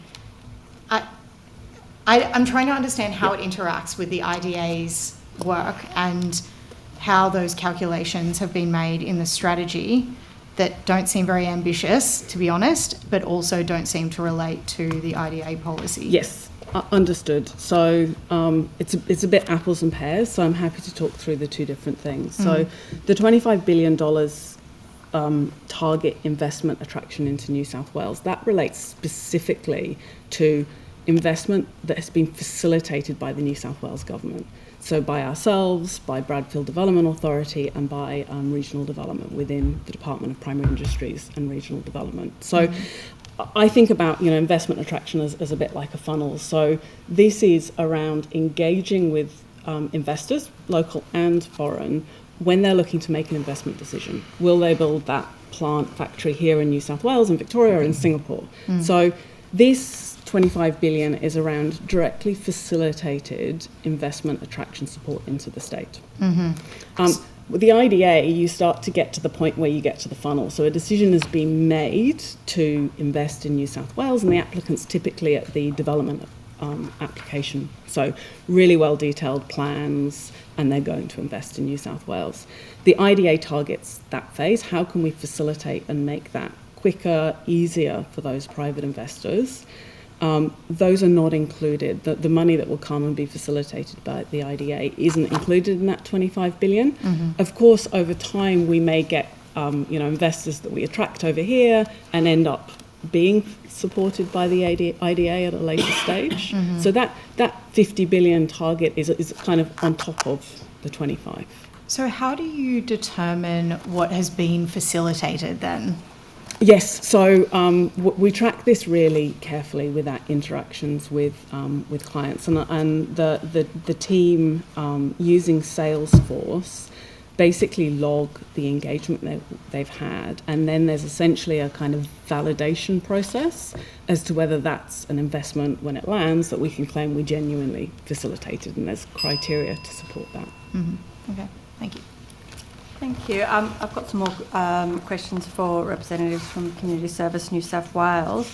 I'm just wondering how, Corrective Services New South Wales. I'm just wondering how Corrective Services specifically consider and cater for the experiences of pregnant Aboriginal and Torres Strait Islander women. If there's any work done in that space. Might ask Deputy Commissioner Grant to come forward on that. Sorry, I'm not trying to deflect your question. No. Since you last asked the question, I had a look what ACIP stands for because I wasn't familiar with it. I thought I'd take that on notice. That's actually a New South Wales health program as well. So that is for, that's a program that Corrective Services is involved in managing and improving antenatal care for Aboriginal women. So in the same way, anything to do with health is like a New South Wales health activity. We work very closely with Justice Health in that respect, but we're not responsible for the health planning, health delivery. The main issue that we do is we provide we provide access to people and to make sure that people can actually see the patients when they need to see them. Another thing I omitted before about pregnant women that I also subsequently realised I didn't mention was there's been work done specifically in the corrective service industry space around diets for pregnant women to try and improve the diets. So we do control the diets, and things that we can have an impact on we are thinking about, and that was an outcome of this committee that's working on trying to improve the experience of pregnant women in custody. Thank you. Do you have any data around the number of children that have been removed from Aboriginal women in custody in the last 12 months? No, I'd have to take that on notice. Can you find out if that's a statistic that's recorded and kept? I mean, if it does exist, are you talking about women who are in custody who've had a child removed? Yeah, Aboriginal women. Or women who once have been in custody? Aboriginal So, for women instance- in custody in the past 12 months. Right. How many of them have had children removed? If that statistic is available and kept. That, I believe, would reside with my statutory responsibilities. I'm happy to take that on notice. Thank you. I'm just wondering as well, before I throw to Ms Sue Higginson, what additional psychological support is made available to women who may have had their children removed while incarcerated? I'm not sure if we count that sort of measure. We have quite a lot of psychological support provided to people who are in custody. I'm not sure if we actually would keep a record that I could pull that would suggest they spend a certain number of hours or on that process. So there's no sort of specific psychological support for those women? There isn't any, no. And is there anything that's done to ensure that those women can maintain contact and connections, specifically with infant children if they're removed No, from care? absolutely. One of the things that was a great benefit from the machinery government changes that brought facts and corrective services together into the one agency was an agreement to pilot, and now it's actually running in all women's correctional centres, an in-reach program for child protection workers. So all correctional centres have child protection workers embedded in the centres, and contrary to people's fears, like we thought originally people might be alienated from that because of their general association with child protection workers, has been an incredible success. There's been an evaluation done of it by Eileen Baldry that was very, very positive and showed a significant benefit that people got in terms of the type of support they were provided in relation to maintaining contact with children. So the idea is to try to create relationships. We have the Mother and Children's Program in custody that potentially would allow that to occur, but for people who've had their child removed at some earlier stage, the in-house in-reach service from child protection workers actually works on that program. Thank you. Ms Higginson? Thank you, Chair. Commissioner McCann, can I just go to you about the questions I was asking the Minister about the newspaper article about Kelly Lane? I know, look, it's not normal practice we would be talking about newspaper articles, but it just raised a centrally concerning point that people are from apparently within Corrective Services New South Wales speaking to the media and telling untruths. Like it's my understanding that Ms Lane does not have a phone, has no device, and yet here somebody is making up stories as if there's some sort of legitimate source of authority on the matter. Does that concern you? It always concerns me when people go running to the media when they don't have the facts. But I'm not sure who is responsible for going to the media, whilst they may have said that it was a correctional officer or somebody from Corrective Services. It could be anybody that could be providing that information. Just in relation to, will correct the record in relation to when prisoners, I won't talk about specific individuals, but with inmates that are on works release, they are able and do have access to a phone. So that's part of their agreement in relation to the employment. And as you're aware now, mobile phones are the commodity. We don't have landlines now, and that's a part of their works release program. So for the individual who is responsible for that information, that happens every day. So are you saying that, I know you said you don't want to talk about specifics, but are you saying that Ms Lane has been given a phone by Corrective Services? Yes, that's correct. Not from Corrective Services, from the employer. By the employer. And you're certain about that? Yes. And when you say you're certain about that, you're absolutely certain about that? Because I've been told otherwise. I've been told that Kelly Lane is currently entering data into systems manually because she is not having any communications devices in her possession. No, I am absolutely certain that she has access to a phone. Thank you.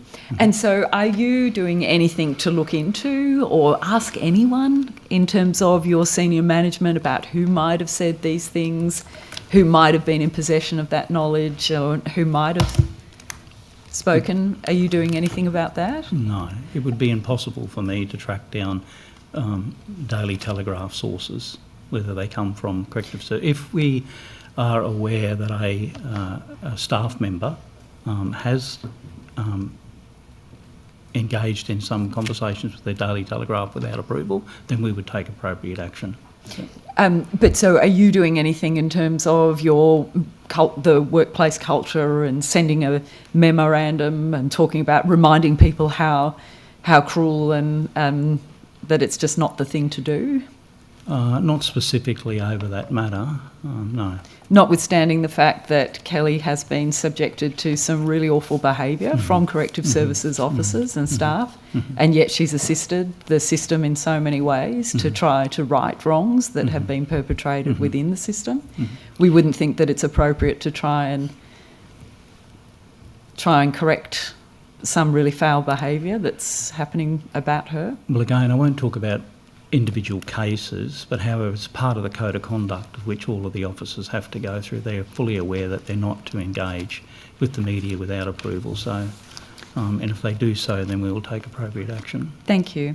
I asked the Minister earlier about when the contract for services providing telecommunications with Vipath and Telstra run out. Is that something you can inform the committee about? Yes, Thank you. Yeah, we have had an update, and I'll ask Deputy Commissioner Grant to come forward and give you that advice. Thank you. Thank you. So the question's in relation to how long the current contract extends Yeah. to. It's until the 30th of the 9th, 2027. And at this point, do you have plans? At this point, do you have any preliminary plans or intentions to renew those? No. Or Well, no, we've got plans not to renew it at all, but to establish a proper procurement process. We've had the kick-off meetings only in the last couple of weeks. Right. With a group of people, with our RDS colleagues, actually to start that process. So we will be going out to tender, or we're looking at what's on the market, going through all those processes. So that project has just commenced. Great. Okay. And in terms of the time, have you got a timeline for that procurement process? It's just started now. I'll have to get back to you on the time. There was a timeline for it. I just don't have it in my mind. And is that something you would provide to the committee? Is that something that can be Yeah, provided? no Thank you. That would be great. If I said to you, Commissioner, that an inmate was recently released from Kempsey Correctional Centre, and that person was released, they'd gone to bed for the night, it was past dark. They then got told, somebody knocked on their door and said, "You're being released tonight," and they were dropped off to Kempsey train station at 10 p.m. at night and told, "Your train comes to Central Station at 12:30 a.m. and here's a ticket to Central Station," notwithstanding the person has no body at Kempsey nor Central Station. Is that an appropriate release? I think I would find that quite disappointing that we would have to do that, but I know that has happened, on occasions, and that's something that I would like to look at to see how we can improve in that area. For sure. What would compel those circumstances? Like, why would somebody think that is the best thing to do for an inmate to release, do you think? Well, we cannot lawfully detain the persons once they've been released. So there's a lot of effort that goes in with the staff that actually prior to people being released to see if there is a contact out there so that they can have that engagement, particularly within that first 72 hours is quite critical to make sure that there is some support out there, but it does happen. I thought we passed laws recently to say that you can detain somebody overnight and that little bit longer until they have reasonable transport and safe transport to... Is that not the case? Is that not your understanding? Well, that may be the case. I'd need to take that on notice. If I might assist, Commissioner, it does involve consent, so the person has to consent to that arrangement. Yeah. So a person can, who've been granted bail or otherwise, stay in custody for a little bit longer to make those arrangements. Yeah, my understanding from the account I'd been given, the person,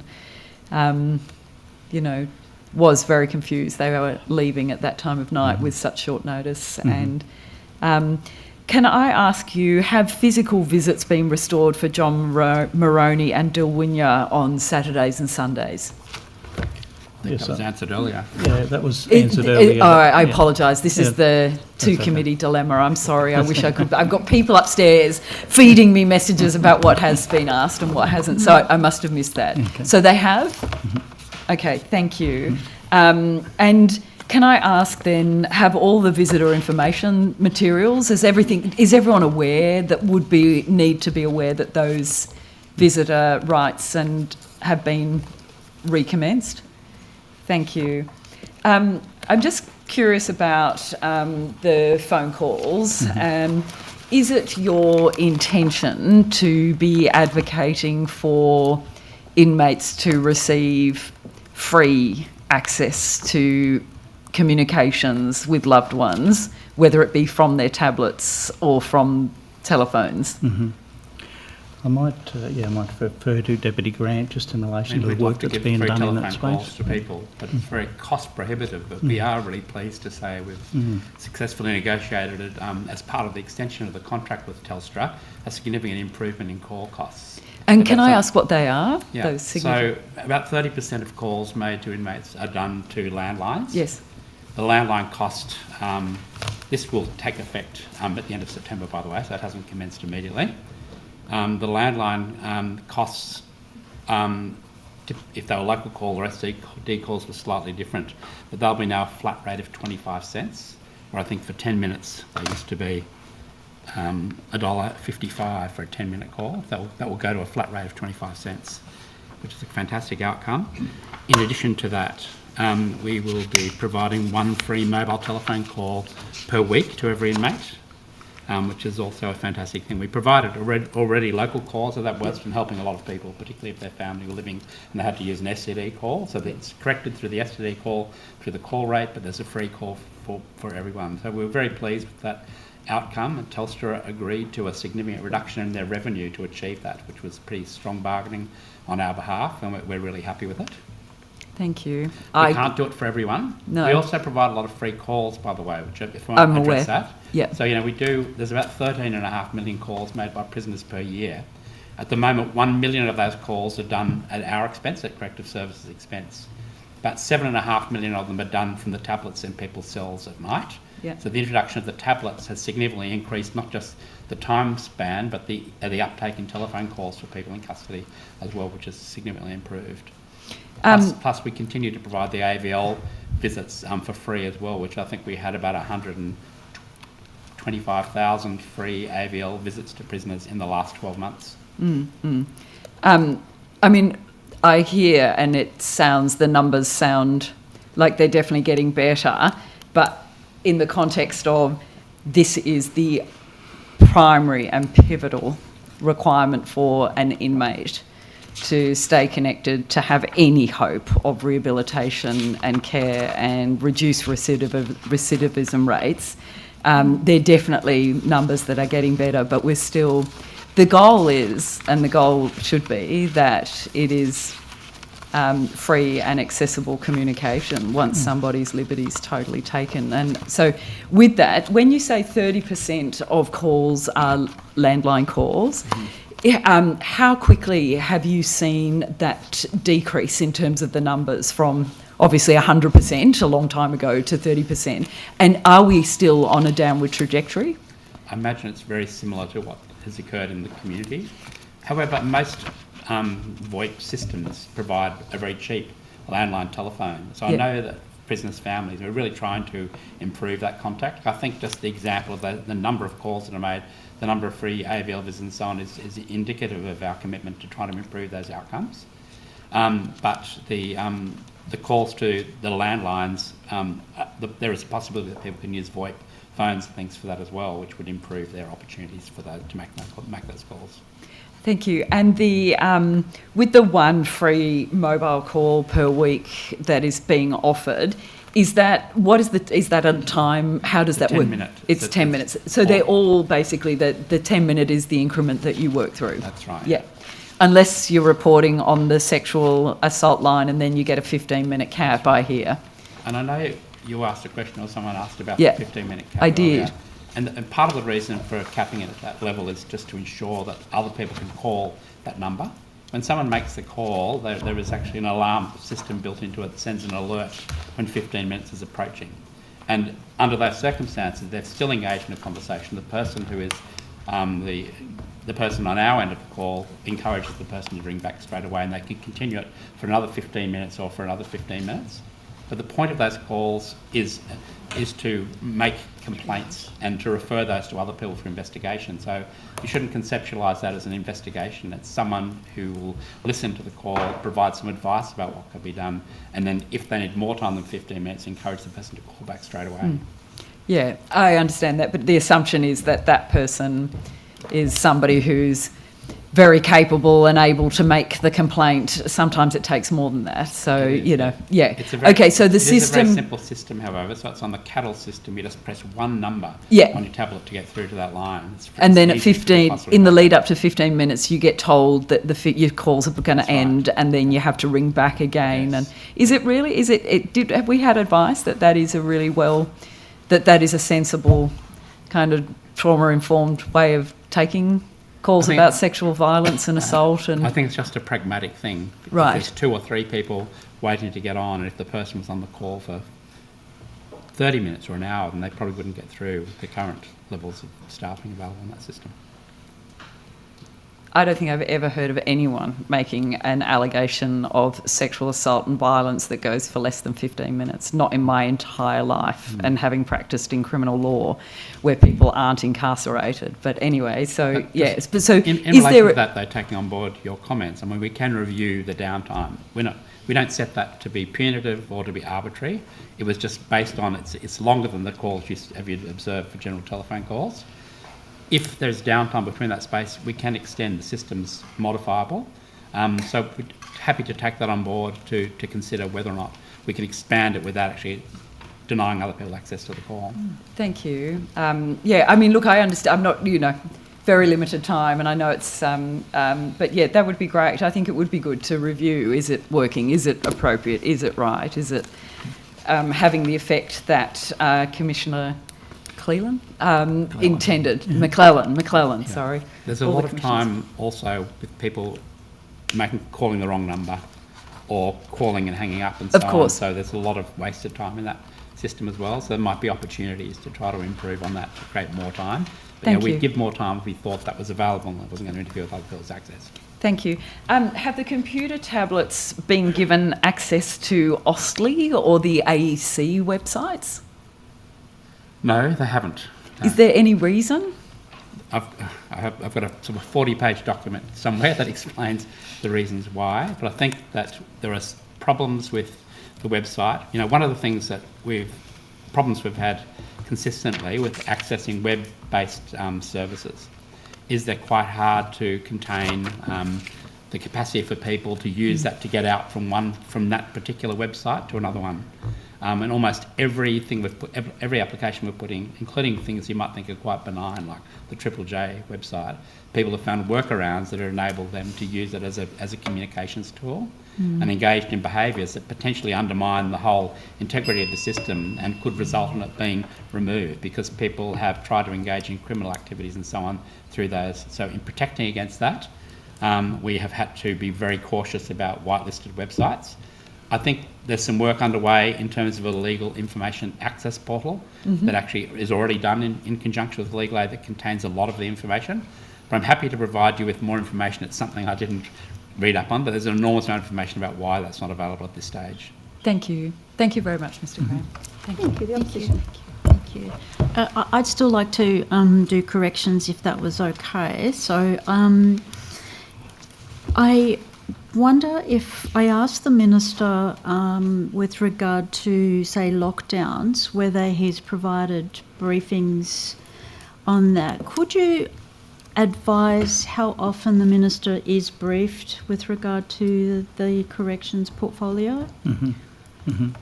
I have fortnightly meetings with the Minister, and the lockdowns, because of the current work cover and the impacts of work cover. The lockdowns are occurring primarily because it's certainly got to be able to make sure that I've got safe operations of the facility with the staff that I have. So the lockdowns are regular. So if there is an irregular pattern, I would advise the Minister of that, but the Minister hasn't had any advice of any of that at the moment. If I may supplement that, it is the case that, of course, the Commissioner briefs the Commissioner briefs the Minister fortnightly. I brief the Minister separately and fortnightly in respect of the Special Commission of Inquiry, the Astle Commission of Inquiry, and reforms arising from that process. So could I ask on notice then if you would be able to provide for each prison the number of days, say, in the, say, 2024 and up to date to 2025, the number of days they've had either full or partial lockdown, whether it be insufficient staff or training, or, you know, if you could categorise that for each of the prisons, because I understand, like, it's not, as you said, it's not just Silverwater. Mid-North Coast, from what I can gather, has had over 60 days this calendar year where they've had lockdowns. I don't know, like, whether it's been because of staffing or but that's quite a significant amount when you think about it, because I'm thinking about the other implications. So if I could have that on notice. Yeah, certainly. Yep. Sure. And on that, in terms of the sort of unintended consequences or things that can happen. So I believe, say, in Silverwater, in the 34-hour period between the 17th and 19th of August, actually it might not be Silverwater, it might be overall, corrective services recorded 54 incidences of self-harm, 29 inmate assaults, 4 assaults on staff, and 37 uses of force. Are you able to confirm whether that is the case? Maybe perhaps on notice as well? I'll take that on notice, thank you. Which then Silverwater, could I just confirm that Silverwater you're talking about, is that MRRC you're talking about, Silverwater Women's? Which facility are you talking about? All of them. Yeah, sorry, all of them. Of the complex? You're talking across the complex? Yeah. Okay, actually, thank you. it might be across New South Wales, like all the prisons. Yeah. Yeah, I wouldn't think that there would be 54 self-harms in just one prison. It would be across the whole network of prisons. The state? Statewide, sorry. Yeah, statewide, yes, sorry. Yeah, thank you. Yeah. Thank you. And what systems oversight are in place to ensure that use of force does not escalate during, times where staff are stretched then?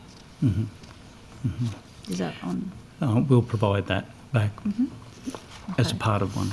Thank you. And the Minister did mention workers' comp, so I'm wondering how many workers' compensation claims have been lodged by corrective service staff in, say, the past year due to injuries sustained from inmate assaults, but also psychological injury.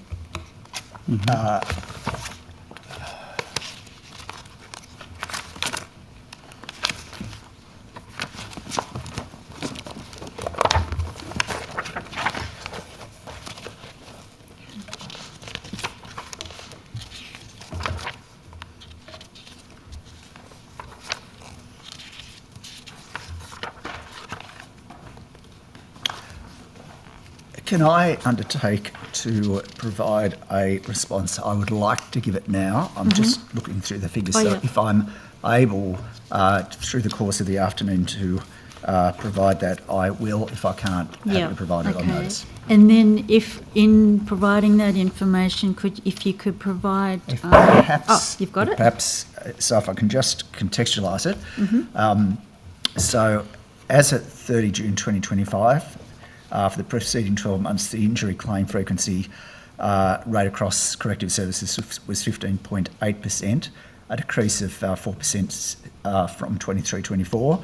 The decrease in the injury rate was driven by a significant reduction in COVID-19 claims, obviously, but the total number of compensable injuries across corrections in 2024 to 30 June 2025 was 1,475. Of that, and I can break it down further if it would assist the committee, 34% of all injuries are psychological in nature, and that obviously is a challenge for us. And 57% of the cost of all claims are attributable to psychological injuries. Mm-hmm. Thank you. And on those type of claims, are you able to say what the sort of typical length of somebody being on workers' compensation leave is? Yes, the return to work rate for psychological claims is 12 weeks.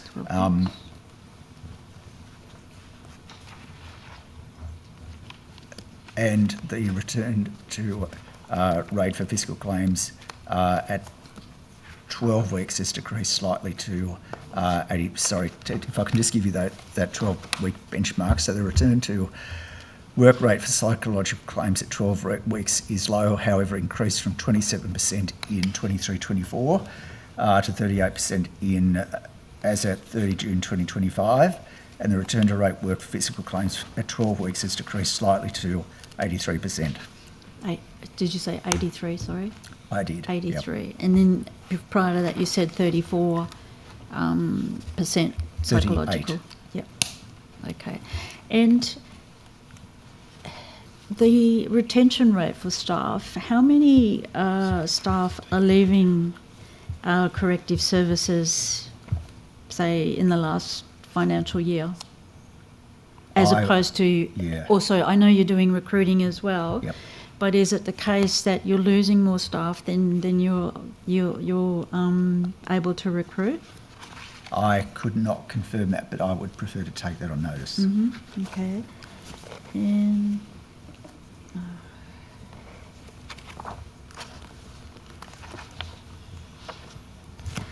does this have an impact? So is this part of the reason when you say insufficient staff? Because, say, as an instance, if 13 staff are off sick and 27 are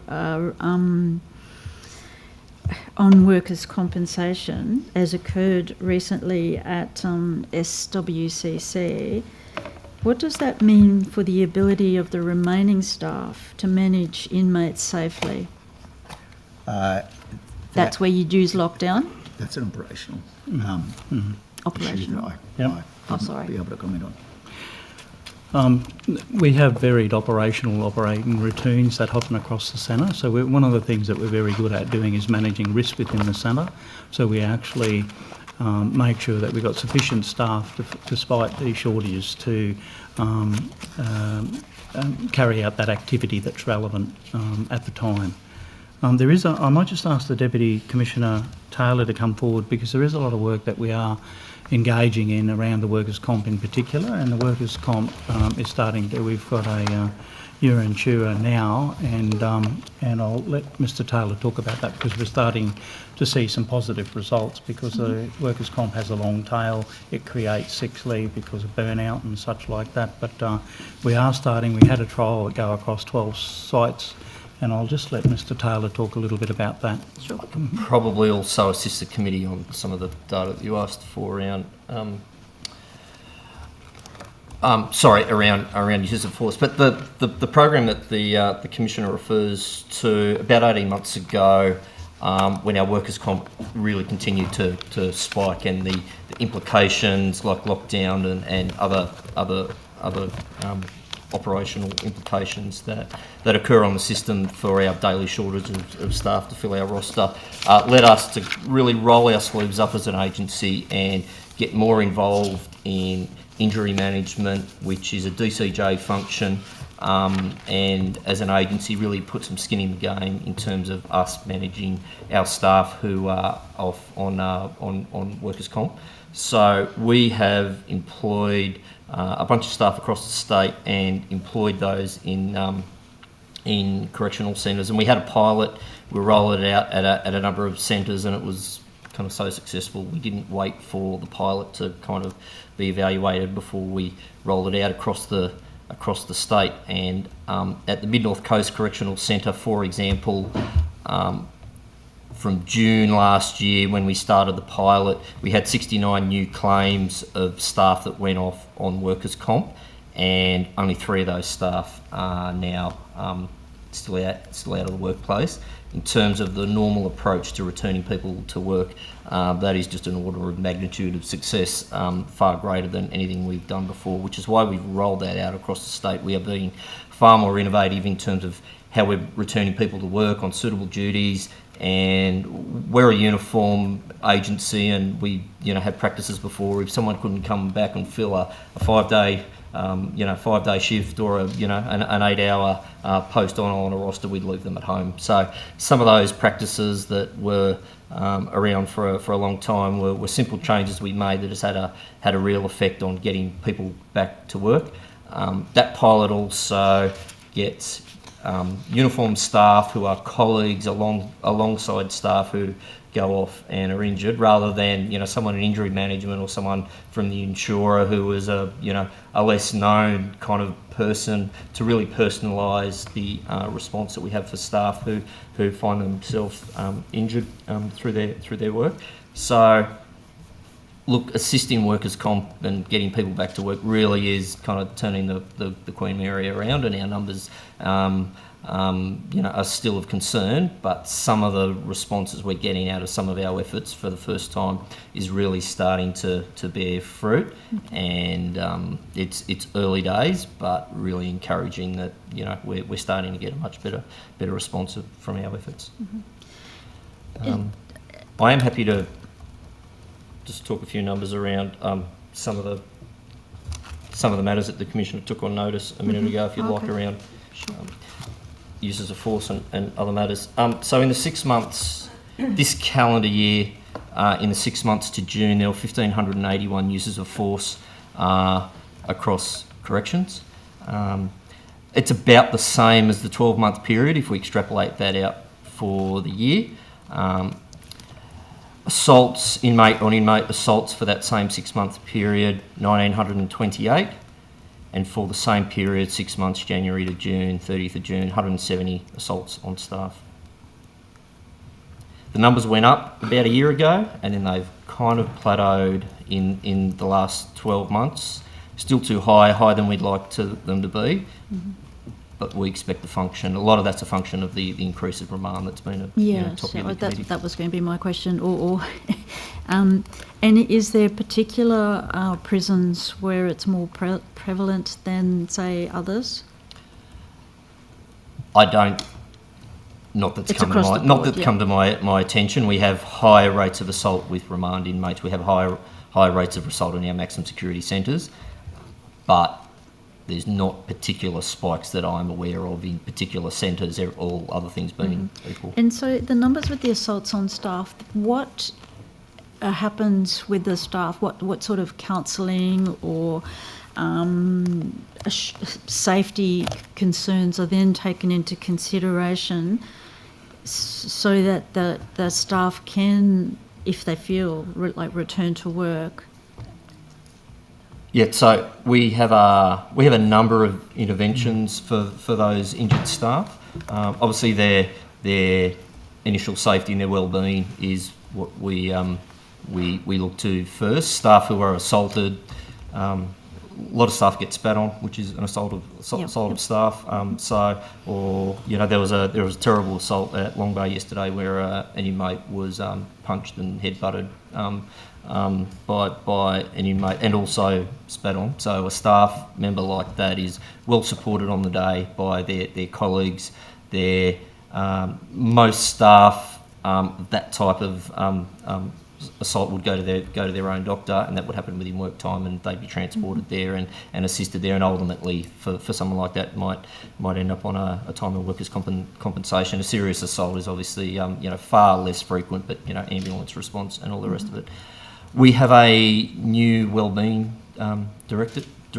We have a fabulous director in there that we've recruited, and we've been resourcing up that team in the last 12 months. Similar to our workers' comp response, but quite different, where that team does intensive follow-up with staff, particularly those that are injured, either workers' comp or just a staff assault inmate on staff assault, and they follow up intensively with those staff. And for different people, they need different levels of support, and we certainly tailor that support depending on the circumstances.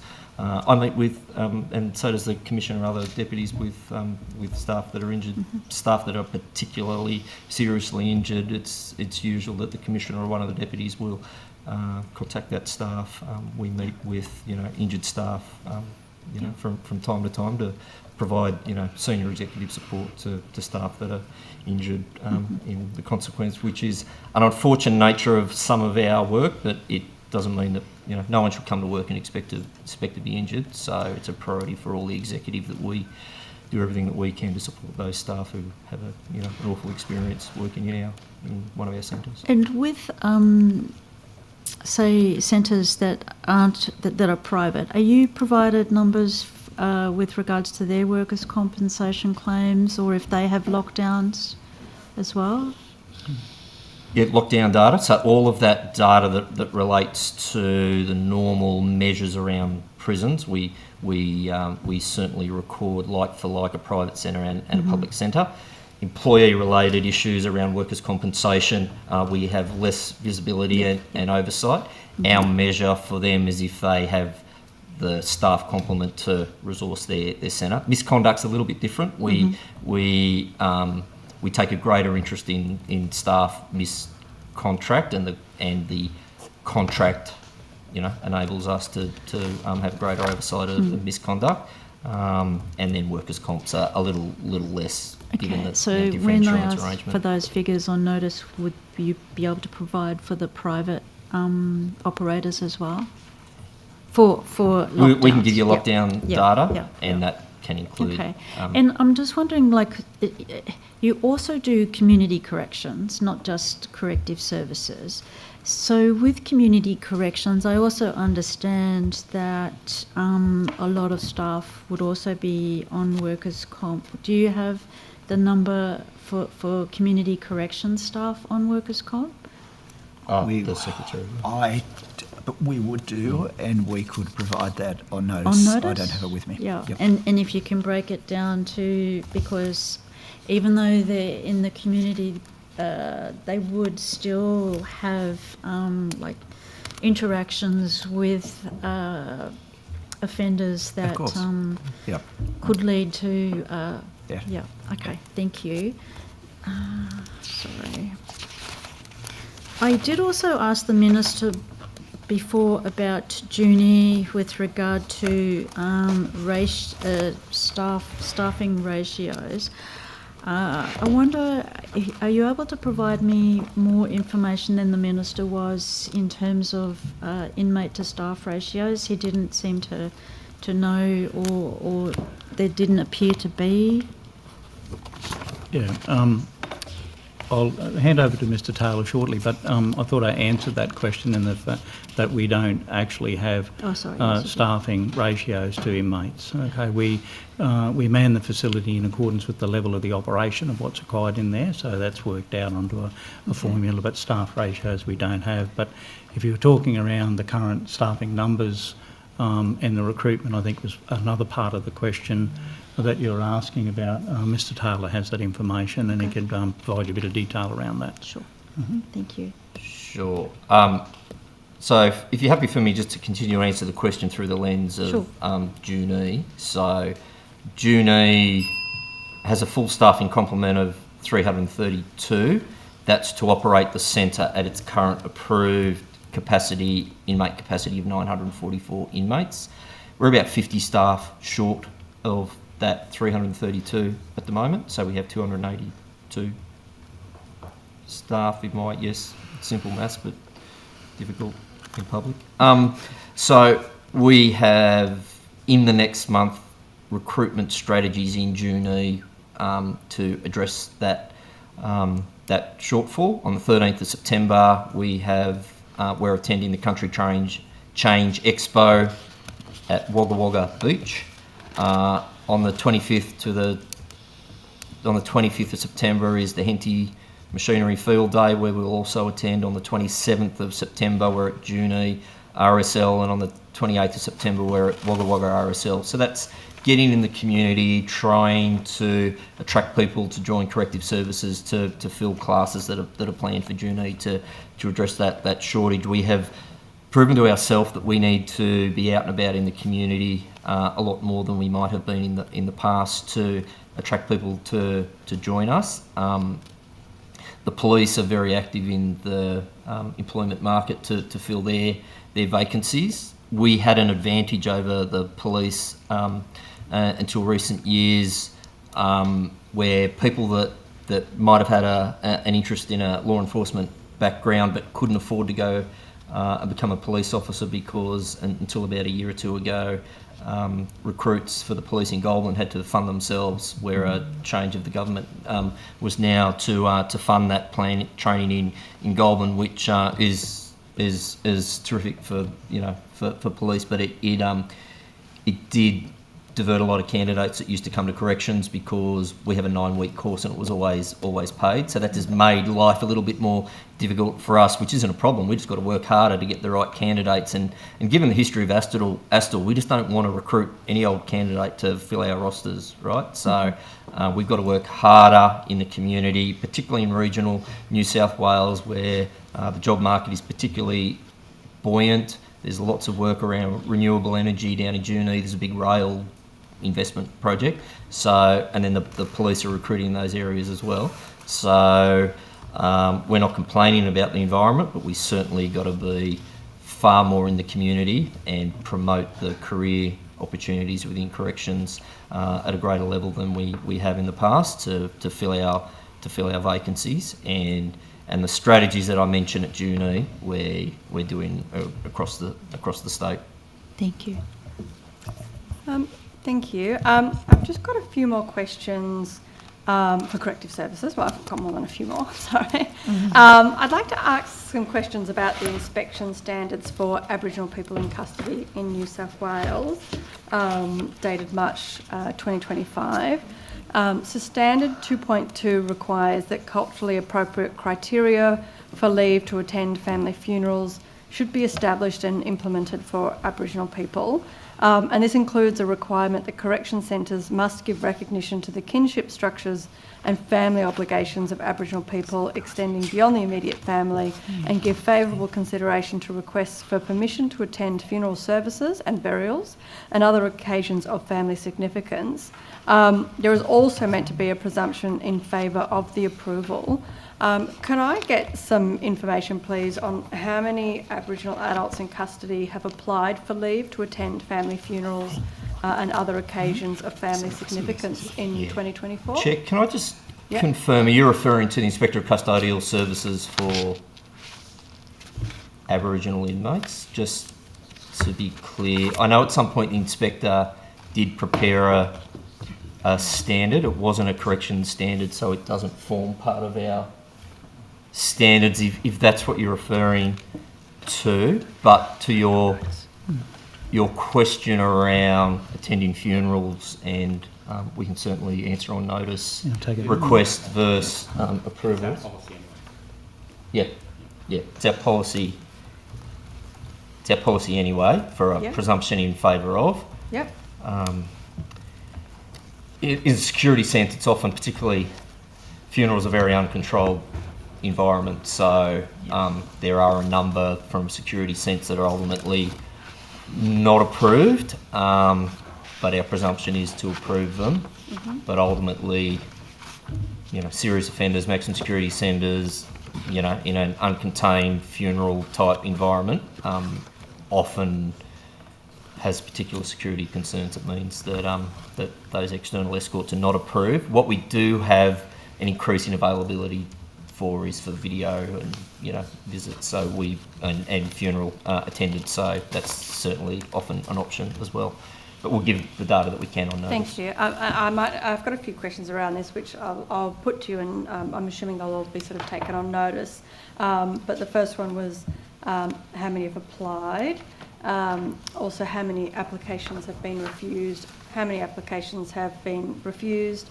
Of those refused applications, a breakdown of the reasons why the applications were refused. And the same information for each year from 2020. So again, the number of applications that were approved, refused, and reasons given for refusal. If that's okay. Yeah, we can do that on notice. Yeah. That includes the COVID period, but we'll probably point that out in the response. Okay, that's fine. The other question I have, I note that under the current standard 2.2, applications must not be disallowed simply on the grounds of security, cost, or that it would not or that to do so would unreasonably drain the resources of the correctional centre. Can you clarify? Do correctional facilities cover or supplement the costs at all required to actually attend funerals if that's in fact required? Certainly, yeah, of course, yeah. Yeah, we pay for our staff costs and supervision, so. We do provide those resources if those resources are available, and we do accept if the families pay for the resources if, we have to bring them in on that, so it's a shared arrangement, But where we've got the staff available to do that and it's gone through the normal vetting and risk assessment processes, then we'll provide the resources. We never charge for which can be significant, the cost of our escorting staff to go out and escort an inmate to a funeral. Okay, thank you. I might come back to this. It is our afternoon tea break. So the afternoon tea break is for 15 minutes, and then we'll start up again. Thank you.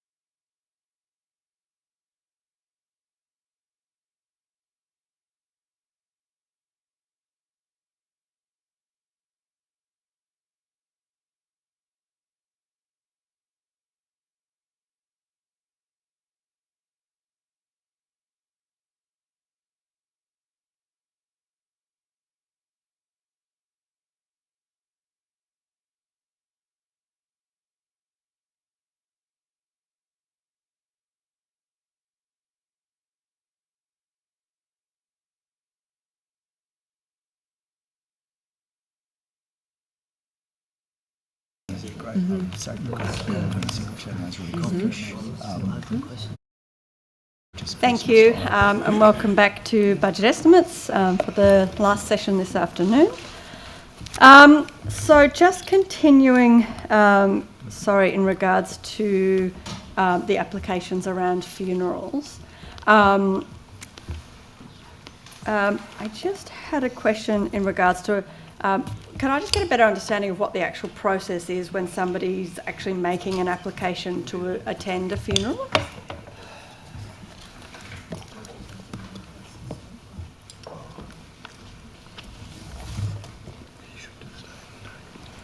I'm happy to give fuller details on notice, but there are a number of ways that we might be informed. It would be normally through an inmate application form, which is the process that inmates use to inform us around anything. We also have a number of ways our services and programs officers who meet with staff might become aware of an inmate passing. They may mean an inmate family member passing. They may be responsible for passing that information on to the inmate, so we become aware through the process of informing the inmate of a death in their family, and then what flows from that is funeral arrangements that may be asked for our Aboriginal inmates. We have our regional Aboriginal programs officers, so those for Aboriginal inmates, those staff who are Aboriginal people, engage with those inmates, and particularly,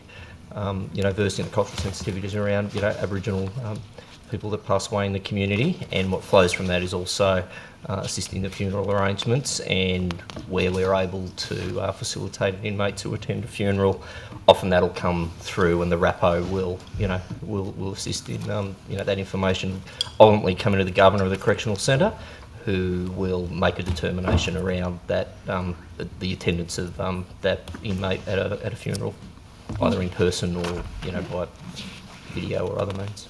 And in regards to that, is there like a form that they are required to fill in to sort of apply for this? Look, let me answer that on notice. I'm not aware of a specific form, but there's a good chance there is one. So if it's okay, I'll respond in detail on notice. Thank you. And if there is a form, assuming there is one, if you could also take it on notice about what measures are taken to ensure people always have access to that either paperwork or digital form, and where needed they're given assistance in actually completing and submitting that form? There'll be part of our internal process which has a security element which I probably won't provide, but the inmate-facing document should be able to provide on notice if there's something more than just an application form. Thank you. And I know you mentioned a couple of times about a video link to call in to some of these funerals. Could you also take on notice how many people were actually provided the video link participation for funerals in 2024? Sure, we'll do our best. I mean, and some of that we may not capture because a lot of funeral places now provide access to family to view online. So where we do that, we may gather inmates, allow them to sit in the visits or other area, and set up a connection through a staff computer for a funeral to be viewed. There's probably some informality around that process, but whatever records we have, we will provide. I suspect there's also an element of access that we provide for funerals that may not necessarily be captured, but we'll provide what we can. Thank you. And is there any cost involved to the adults in custody to have that live stream to them that they have to cover? I wouldn't think so. It's normally the funeral, I think it's pretty routine for some funerals now to be live streamed by the funeral provider. We'll respond on notice, but I would think it remarkable if we're, charging, inmates to have access to, a video thing.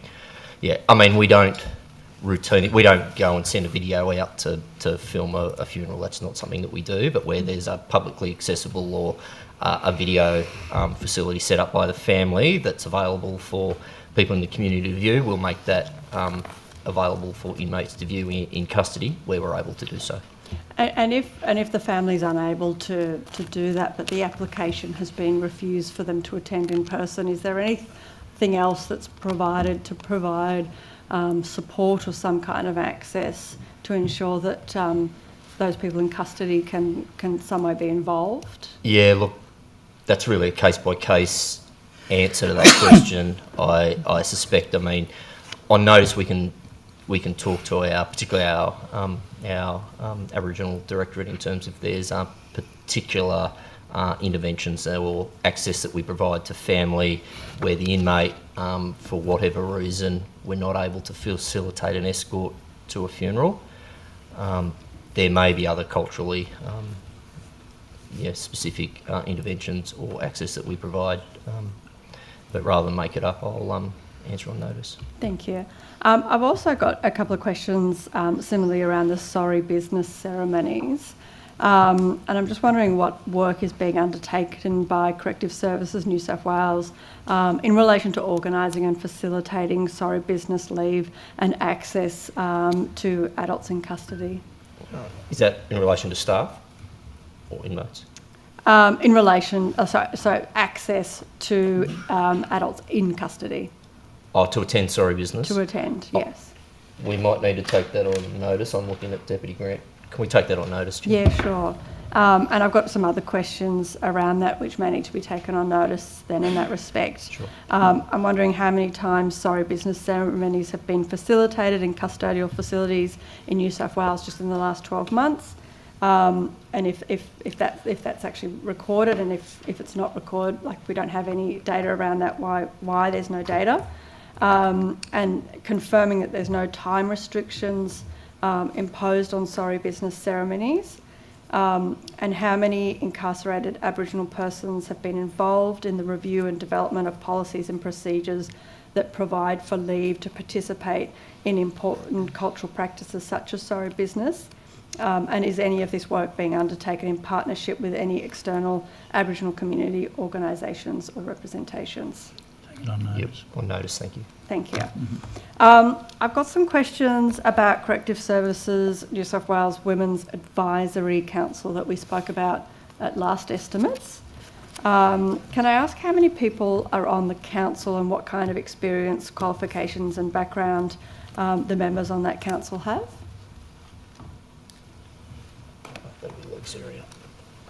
That's a key change.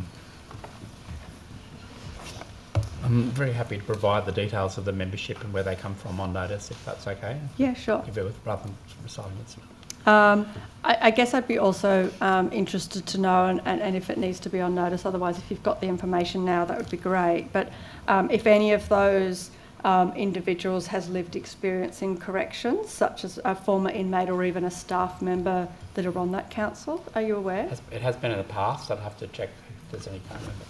Okay, thank you. Chair, we'll take that on notice because all of that is incorporated into the women's strategy, so they detail, that's in its final stages as reported before for approval, and then we'll be able to have all that information and we'll be able to provide that to you. Great, thank you. Thank you so much for that. I'd also like to know as well how often the Women's Advisory Council meets and how often they are actually consulted with more broadly. Yep. Thank you. On the Corrective Services New South Wales webpage, it says that the last report released by the Women's Advocacy Council was in 2014. Is that correct or is that outdated? When the Women's Advisory Council doesn't routinely produce reports, so they have a work program. I think the Commissioner's indicated that the whole process around the Women's Advisory Council is about to be updated to coincide and to align with the women's strategy. But historically, they can commission work, and they have done that. I think the 2014 one was that in relation to trauma, as I recall. So they commissioned some work in relation to the experience of trauma in custody. It's not a routine thing they provide a report, but they produce a working program of things that they're occupying, and they provide advice to us. We ask them for advice about things from time to time, but they have a program of their own work that's pretty self-perpetuating. It's been a fantastic committee. Of all of our many committees, it's been one of the most effective ones, with some very strong advocates for women who've been on that committee over time, like the likes of Eileen Baldry who've been on it, the woman who runs Legal Aid at the moment, Monique Hitter, was the chair for some time. The current chair is a doctor who's a professor of epidemiology at the University of Newcastle. So they've had really high calibre people on the committee who are really committed to women, and they hold us to account and also make suggestions about things we need to improve. Thank you. I've just got some questions, and I know Ms McDonald asked some questions already about lockdowns and lock-ins in correctional facilities. I've just got a few more specific questions around those. Do we know if there are any correctional facilities that are using those much more frequently than others? Is that sort of data collected? Chair, we do collect the data, and we've committed to provide that detailed data on notice. There are a few centres that have stood out in the last 12 months. For a while there, Lithgow was a centre that had a higher rate of lockdown than others, and that was a consequence of particular shortages at that centre that we've since addressed around some recruitment. So that's a live dashboard. So in my role, I can see where our pressures are. The High Risk Management Correctional Centre, the Supermax in Goulburn, and Goulburn more broadly is a centre that also features further up that list of centres. That the routine that runs in that correctional centre, you might imagine, as soon as we're short of staff there, it locks down. Given the routine that's run down there, so it's up near the top of the list, or it's at the top of the list as well. So it's normally around staff shortages, and depending on the different centre, we have a different threshold around the number of shortages on our roster before we need to have a partial or full centre lock-in. Are there any particular policies or procedures set up to kind of help make sure that where there are those lockdowns, that there's legitimate reasons? Yeah. Rather than sort of, obviously the Commissioner referred earlier to what we call the variable operating routine. So in the morning at the start of the day shift, the Governor and the managers on the centre will understand the staff they've got available, and often that's staff that haven't come through sick leave and other absences, and then depending on the staff that are there that day, there are different functions within the jail, and everyone is different based on the routine that says when we're short by this many people, this function will turn off, but these other functions will run. Or it might be we'll do a split routine where these particular areas will be locked in the morning, and then they'll be released in the afternoon, and we'll lock in early in another area. So every centre has a different routine to respond to daily shortages in the roster. Thank you. The New South Wales inmate census didn't include any information about mental health and disability of individuals in New South Wales prisons. Is that data or information collected elsewhere, or is that something that we are considering looking at further? Mm-hmm. Let's have a look.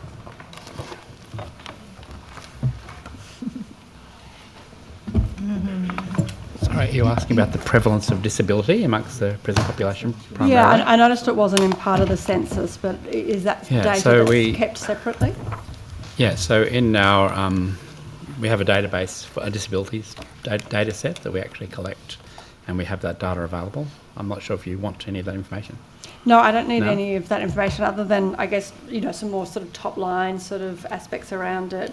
I'm wondering if you know how many Aboriginal and Torres Strait Islander incarcerated individuals have a mental health diagnosis or a disability, and if that's data that you track specifically? We certainly have information on mental health and cognitive impairment and so on, and it could be disaggregated for Aboriginal people. I don't have that information with me at the moment. I've got total numbers. Okay, thank you. And how does Corrective Services define disability within the organisation? Is that documented in a policy, for example? We certainly collect information on a variety of categories of disability.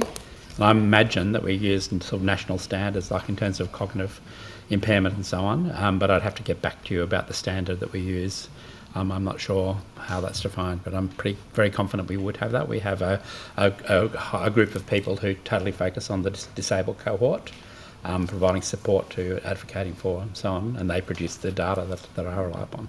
Thank But you. they disaggregate, they provide information on acquired brain injury, autistic spectrum disorder.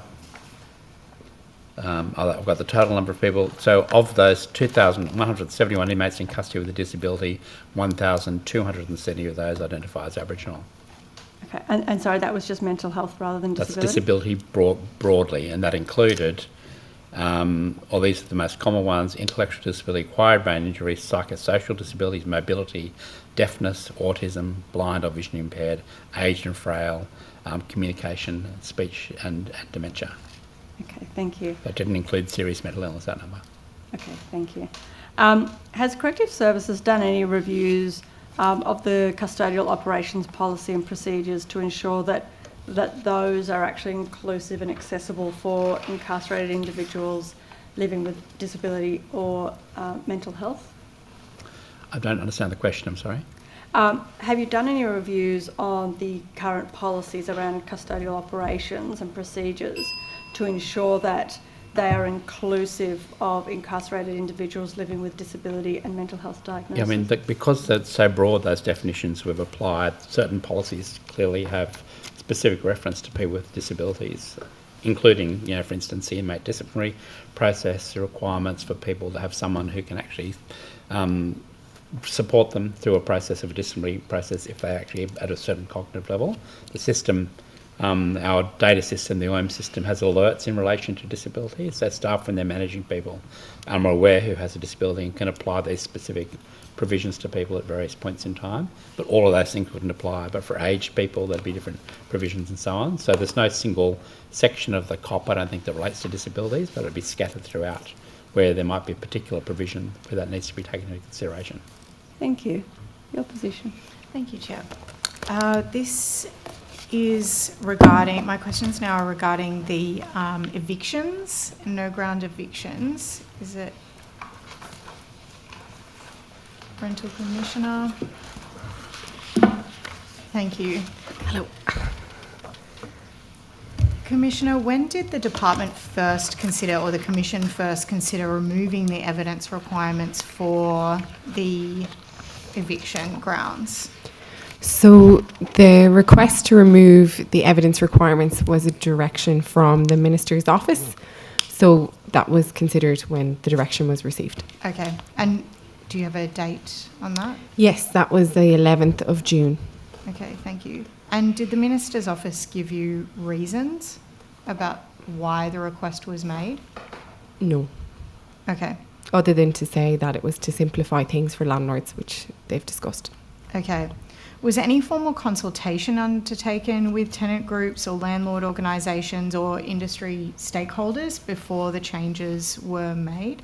There was extensive consultation done for these reforms, and we met with over 150 organisations. I had roundtables with landlords, engaged with agents individually and as groups.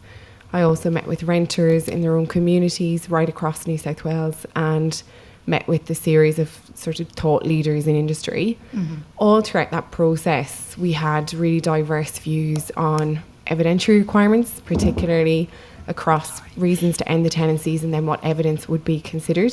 So we packaged that all up and made those recommendations to government, but also provided them with options. So there was extensive consultation and feedback, and it's worth noting that it was contentious throughout. Mm. So was there additional consultation undertaken between the original changes and the changes that you were requested to make around removing the requirements? No, I didn't undertake additional consultation at that time, given it was a directive of government to make that change. Okay. The Premier referred to confidential feedback as part of the reasons for the change. Were you aware of the confidential feedback? I wouldn't be privy to that. Okay. Did you provide advice back to the Minister's office about what you thought about those requested changes? in the development of the reforms, we gave extensive advice to the Minister's office from multiple options and perspectives.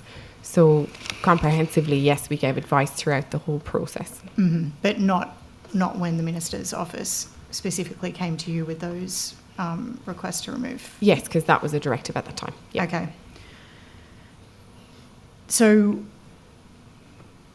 in terms of how monitoring, maybe this is a fair trading question about how monitoring happens now that these changes have taken, the most recent changes have taken place, what kind of monitoring occurs now?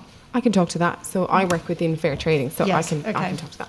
So We've developed some really sophisticated monitoring technology within fair trading. And essentially, what we're able to do is take all of the bond data that tells us about what properties are held. Most properties collect a bond. Mm-hmm. And then we also collect all of the listing data. So we purchase that data so we understand every single rental property that's available. Mm-hmm. And we then sort of triangulate that with our reletting change of circumstance program. So you're aware that you can't relet the properties under certain circumstances. So taking those different data points plus complaints data, of course, and any feedback that we get from tenants and agents and otherwise, we're actually able to identify what might be properties that are flagged and properties that need to be investigated. So since this has commenced, we've already been able to identify 2,000 properties that have been flagged and 21 that are under review for investigation. This enables us to closely monitor compliance with the reforms, but also to prevent and act on breaches of the law.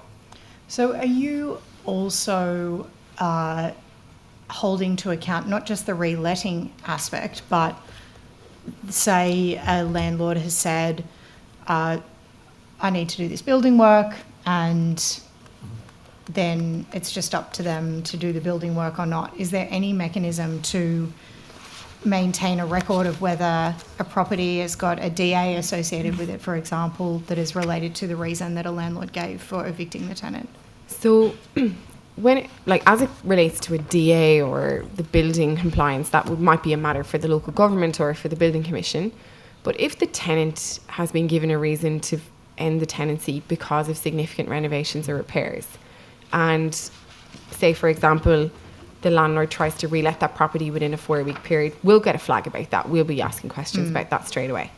But also, say it's not relet, but it's relet in 5 weeks' time, but the tenant says, I've seen the property online and it looks like nothing has happened.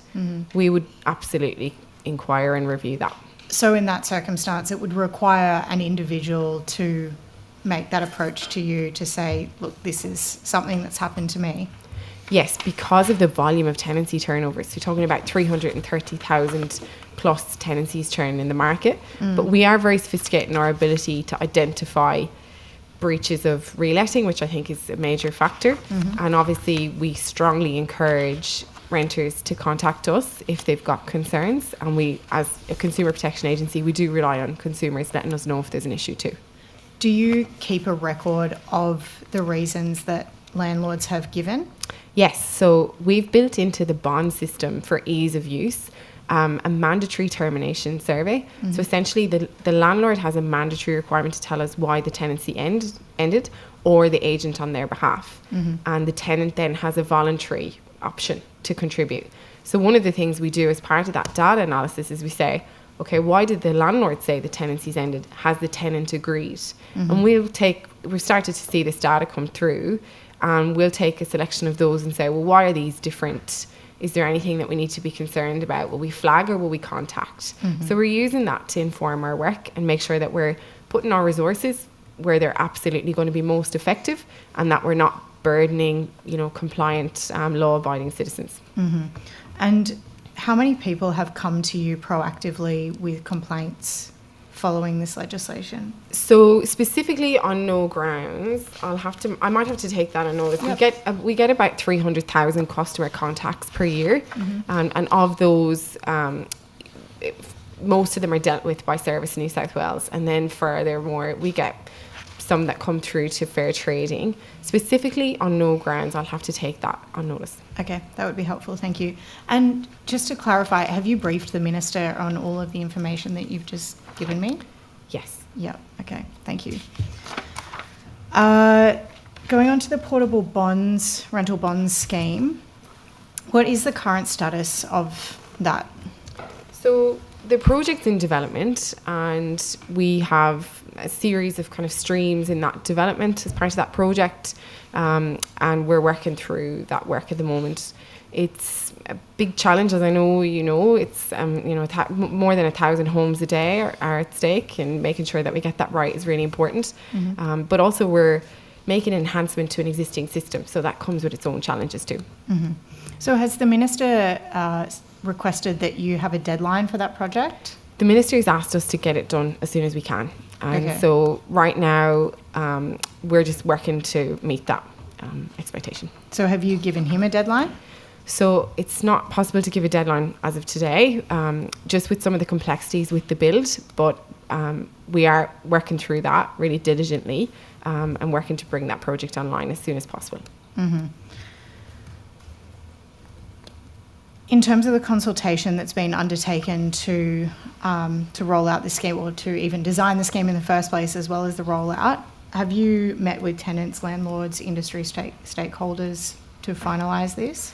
So with the portable rental bond scheme, it actually came from the sector, so the rental sector. It was an idea born from the tenants union, Mm-hmm. who raised this with the department and the minister based on concerns that were brought about from tenants. And I have also heard this directly from tenants myself, who say that they're paying up to $4,000 when they move house.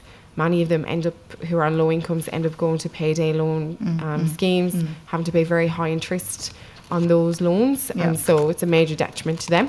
So many people were really excited about the idea of us doing this, and once we started working out how we might approach it, we certainly spoke to targeted stakeholders, I would say, in the industry.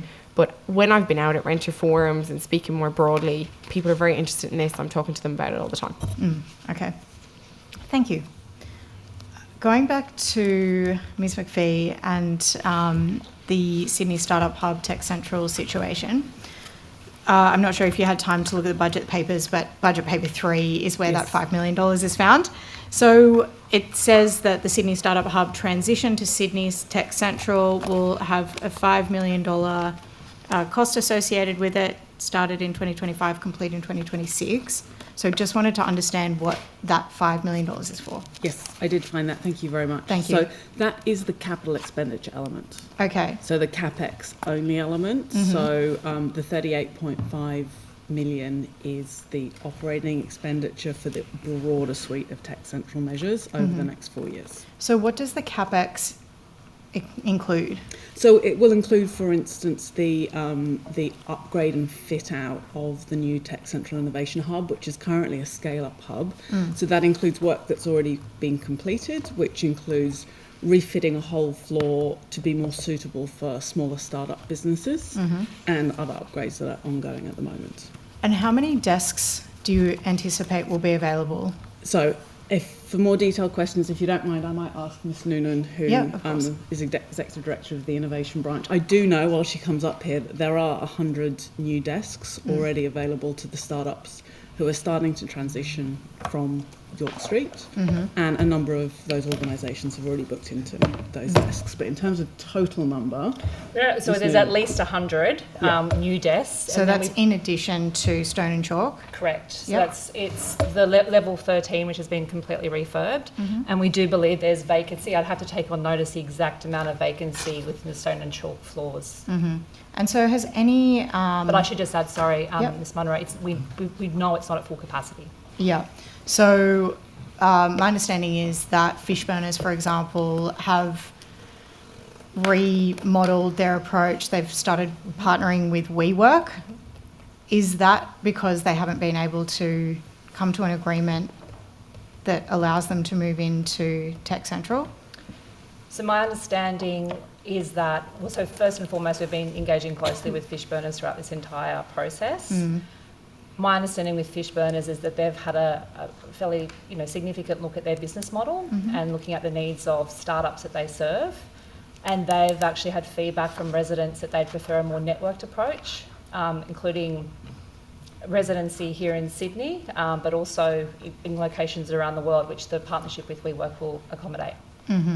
So were you offering them desks and space at the same price as Wynyard Sydney Startup So we're in Hub? negotiations currently with the anchor operator of which is currently the Scale-Up Hub, which is becoming the Innovation Hub. And as you would expect, we're at a fairly, active stage of negotiation, and so I wouldn't want any statement I make here to impact the outcome of those negotiations for both fish burners, other operators in the ecosystem, and obviously for startups themselves. Okay, so this announcement was made at the end of last year.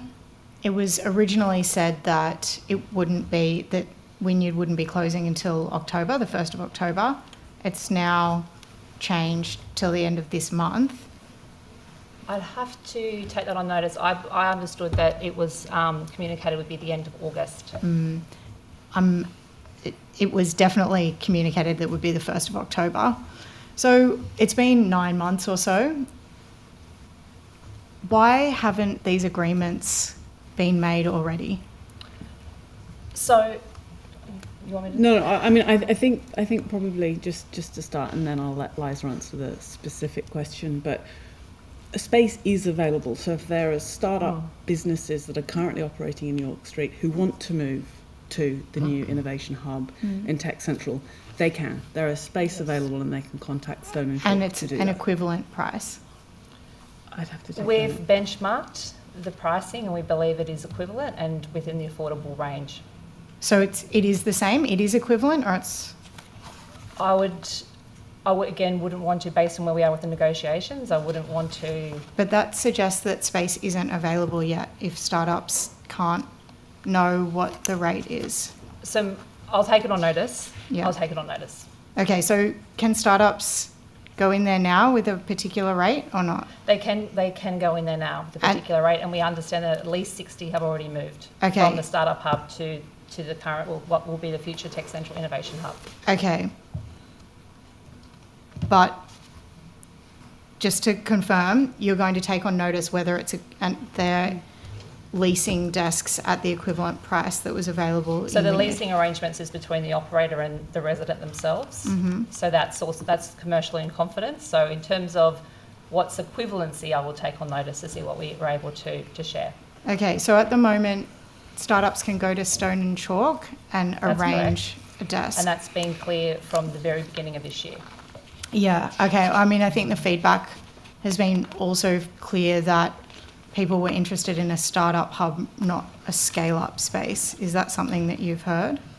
Yes, but I would say there is a range of accommodation options which are also suitable for startups and their needs. Okay. And that's been part of the I mean, my refurb. understanding is that Correct. Wynyard had about 600 desks available, and now there might be 250 desks available, approximately. Potentially, but I would in also Tech say Central. our evidence from numerous engagements over many months with the anchor operators of Wynyard is that we've been operating at something like 50% occupancy at the Startup Hub. Levels 11, 9, 6 and half of 2 have been vacant for some time. We lost anchor tenants, corporate tenants like Optus and Caltex a couple of years ago, and we have been actively trying to fill that space and haven't had the market demand. So I think we go back to the point, and the reason the decision was made was that the commercial models of the anchor operators in the Sydney Startup Hub was no longer viable based on post-COVID working habits of startups, and also the fact that there is a very competitive co-working market in the Sydney CBD, and the product that the Sydney Startup Hub are offering was no longer competitive. Was there any cost associated with breaking the lease with the Wynyard property? That's part of a tenancy agreement we have with the landlord, yes. And what was that cost? I'd have to take that on notice. Okay, thank you.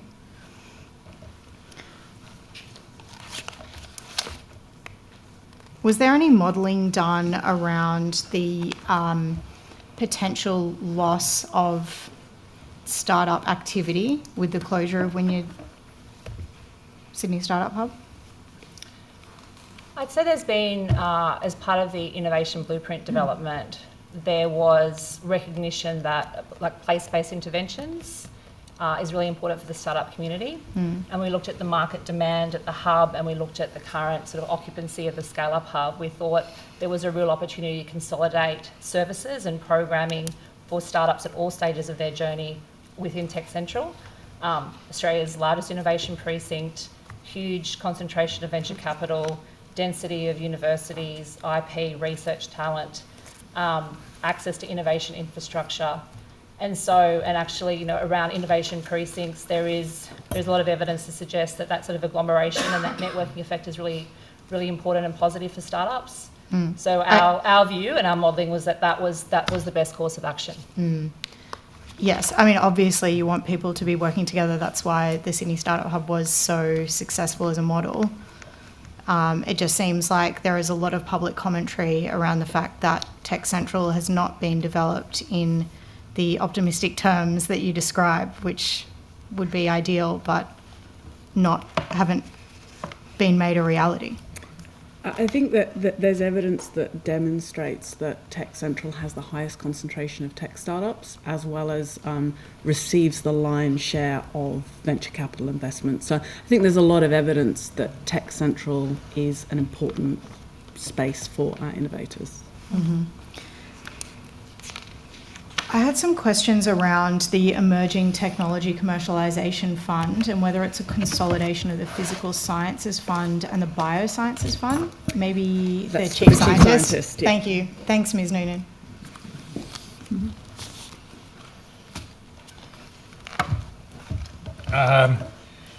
Yes. So we actually have funding for the next 2 years of $3.5 million for the Biosciences and Physical Sciences funds, and they're basically alternating at this point, okay?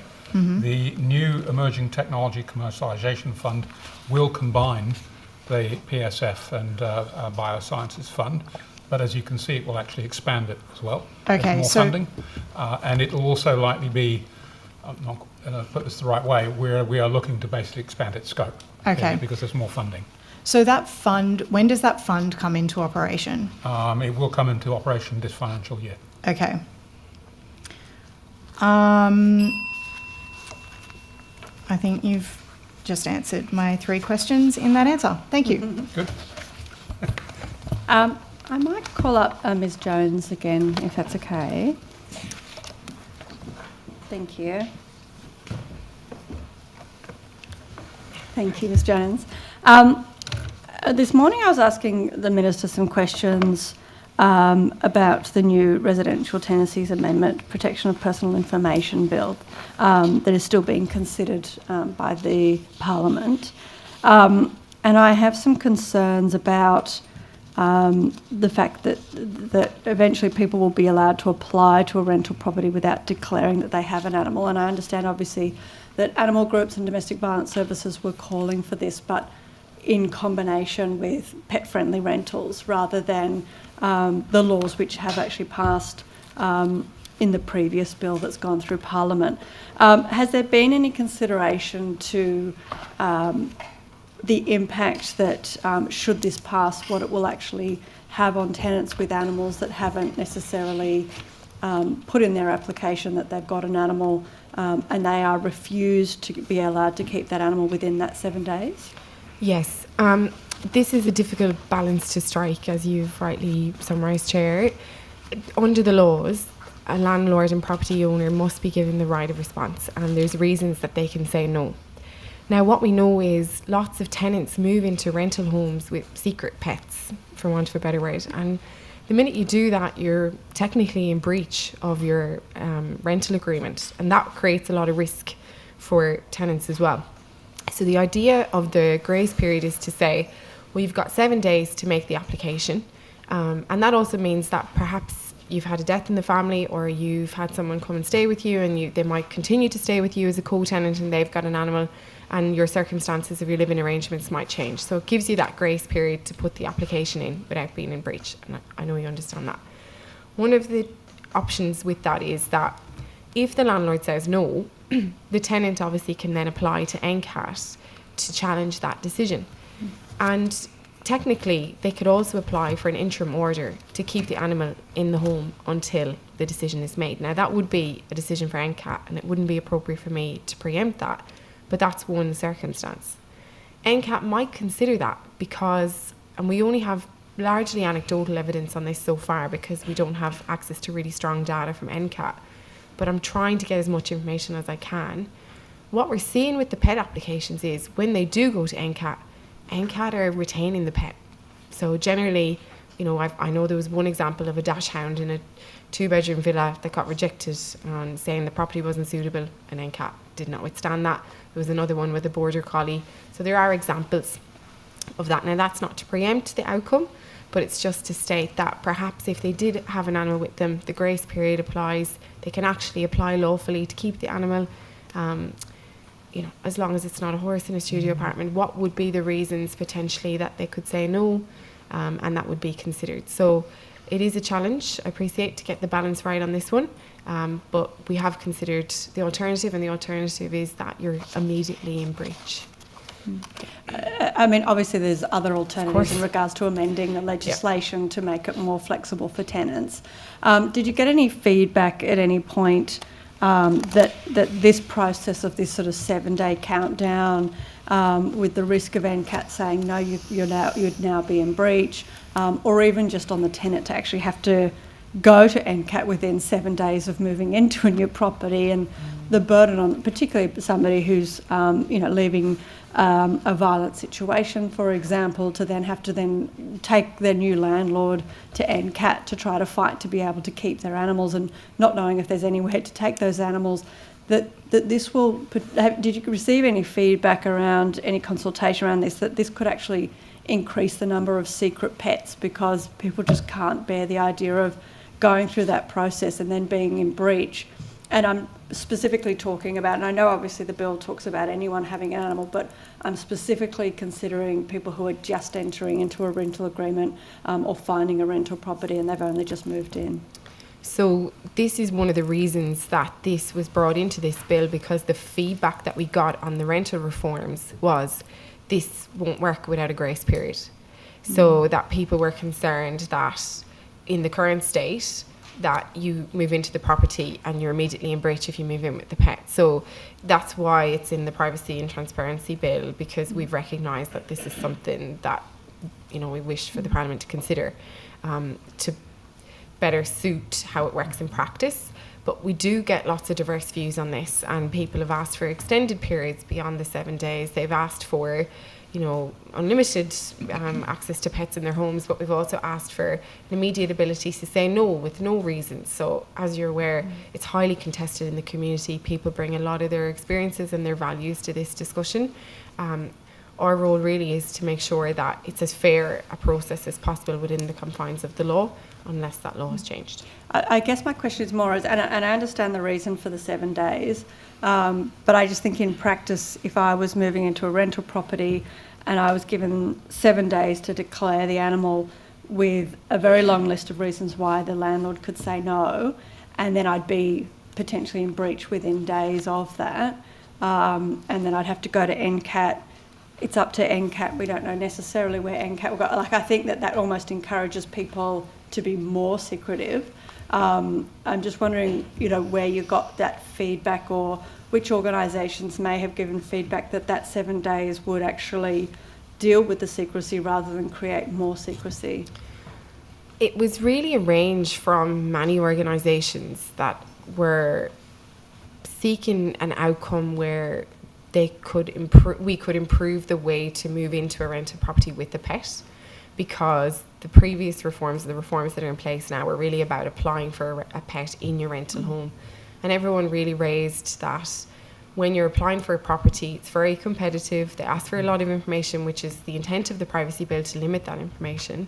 And people were concerned they'll be discriminated if they say they have a pet. So they wanted to move in the first instance, but then you're left with the dilemma of the breach.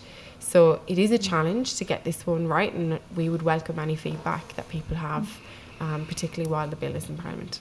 And while the bill was sort of being considered, was there considerations around ensuring that once a tenant goes to NCAT that they get an automatic increase in that 7 days during the NCAT process, or was there considerations in the bill around the landlords having to actually advertise the properties as not suitable for animals, so that people who are potentially moving in, not necessarily declaring straight up that they've got animals, don't end up in these situations and we end up with a lot of cases going to NCAT?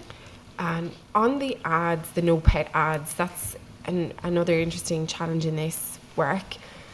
Just to clarify, not so much no pet ads, but rather a declaration that they don't believe that the property is suitable for animals because there's no fencing, or they linked to some of the reasons in the previous bill, so that the advertising would say, we don't believe that this is, rather than a solid no pets, because I don't think that can be done anymore, is my understanding. Yeah, because each pet would have to be taken on its own merit. It would depend on what the circumstances are. So, for example, in the example you've given on the fence, what if it's an aquarium? It does depend on what's the consideration, and we wouldn't want to inadvertently limit the ability for a pet to be in a home based on a landlord's assumption that they, would not accept them. It's also a concern that might be abused, and it's very difficult to monitor compliance with that.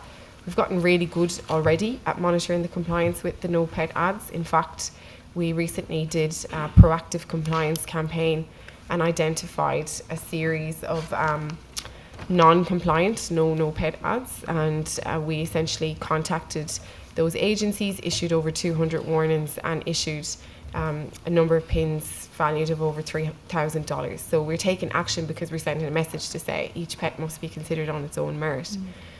That would be really difficult to manage compliance if the landlord says, for example, it's not suitable.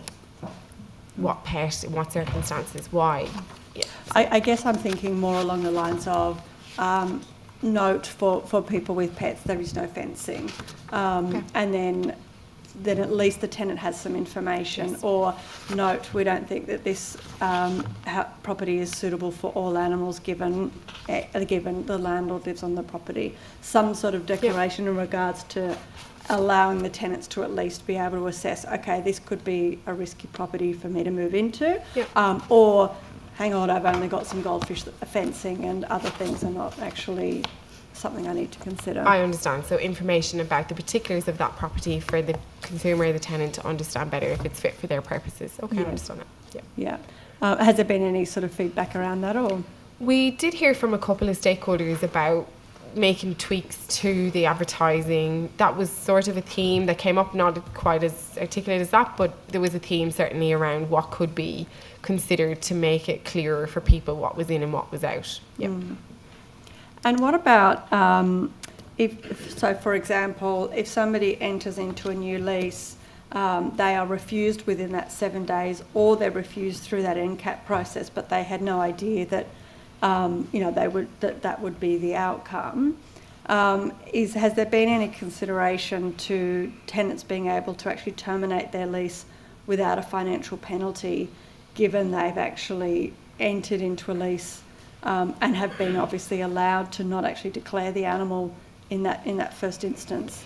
This is a challenge. So in those circumstances, let's call the worst case scenario where you've gone through, the landlord said no, it's been sustained by NCAT in the example you were describing, but you're still in the infancy of your tenancy and it's a fixed agreement, for example, then you could try to negotiate with the landlord to be released from the tenancy. That could be an option. But if they said no to that and you wanted to move out, you could be you could have a break lease fee of up to 4 weeks, depending on the period of time, essentially. Or there may be a decision around the care of the animal, and the tenant, again, will be in a difficult position there. So it isn't very straightforward, unfortunately. It's a challenge. Yep. And have you briefed the Minister on these sort of concerns that are obviously coming up? To me, and I understand the issues around the 7 days and the idea that they don't have to declare they have an animal, but I almost feel like with the previous bill, it actually could make the situation a lot worse. We've got, and I know obviously this is slightly outside the portfolio, but in regards to the consideration that our pounds are over capacity, with the idea that a whole lot of people could be moving into rental agreements, get rejected in those 7 days to have animals, have nowhere for those animals to potentially go. I think it's a 1-year wait list for most rescues to take animals in. Do we just risk a whole lot of tenants being in breach, a whole lot of tenants having secret pets, a whole lot of tenants arguing and fighting with their landlords, or animals being potentially, dumped in bushland areas and things like that because there's nowhere, absolutely nowhere for those animals to go? Look, there's a lot to consider in that situation. Responsible pet ownership is important regardless of your home status, tenure status, and I think that, we have partnered with the RSPCA. We funded them to do responsible pet ownership in rental homes, which is all about having regard and consideration to rental laws in New South Wales, including what that might mean if you need to move. And so we would ask, pet owners in those circumstances to consider what considerations they might have as a pet owner. And that's why that education campaign is really important. We also have a lot of detailed information on our website about our current pet laws, which could have a similar outcome, depending on the circumstances of whether they're retaining a pet and moving homes. And we know that people have taken a strong interest in this. We've had over 13,150 pet form downloads with over 50,000 website visits to that detailed guidance. So it is something that people are seeking to educate themselves about, and I would hope that by reading those education materials, which are very accessible in plain English and available in different languages through funded organisations that we supported, that they would be able to make decisions about their own pet ownership and ensure that that's responsible as well. Sure, but I imagine those are more about how do we make sure the proper welfare for those animals, rather than the complications with this legislation that mean that you can enter into a new property agreement, you've got 7 days to declare the animal, you might be refused, and there's a sort of a dead end there in regards to what people could potentially do. I'm assuming that the RSPCA's guidelines don't have any recommendations for tenants of how to deal with that situation. I imagine if somebody has entered an agreement, they're in a cost of living crisis, they've left a violent situation with their animals, they didn't declare the animals so they could get out of that violent situation, they've now been refused by the landlord to have the animals, they can't bear an NCAT process, they don't have the finances to break a lease, they're kind of cornered. I can't imagine the RSPCA materials would help somebody with that situation. It's kind of the legislation and the way the legislation's been written and put together has sort of created people to be cornered. How do those people then deal with a very real situation like that, which I suspect, if this most recent bill passes, will be a very common occurrence? I think I would say that, the situation that you're describing there is for people who would be in the most vulnerable situations, and we're absolutely committed to supporting people, to protect people in the rental market, particularly the most vulnerable. That challenge already exists though, because if you leave a situation now and you move into a rental home and you don't tell them that you have a pet, you're actually at risk of straight away being in breach. And if you seek to make a home in that rental home, it becomes increasingly more difficult to keep the pet in secrecy. What this does is creates an opportunity to have that conversation with your landlord and at least a fair process to consider it. I absolutely hear that it's not perfect and there's work to do to consider how it might be practical, particularly for very vulnerable people, and I really appreciate the feedback. I guess what I'm also sort of getting at there as well is that it almost makes the situation worse for people who are trying to leave violence, because if they take an animal and they keep the animal secret, and as you know, most people are able to keep that animal secret for a long period of time, and we know that that's happening. But they're at least sort of, and then they can kind of hide that animal when there's inspections, etc. going on. But once they declare that animal and then they've got 7 days, it's sort of a gamble as to whether or not the landlord will agree. And if the landlord says no, it's much more difficult for them to keep that animal secret because the landlord is now aware. And so, to be completely honest, if somebody living violence asked me what was the best thing to do, I would say don't declare the animal, because if you get a no, then you're in breach of your tenancy and they've got literally nowhere to go. Is there been advice to the Minister that this is kind of would create a more difficult situation for people who do the right thing, declare that animal and are told no, and then have nowhere else to go? I think that because the laws state that the landlord must be given the right to refuse based on the reasons that are outlined, it's important that we create the conditions to enable the landlord to have a decision. So in terms of transparency around that, it is sensitive and it's precarious when you're moving into a rental home, and that's why we want to limit the information that's collected on the application form, because people can be discriminated against for what can be quite unfair things, whether they have children or pets, and what type of job they have. So these are absolutely all considerations that we are actively looking at, talking to people about. We've spoken to the Minister about pets at length, not only through this reform but previous reforms. What we're trying to do now is strike the right balance. I mean, the example that you use there, consumers have choice and they could choose not to tell about the pet. I wouldn't encourage that because it does put them at risk, but that's something that they could sustain even with the change, so if now or in the future. So I think it does make it better because it helps you to air it out, and if you can air it out then you can hopefully get a resolution. But we can't control the response of every single landlord, and we don't know the circumstances of what types of pets people have. And in regards to the form, will the form itself, are you expecting the form itself will change so that, when people are actually applying to be a tenant at a particular property, that the form itself will change so that people, nobody declares an animal, or will it still be kind of optional to allow some people to say, look, I don't want to go into a rental property and then get rejected after 7 days and deal with that mess? Can they still declare that early on so they know they're in a pet-friendly rental? The specifics of what exactly will be in the application form will be determined through the regulations. So I think that's an important point of feedback, and others will have an opportunity to give feedback as we develop those regulations. We've stood up an industry reference group for this work. It's quite technical, it's particularly with the intersections with the Commonwealth privacy principles and the big change to industry. So that industry reference group is made up of advocates, academics, leading academics in this field, in fact, real estate agents, property managers and property technology platforms, and they will also support us to develop those regulations as a sort of working group. We've sort of had day-long workshops with them as we work through things, and they've surfaced issues and helped us to refine. So I can imagine this is something that will be discussed. Thank you. Thank you. Your position. Thank you. I'd like to direct the questions to the Fair Trading Commission, if I could. So when I was asking the Minister with regard to funding for the Building Commission, he indicated $145 million has been committed to the Building Commission. Has that impacted the fair trading budget, as in has your budget allocation now been reduced?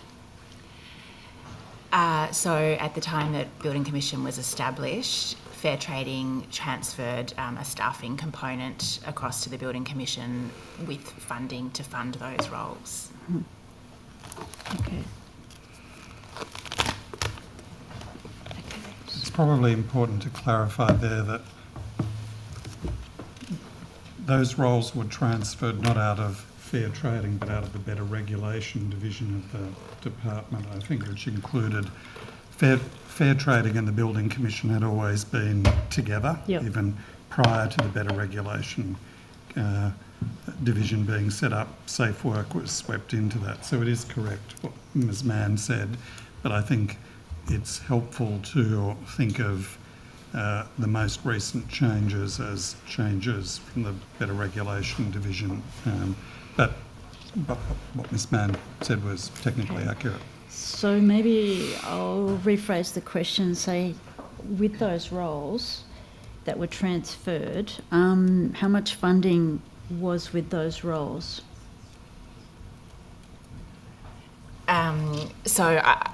That happened in December 2023, so I don't have those figures at hand, but we can probably Put them on notice. review and bring them on notice. All right. Okay, so I'll move on then. In the March budget estimates, you said that prosecutions were in the pipeline. This is with regard to underquoting. How many matters have now been filed with the court? So we have one rather prominent disciplinary action matter with Mr. Joshua Tesselin, which turns on underquoting. And then we have a number that are in the pipeline related to underquoting as well. So we have made this, we understand the frustration that consumers feel when they're spending money and don't have a chance to purchase the property. And we understand the frustration that real estate agents feel when they can't quote accurately because they're competing against people who are underquoting. So we know this, and we have made it a regulatory priority. We have a task force set up to deal with it. There is no magic bullet. It's a multi-pronged approach, and unfortunately it's not a legislative change that will improve things on its own. It's not a compliance and enforcement change. It's not an industry change. It's all those things coming together. But perhaps Mr. Abity, as the Strata and Property Services Commissioner, might like to talk in more detail about some of the work there.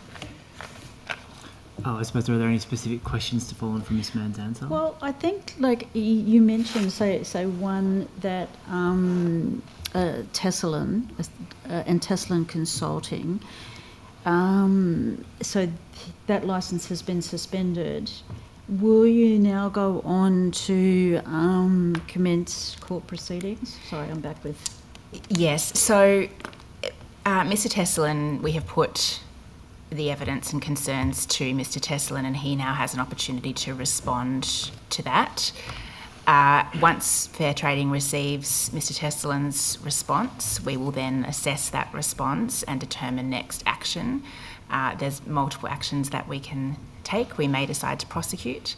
We may decide to pursue a disciplinary action path, which may look like conditions on licence, licence removal for specific periods of time. So we haven't determined that yet. We will await Mr. Tesselin's response before we determine what action we take next. Okay, so at the moment there's only been one suspension and no prosecutions. So there was a prosecution some years ago for underquoting, which was ultimately unsuccessful because the link between the agent and the action was unable to be, the court determined that it wasn't established fully enough. So we have commenced proceedings once before. But this is, as I said, this is something that we know is an issue. It's not easily fixed, and prosecution is part of our strategy to addressing it.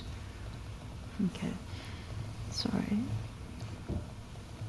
And with regard to, you said there were others in the pipeline. Can you say how many are in the pipeline, or? I think, Mr. Abity, do you have that number? So we're in the final stages of a number of investigations into some high-risk behaviour. So we're not at the point yet where we'll determine which pathway we'll take. As Ms. Mann indicated, some will go through disciplinary action and others down prosecution. I think it's important to reflect that we're not just looking at underquoting. It's usually emblematic of other conduct issues, and so we're making sure we're bringing all those issues to the forefront when we're making regulatory decisions. Excuse me. And so when you're deciding whether to proceed so that it leads to, say, court action, what concerns are you taking when you, sorry, rephrase. So you said prior you have tried but you were unsuccessful. What strategies would you now put in place so that you're more likely to succeed in a prosecution? So the issue in the previous court case went it went to whether or not the conduct could be attached to the agent themselves. And so what we would look at in future prosecutions, for example, is making sure that the evidence that we have clearly establishes that the agent themselves have engaged in that conduct, in the conduct of underquoting. Okay, all right. But I am pleased to say, so we're building out our team. We now have 21 investigators, 21 inspectors, and they're building out their experience as well. And this is at a force that we have not been at before, and we are certainly hopeful that you'll start to see more results in this space going forward. And so again, from last budget estimates, you said that fair trading usually responds within, say, like 7 days when there is a complaint about underquoting. Is that still the case? Is that, like within 7 days? I don't recall giving that evidence at the last hearing. Okay. Well, then what would be the, say, average current response time? To a complaint about underquoting, it would very much depend on the complaint type, the complexity of the complaint, the number of instances and so forth. So therefore probably 7 days wouldn't be a sufficient time frame? No, 7 days would certainly not be the norm. Okay. And, okay. And with regard, and you said there's 21 investigators? Yes. On that? And on average, how many complaints are you receiving? So in the last financial year, we received 448 underquoting complaints. And of those, like, how long would you sort of put aside for each of those complaints? Or again, I know it's under the complexity, but say on average. So some of the complaints relate to quite straightforward breaches. So it may be something that the price hasn't been revised in the ad, notwithstanding that an offer has made. So that's a rather straightforward breach that Mr. Abbott's team would be able to assess relatively quickly and issue a fine relatively quickly. The sorts of more complex underquoting complaints are relating to the types of Mr. Tesselin and others like him who it's a method and way of working. It's difficult to establish and to gain the evidence, but I'm very pleased that the Strata and Property Task Force has worked very diligently to obtain a great deal of evidence. But that can take some time, as you can appreciate. That can take months to properly collect and establish. And so would this have been like feedback that you would have taken on during the, say, May 2024 task force that you had? Because, say, prior to having that round table, most people would have said, say, Fair Trading's response to their complaint isn't satisfactory. So have you changed how you respond, or has anything changed in your processes to how you respond to?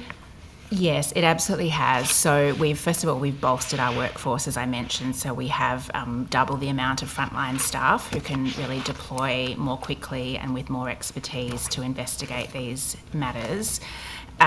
We have a task force that is established under Mr. Abbott as Strata and Property Services Commissioner, and what we do now is we effectively case manage those matters so that we have a team looking very closely at how we approach them, what regulatory action we take, and what is the best way of protecting consumers. So we've definitely uplifted our expertise in that space and our responses in that space. And as I said, at the next budget estimates, you will see that more action has been taken and more outcomes we will be able to talk to. And so, say at the next, what are you saying that would look like? So when you say more action, sorry. So I think what that will look like. So there's a couple of things. The first thing is that you will see us issuing notices to show cause to more agents. You will see us probably making some announcements about some of those matters in the pipeline, as Mr. Abbott mentioned. But as I said, it's a multi-pronged approach that we need to take. Mr Aberdeen's been holding, you referenced the 2024 roundtable, but Mr Aberdeen has held a number of roundtables with stakeholders since that time, really trying to tackle what is the solution. It's not a straightforward solution, and regulatory action is part of it. Legislative change to increase penalties is another part. There's been talk about legislative change for vendors to have to disclose their reserve price ahead of the auction. That's another thing that's being explored. But isn't this what you said, like, say, 12 months ago? So why hasn't anything changed? No, I don't think that's what I was saying 12 months ago. I think I was starting to talk about the green shoots at the last budget estimate session. That is now consolidated, and we're really getting a lot of momentum and traction. So next budget estimates, when I ask that question, possibly there won't be a need to ask that question because the action you'll have taken from this budget estimates will be bearing fruit. We are absolutely building the momentum there. But what I will say is that as the regulator and the government, it's not just our role to do this. If real estate agents want to uplift their professional, credibility, then they need to be doing something. And I think Mr Aberdeen and I have been very pleased with some leadership now being shown in the sector. I think agents know that underquoting is ruining their reputation, and they are actually now, for one of the first times, really coming together and giving some concrete solutions to go forward. Would you agree with that? Absolutely. Yeah. I think the other thing to add, just briefly, Ms McDonald, is that in addition to the work that Ms Mann and Mr Aberdeen have been leading in fair trading, some of the other work that we've done in the department, in particular reorganising the legal function and looking at how legal support is provided to the regulators, is also designed to support that momentum with more action being able to be taken more quickly. So a dog that bites instead of barks. Your words, not mine. Sorry. Last estimates, you said property matters updates would be issued, say, every couple of months, and I think there hasn't really been an issue since March. When will the next update be forthcoming? So we issue those Property Matters newsletters 4 times a year. I think there should have been one since March, but I can check that. But yes, 4 times a year. We're also getting a lot more active on social media, so we're trying to let consumers and industry know about our work via that channel as well. Mm-hmm. And so, say from this calendar year to date, or you might not have it to date, but how many real estate licences have been suspended or temporarily disqualified, or perhaps even permanently disqualified for underquoting specifically? For underquoting specifically, none at this stage. None at this stage? Okay.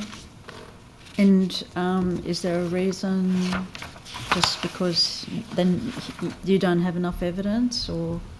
It's about making sure that we're building a strong case. So with the disciplinary action, it's critical that we're able to put that evidence to the person to respond, take into consideration their submissions before we make a decision. But as Ms Mann's indicated, we're increasingly going to be using the disciplinary action process in lieu of just on-the-spot fines. Mm-hmm, mm-hmm. And okay, all right. And I believe that, say, the last issue of Property Matters was March this year. So, anyway. And you also mentioned, I think, that you do a year in review.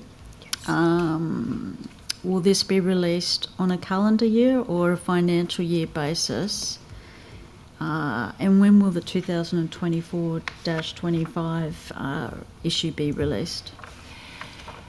So there's two responses to that. The first part is that we contribute to the department's annual report, which I've just reviewed a draft for fair trading in relation to that. So that will be included in the DCS annual report. But yes, for the first time, we are going to do a fair trading year-end review, and that I'm expecting that to be issued in October. Okay. And you mentioned, so this one might be to you, Mr. Is it Aberdeen? Aberdeen, yeah. Aberdeen.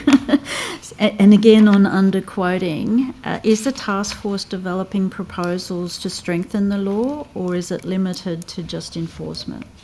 No, it's definitely both. So we've provided advice to government based on the workings of the roundtable. So that was built off iteratively, and the roundtable's been able to put some quite substantive reforms forward, which we think will really improve the law. But as Ms. Mann said, it's not just enough to change the law, it's actually about getting out there and enforcing. But the other side is education as well, and that's a key part of any change process. So with the roundtable, is that information publicly available? How you've, no, it's not at the moment, but it's not because of anything other than it has allowed really candid conversations with people around the table. And as Ms. Mann indicated, sector leaders have been willing to participate in that process and call out bad behaviour. So it would be about striking that right balance, but we're very comfortable sharing some of those kind of the action plan, the key takeaways that we'll be focusing on. Are you able to provide that information on notice? Yes. Yeah, okay.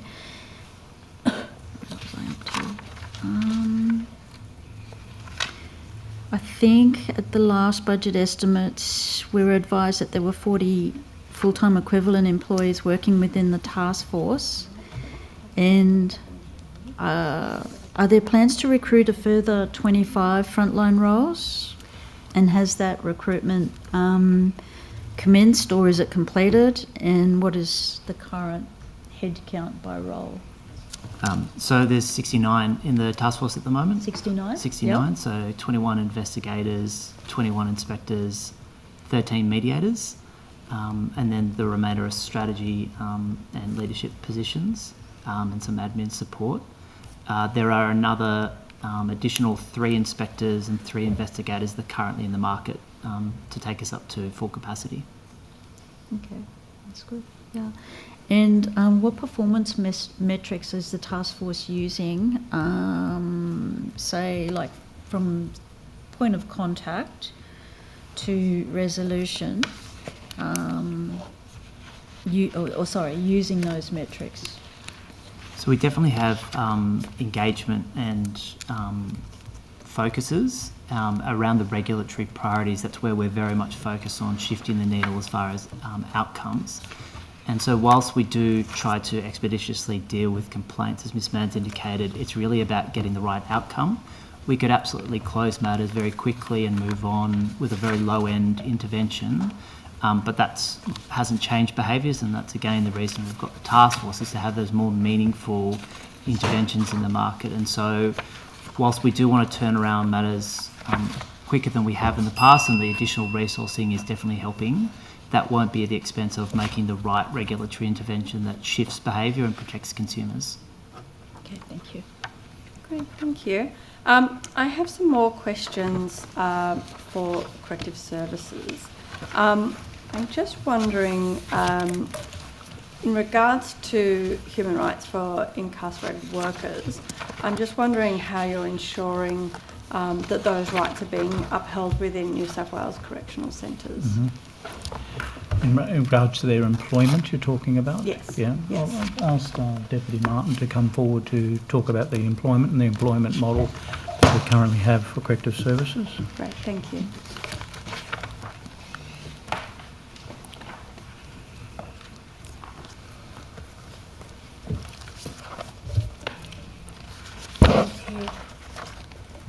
We currently have 86% of our eligible inmate population employed across our prisons in New South Wales. And I want to acknowledge around 6,800 people employed across our service and business industries. It's a real valuable part of the work that we do, and I want to call out a particular publication by Boxer in 2021, which really looks at the vocational training area and the participation in traineeships associated with significant reductions in recidivism across personal property and violent offences. Our industry staff work alongside of BSI Learning as well as TAFE as our contract partners, as well as our education and teaching staff provide a valuable job alongside of our employment area, because it's a prime time for us to engage with people in custody to address those with high learning needs. And what I mean by that is that there's a number of people in custody that can't read or write, and we make no apology that we invest our resources in the people with high learning needs, and then taper down as their learning needs reduce. So across the portfolio, I've already mentioned how many people are engaged in work. We also have a significant partnership involved in producing housing, and in that regard we have built across this last financial year 16 houses. We're targeting another 21 that helps across different communities going forward, and connected to our employment program. We also have 153 approved employment partners that assist people as they're reintegrating into the community to maintain work. And that's also a critical part, because not only is employment in custody builds skills, keeps people busy, but once they engage in employment as part of works release, they can have an award wage, which really assists in not only ongoing employment, but housing and supporting the people that they love and care for. Thank you. And what award are they paid under? I understand obviously there's going to be different type of work that's done, but are they under the same award schemes as anybody that's... in the community, yeah. Yep. So whether that's in relation to... we have a lot of service industries like laundry, so dry cleaning, and laundry type awards, whether it's in the building and construction award, but they're all paid the appropriate award wage per hour when they're part of the works release program. And how many of them, what's the average number of hours that would be worked by some of these people? Are we talking in prison or when they're part of works release? Sorry, in prison. Okay, in prison generally they're paid either according to a 30-hour week or a 40-hour week. And we have our Correctional Industries Consultative Council that Deputy Commissioner Luke Grant chairs, actually, that also oversees our industries across the board there. The wages in prison vary depending on the type of work that a person's engaged in, and can be anywhere between $18.54 up to $83.97 for a 30-hour week, so that's per week. Thank you.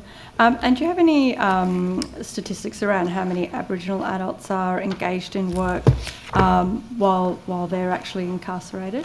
That's what I thought too. I can take that on notice. Thank you. Yeah, just in regards to the number and the percentage of labourers. And you've given me a little bit of an outline around some of the jobs. What are some of the sort of higher level jobs that people who are incarcerated can get involved with? Yeah, so some of, and I have to acknowledge at our Metropolitan Reception Remand facility, we've trialled an initiative there for people in long-term remand engaging in traineeships. When people can engage in traineeships, you then start to see skills along the electrician, plumbing type lines, and they do tend to earn the higher wages once they attain those sorts of qualifications in the system. Thank you. And how many of the Aboriginal persons that are involved in these programs are in vocational training-based employment? Again, I'll take that one on notice. Thank you. Thank you. Your position. Thank you, Chair. This is possibly to Ms Noonan again, or Ms McPhee, around who is going to deliver the kind of services that organisations like Fishburners and Tank Stream Labs offered in Wynyard Sydney Startup Hub in Tech Central. Yeah, thank you very much for the question. We're in final stages of negotiation in relation to that, so there isn't very much I can say due to commercial and confidence nature of those discussions. So a private operator is going to be contracted to offer a range of services? Yes, in the same way that has happened at the Startup Hub and the Scale Up Hub to date. So when you say in the same way, as in there will be separate incubators that have their own programs that they run that are subsidised by the government, or? Sorry, I thought you were referring in relation to the hub itself, but you're talking more broadly. Well, I guess what is the hub to start with? Yeah, sure. Yeah. So I will get Ms Noonan to join me. So the Tech Central Innovation Hub will operate in a similar way to the way the Scout Pub, for instance, has been operating, with an anchor tenant, subleasing, providing services that include activations, space for engagement between startups, and space for us to run broader programs. Okay. So, yeah, okay, so you're not going to tell me when. Okay, but I guess just to go back to what we were talking about before about what's available right now. So just to be really clear, what startups can do right now is go to Stone and Chalk and say, hey, I want some desks, can you help me out? And that's basically all that's available for startups at the moment in the Tech Central Innovation Hub. There are desks. There's also event space that can be booked. There's been, just referring to the experience of Stone and Chalk as the anchor operator there, there's been a number of third parties who have come in to run events, whether it's their own programming, their capacity building programs, or launch of reports like climate tech. So there is that openness, and Stone and Chalk have been a fantastic anchor operator, really collaborating with the Tech Central ecosystem and the broader Sydney startup ecosystem. Okay, thank you. I've got a question about, I don't know if this is Building Commissioner or Fair Trading. There's a situation that's happening in Lightning Ridge with the Opal Museum project, and there's been almost $30 million, over $30 million spent on this project, $19 million from the government. There are concerns that subcontractors, builders, businesses are not being paid for work that they've undertaken. So there's one business that hasn't been paid about $200,000 for work that they've undertaken to supply building materials. What is the process for that business to ensure that they are paid, or how are businesses, subcontractors protected under those types of contracts that obviously rely on government funds to be undertaken? Well, the Building Commission regulates in the residential sector, so this particular building is not one of ours, but typically within the construction sector, if people put in their claim that it's made under the Security of Payments Act, that is the provision that's there to ensure payment. Okay. All right, I will pass that information on. Thank you. There was a question before about yes, funding